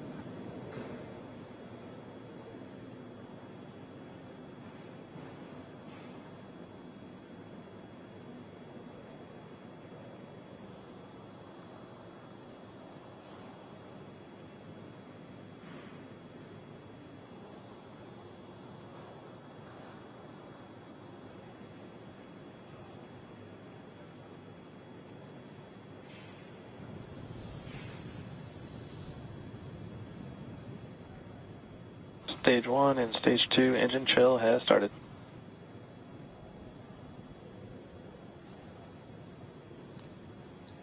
We've heard the call out. Stage 1 engine chill has started. That's gone up to the crew so that they've got situational awareness. As I mentioned, the pre-valves are open. And now we are topping off first stage fuel, getting ready to finish the fuel load. Liquid oxygen load on first and second Engine stage hydraulics at pressure will continue until the last 3 to 2 minutes of the countdown. We should hear that call out RP1 load complete coming up in about 6 minutes. Again, RP1 is just that densified kerosene or that rocket fuel that Falcon 9 is going to be used to power Bob and Doug to orbit today.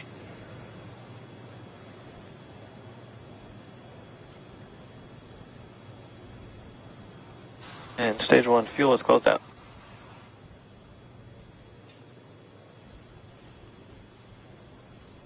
Right on time. That call out indicates that the fuel loading on the first stage is complete. Draining back the lines now, so first stage and second stage fuel are complete. Liquid oxygen loading is continuing on both stages. You can see on the view on the left side of the monitor the condensation, the cold gas wrapped around the stages as the tank skins are chilled by the densified liquid oxygen, picking up the humidity from the Florida air. Looks like at this moment we're a little more than 90% full on the oxidizer on the first stage, ticking up towards that 80% mark on the second stage. We'll be counting down all the way till about 2 or 3 minutes, as John and I just said, until everything is loaded Falcon in 9 Falcon heaters 9. closing out. And then we will be go for launch. Dragon has transitioned to configure for terminal count. Vehicle tanks pressing for strong back retract.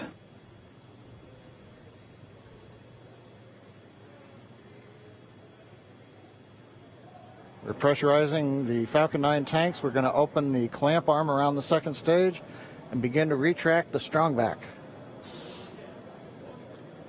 We'll move back about 2 degrees. That'll get us to the liftoff position. At liftoff, the strong back will then recline about 45 degrees away. Started. Stage 2, RP1 bleed. Launch director called out the strong back retract has started. On the left, you'll see it go back just a couple of degrees. Stage 1, RP1 bleed.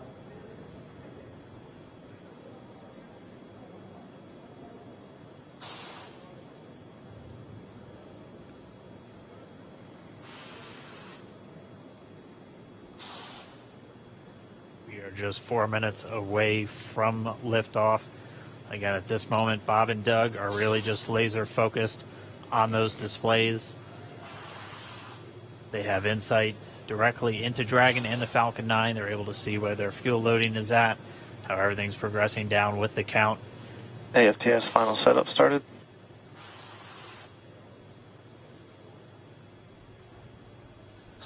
Three and a half minutes from launch.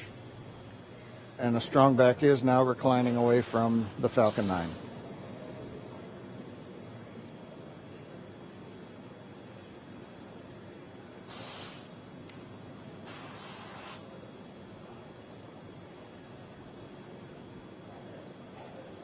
MVAC igniter purges.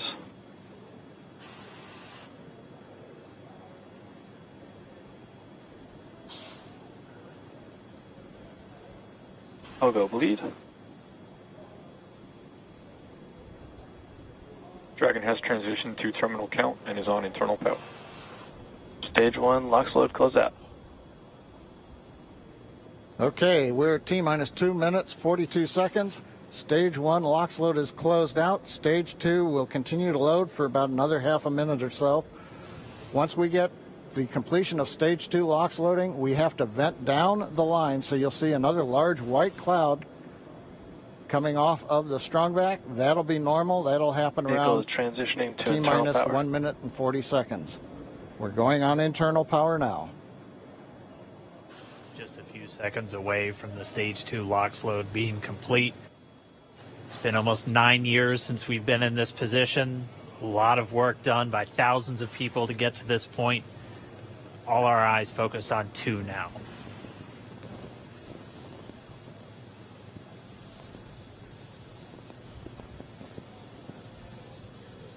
Stage 2 LOX load is closed out. Propellant fills are complete. Dragon is in auto idle.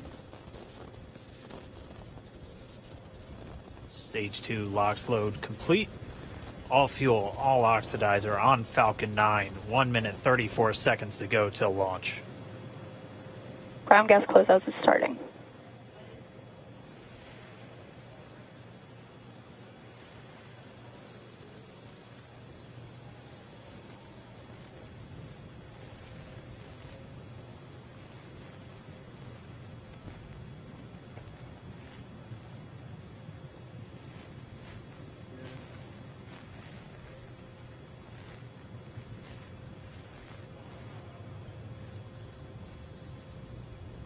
Falcon 9 is in startup.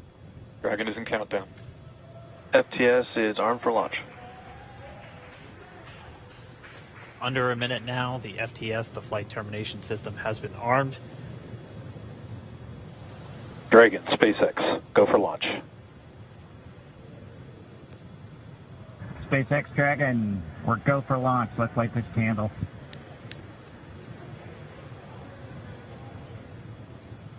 T-minus 30 seconds.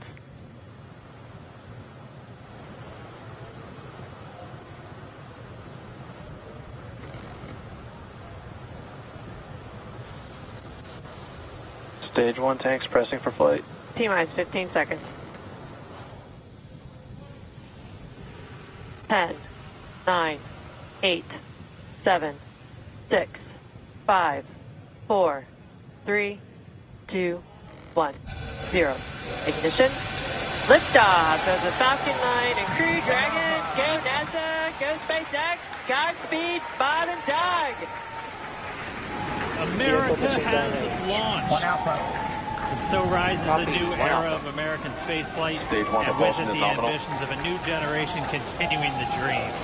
20 seconds into flight, stage 1 propulsion is nominal.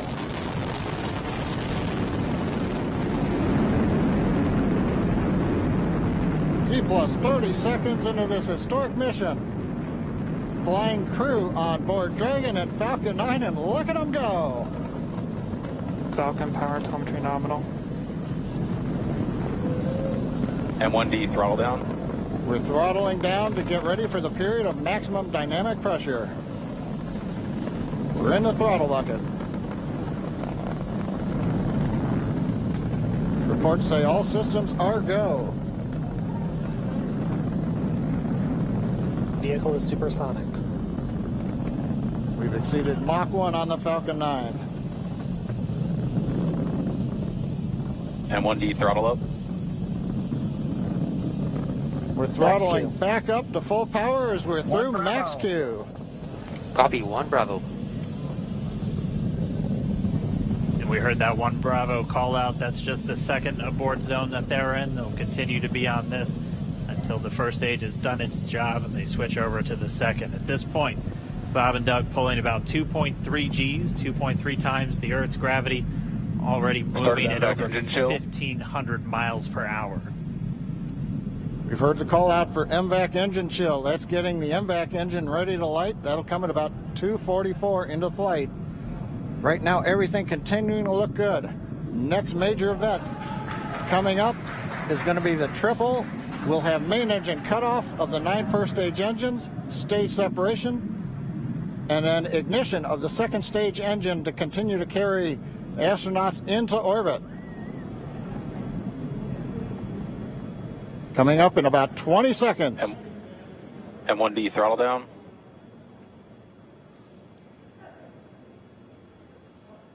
We heard we're throttling down the Merlin engines on the first stage.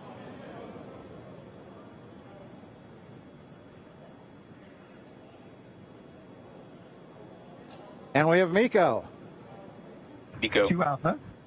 Falcon stage separation confirmed. Copy, 2 Alpha. MVAC ignition.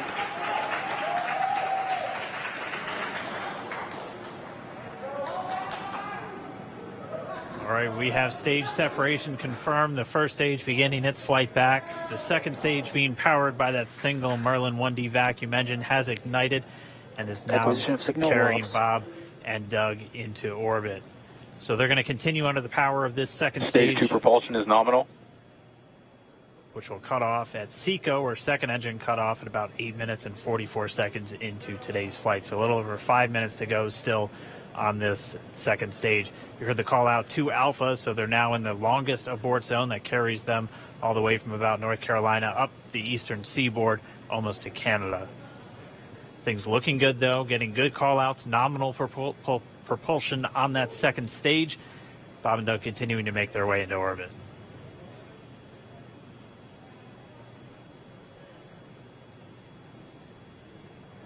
Dragon SpaceX nominal trajectory.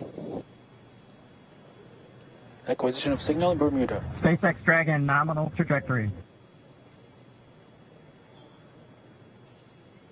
All right, here in nominal trajectories, the Dragon pointed in the right direction, continuing to make their flight uphill.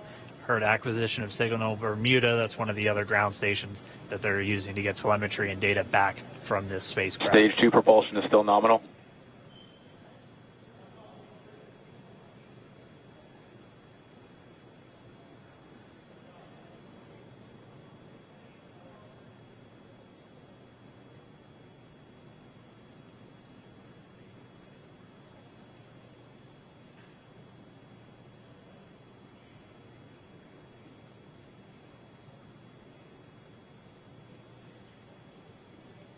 A little over 4 minutes, 40 seconds into the flight. Bob and Doug flying at more than 5,600 miles Dragon per hour. SpaceX nominal trajectory. Already almost 200 miles downrange from the Kennedy Space Center. Nominal trajectory continuing.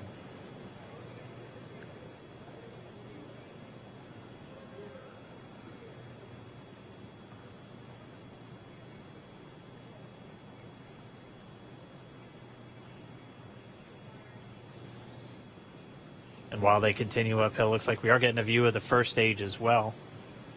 Up on your right screen, you can see that first stage with the grid fins deployed. It's making its way back to attempt to land on our drone ship, Of Course, I Still Love You today. And we're just about a couple minutes away from the entry burn, and that's where 3 of the 9 Merlin engines do ignite to help slow the vehicle down as it re-enters back into the Earth's atmosphere. And then after the entry burn will be the landing burn, which is just a single engine Dragon burn. SpaceX nominal trajectory.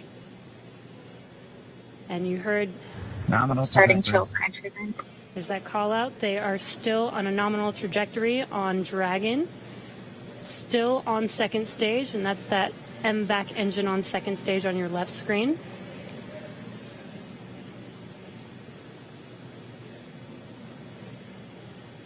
Again, on your right screen is that first stage booster coming back towards our drone ship, Of Course, I Still Love You. We're about a minute away from entry burn. Meanwhile, that second stage continuing to power Dragon into orbit. Again, if you're keeping an eye on that timer, that's going to continue to burn until 8 minutes and 44 seconds into flight. So a little over 2 minutes from now, we'll hear the call out SECO. It'll then be a little Stage 2 propulsion is still good. A little over 3 minutes until Dragon physically separates from the second stage of the Falcon 9 after the upper Dragon stage gets a SpaceX chance. nominal trajectory. Dragon copies, nominal trajectory. Continuing to check in with Bob and Doug as they are on a nominal trajectory. Just about 10 seconds away from that first stage, starting that entry burn on your right screen. We should be able to see that view live. Stage 1 entry burn startup.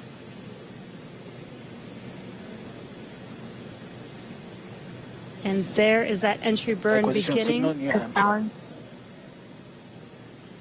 This burn lasts about 36 seconds long. Stage 2 FTS is saved.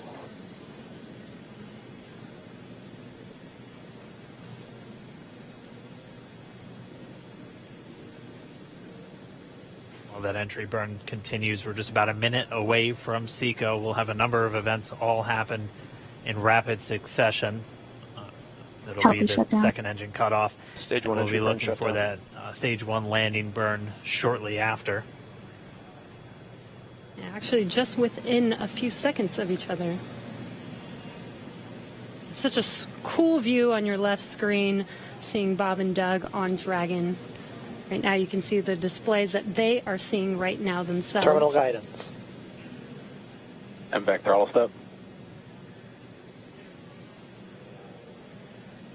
We are coming up 25 seconds or so away from SECO, or second engine cutoff.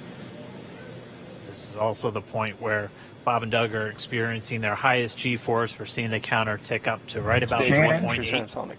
Copy, Shannon. You heard Shannon, so that just means they're in their final abort zones. If they were to abort at this point, it would either be an abort to orbit or to land off the coast of Ireland. Standing by for second Stage 1 engine landing cutoff startup. confirmation. MVAC throttle step. MVAC shut down. Stage 1 landing winner. Confirmation of SECO's second engine cutoff. Now we are waiting for our first stage to make its way to our drone ship, Of Course, I Still Love You. Dragon SpaceX nominal orbital insertion. Launch escape system Confirmation is disarmed. nominal Dragon orbital copies, insertion. nominal Stage orbital 1 landing leg insertion. deploy. And what you're seeing on your screen is a live view of our drone ship, where our first stage will be coming down. Looks like we lost that live view, but we'll wait for confirmation of that landing shortly here. Falcon 9 first stage is successfully landed. And aboard there Of you Course, can I Still see Love on You. your screen, Falcon 9 has landed. This is the first Falcon 9 to carry Acquisition of signal humans near to Hampshire. orbit, so very exciting for us. And as you can see on your right screen, Bob and Doug are still making their way to their targeted orbit.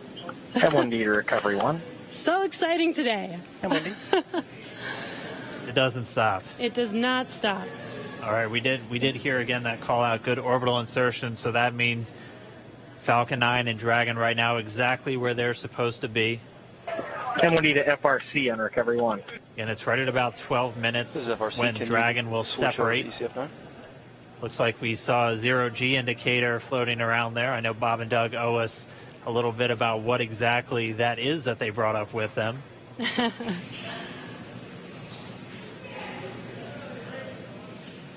And before separation, before Dragon initiates separation from the second stage, they do make sure to make, they do ensure that the vehicle is not spinning and it is in good condition before we separate. That's right. The upper stage does small attitude maneuver using some cold gas thrusters built into the rocket body itself. Exactly. So we do expect that separation to occur in about a minute from now, but they do wait until they have full confirmation that it is ready to separate.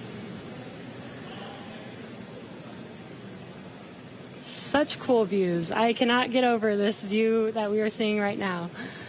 Bob and Doug on the right screen, inside of Crew Dragon, out in space.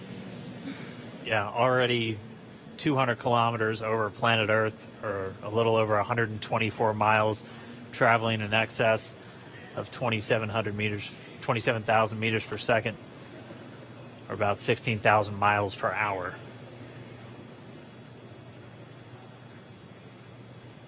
Again, we're just standing by. That separation event should be coming up shortly.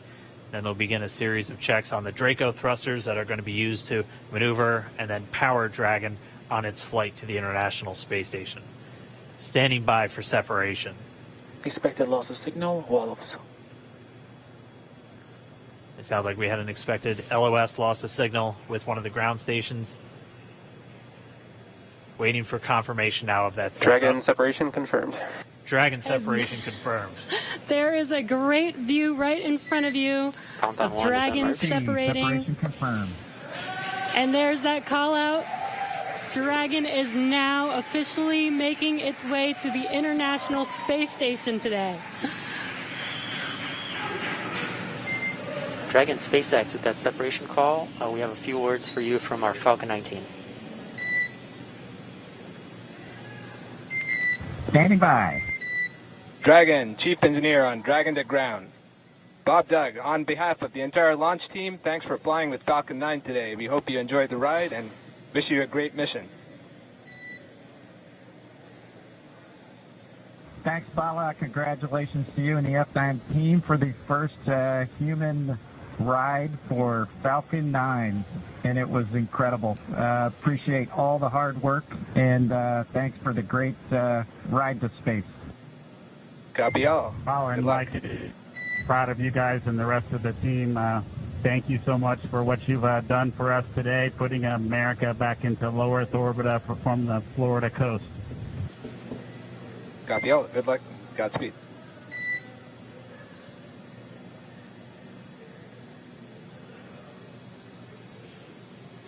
All right, so Bob and Doug are in And Dragon space. SpaceX, we confirm nominal E-Class activation and service section Draco checkouts. Nose cone deploys in progress. Copy all. We're monitoring. The Corps here in Hawthorne giving the crew a heads up that we have confirmation the nose cone is deploying. So again, that nose cone is going to open up a little bit more than 90 degrees, goes up to about, I think, 105 degrees, and that's going to expose the actual docking ring and the hatch that they're going to be going through once they attach to the International Space Station. And also 4 of those Draco thrusters, we call them the forward bulkhead thrusters, they're going to be used for these major phase burns or firings of those thrusters to actually raise their orbit gradually over the coming hours. Also heard good activation of the ECLSS, that's the Environmental Control and Life Support System. That's everything controlling their atmosphere, just keeping Dragon a nice, safe, habitable environment where they're going to be living for the next 19 hours until they arrive at the space station. Right, exactly. And Falcon 9's job may be done for today, but the mission is not over. Crew Dragon's job is not done. As you can see, Bob and Doug are still inside Crew Dragon, making their way. It will be a 19-hour trip to the International Space Station before they dock tomorrow morning. And such cool views. I love that we can get these live views here and see and watch what they're doing now that they are in orbit. Yeah, it's incredible to just be looking over their shoulder to be along for the ride. And we're going to be with them, and we're going to be with all of you the entire way for their journey to the space station. We're going to be covering live throughout. Bob and Doug will obviously have a sleep period where they'll get about 8 hours of sleep a little bit later today before they wake up for all of their final approach. One of the major things we are looking forward to in the next couple of hours is going to be their first turn at the controls. So they're actually going to be using those touchscreen displays to take control and manually pilot Dragon. We'll walk you through what that's going to look like, and assuming we have some good ground station coverage, we'll be able to get views from right inside Dragon, looking over their shoulder as they manipulate the controls at the display. But I mean, we had a smooth ride uphill, both stages of the Falcon 9 doing their job, placing Bob and Doug into orbit. I mean, this is a day, this is a historical day. This is us kicking off that new era of space flight that we've all been talking about and longing for since the space shuttle program came to an end in 2011. Yes. And the weather cooperated. Yes. Second time's a charm. Right. All right, so day for the history books. As you can see, we have lost some live signal there, but the mission still continues, and we're going to send it over to KSC to continue broadcasting live with you. Loss of signal, Newfoundland. Yeah, Jesse and Dan, we are just in awe over here. When I woke up this morning and looked at the weather forecast, I was like, man, we're going to be back here on Sunday, but we did it. The room cleared out. Everybody was outside watching, and inside the lights were shaking, the cameras were shaking. Lauren came back in with tears in her eyes. This is really amazing. I can't believe it. I saw it with my own eyes. This is, I'm a little bit speechless. Just so grateful that we got them up there, and there's a lot more to go. But I'm so happy they're safe right now. I'm just so happy. Yeah. Leland, you were talking about it. It's amazing what we can do when we work together. Yes, American astronauts on an American rocket from American soil, showing you what Americans can do when we come together as a team and blast Doug and Bob off to the cosmos. This is what it's all about, and their families and everyone is working together to take them up to space safely. So I don't know what to say. That rocket fuel is still in my veins, and I want to go get on the rocket. I know. Well, it's too late now. Maybe the next one. I know. But we want to go over to Daryl at OSB2. He's there with the administrator, who hopefully has more words than we do, because we're still kind of speechless. Daryl. Pretty incredible here, Marie, at the Operations Support Building, where a chorus of applause has been happening from the beginning of launch and throughout the various stages. Some very special guests were here to watch it. That includes President Donald Trump, Vice President Mike Pence, and NASA Administrator Jim Bridenstine, who joins me now. And you were with the President and the Vice President. America's back, launching human astronauts again. Tell me how you feel about that, and tell me about the President watching launch and what happened there. So this has been a long time coming. It's been 9 years since we've launched American astronauts on American rockets from American soil, and now it's done. We have done it. It's been way too long. I want to give a lot of credit to Charlie Bolden. He was my predecessor as the NASA administrator. He fought hard for this program at a time when it didn't get any support in Congress. We now have an administration that is fully supportive of our spaceflight initiatives, not just on the exploration, discovery, going to the moon, onto Mars, but also from a Space Force perspective. Our budgets are going up, things are strong, and today was just just an amazing day.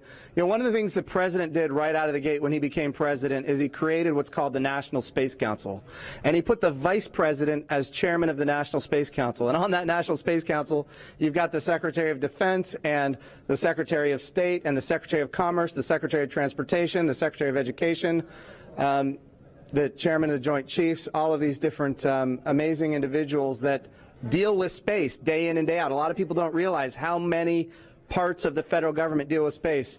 And the Vice President invited those members of the National Space Council here as well. So we just had, and then we had members of Congress, bipartisan members of Congress, Republicans and Democrats, who have been involved in supporting this program, you know, for a long time now. So I'll just tell you, I'm breathing a sigh of relief.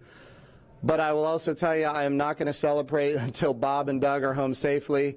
Tomorrow they're going to dock to the International Space Station. Tonight I'm heading to Houston to be at the Johnson Space Center when that happens. So it's a bit of a relief. The nose cone is now open.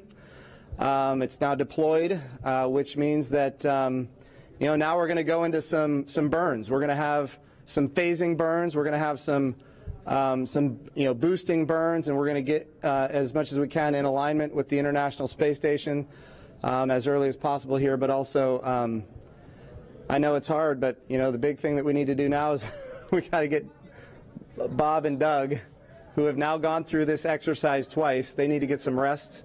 But I can guarantee you there will be no rest for a good amount of time while they're up there in orbit. And they are certainly on their way, and a lot of people joining us for this entire celebration and watching it. We just heard 10 million people watching live as this launch happened, and President Donald Trump becoming the third sitting president to watch a launch live from the Kennedy Space Center. The first. To be clear, I think he's the only sitting president to watch American astronauts launch on a brand new rocket that has never launched before, and that's a big risk. He also said we're going to go to the moon by 2024. That means he's putting himself at risk to say, look, I'm going to be accountable, potentially, I'm going to be accountable to the initiatives that I put forward. And I think we have not had that kind of leadership for space in a very, very long time, and we're so grateful for it. What was it like watching the launch with the president? How did he react? Oh, I'll tell you, it's obviously something that is near and dear to him. He said it a year and a half ago. He put it in the State of the Union speech. He said, we're going to launch American astronauts on American rockets from American soil. And of course, I was like, in my head, I'm thinking, we better get after this. Of course, we've worked overtime to make it happen. We might be a little behind schedule, but we got it done, and we got it done safely. We're knocking on wood, but so far so good. It's looking good. You personally, Jim, as that rocket was lifting off and you felt that rumble? Yeah. What'd you feel? What'd you experience? Well, I was praying. I'm not going to lie to you. I was praying. I was praying for Bob and Doug. I was praying for their families. I was praying for their safe return, even though they're just going. But man, I'll tell you, it was, I've heard that rumble before, but it's a whole different feeling when you've got your own team on that rocket, and they are our team. They are America's team. This is Launch America. This is everything that America has to offer in its purest form. And times are tough right now. There is no doubt. We've got the coronavirus pandemic. We have other challenges as a country. But I hope this moment in time is an opportunity for everybody to reflect on humanity and what we can do when we work together, when we strive, and when we achieve. And if this can inspire a young child to become the next Elon Musk or the next Jeff Bezos or the next Sir Richard Branson, then that's what this is all about. Or the next Jim Bridenstine. Yeah. Well, I wouldn't put me in that category, but. Well, we appreciate your leadership for the space agency at this time, and congratulations on an amazing day in the launch. Thank you. It's been a great ride. All right, very good. Marie, we'll send it back to you in the studio. Doug and Bob are on course to arrive at the International Space Station tomorrow, May 31st at 10:27 a.m. Eastern Time. And we'll be staying on the air for continuous live coverage along the entire ride to the station. So though our coverage here is concluding, we will turn it over to the teams in Hawthorne and Houston to take us through the next phases of the Demo 2 mission, all the way through hatch opening and a welcome ceremony on the space station for Bob and Doug tomorrow. That's right. And as you follow along, we invite you to tune into a post-launch news conference that's happening here at 6:30 this evening Eastern Time on NASA TV. We'll have NASA and SpaceX leaders here to take questions live on this unprecedented achievement in human spaceflight. And in addition to NASA TV, you can follow along always on Twitter at @NASA and nasa.gov for mission updates as it progresses. Here now are highlights from the mission so far. May 30th, 2020. Remember this day. You'll have this memory forever. The day America returned astronauts to orbit from U.S. soil.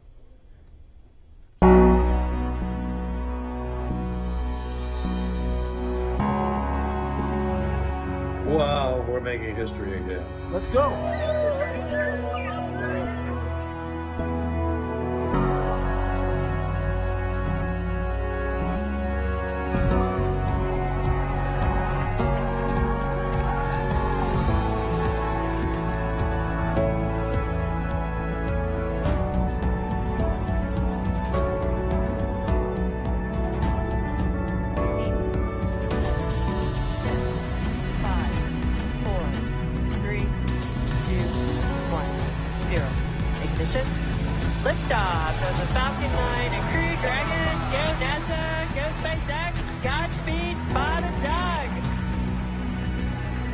So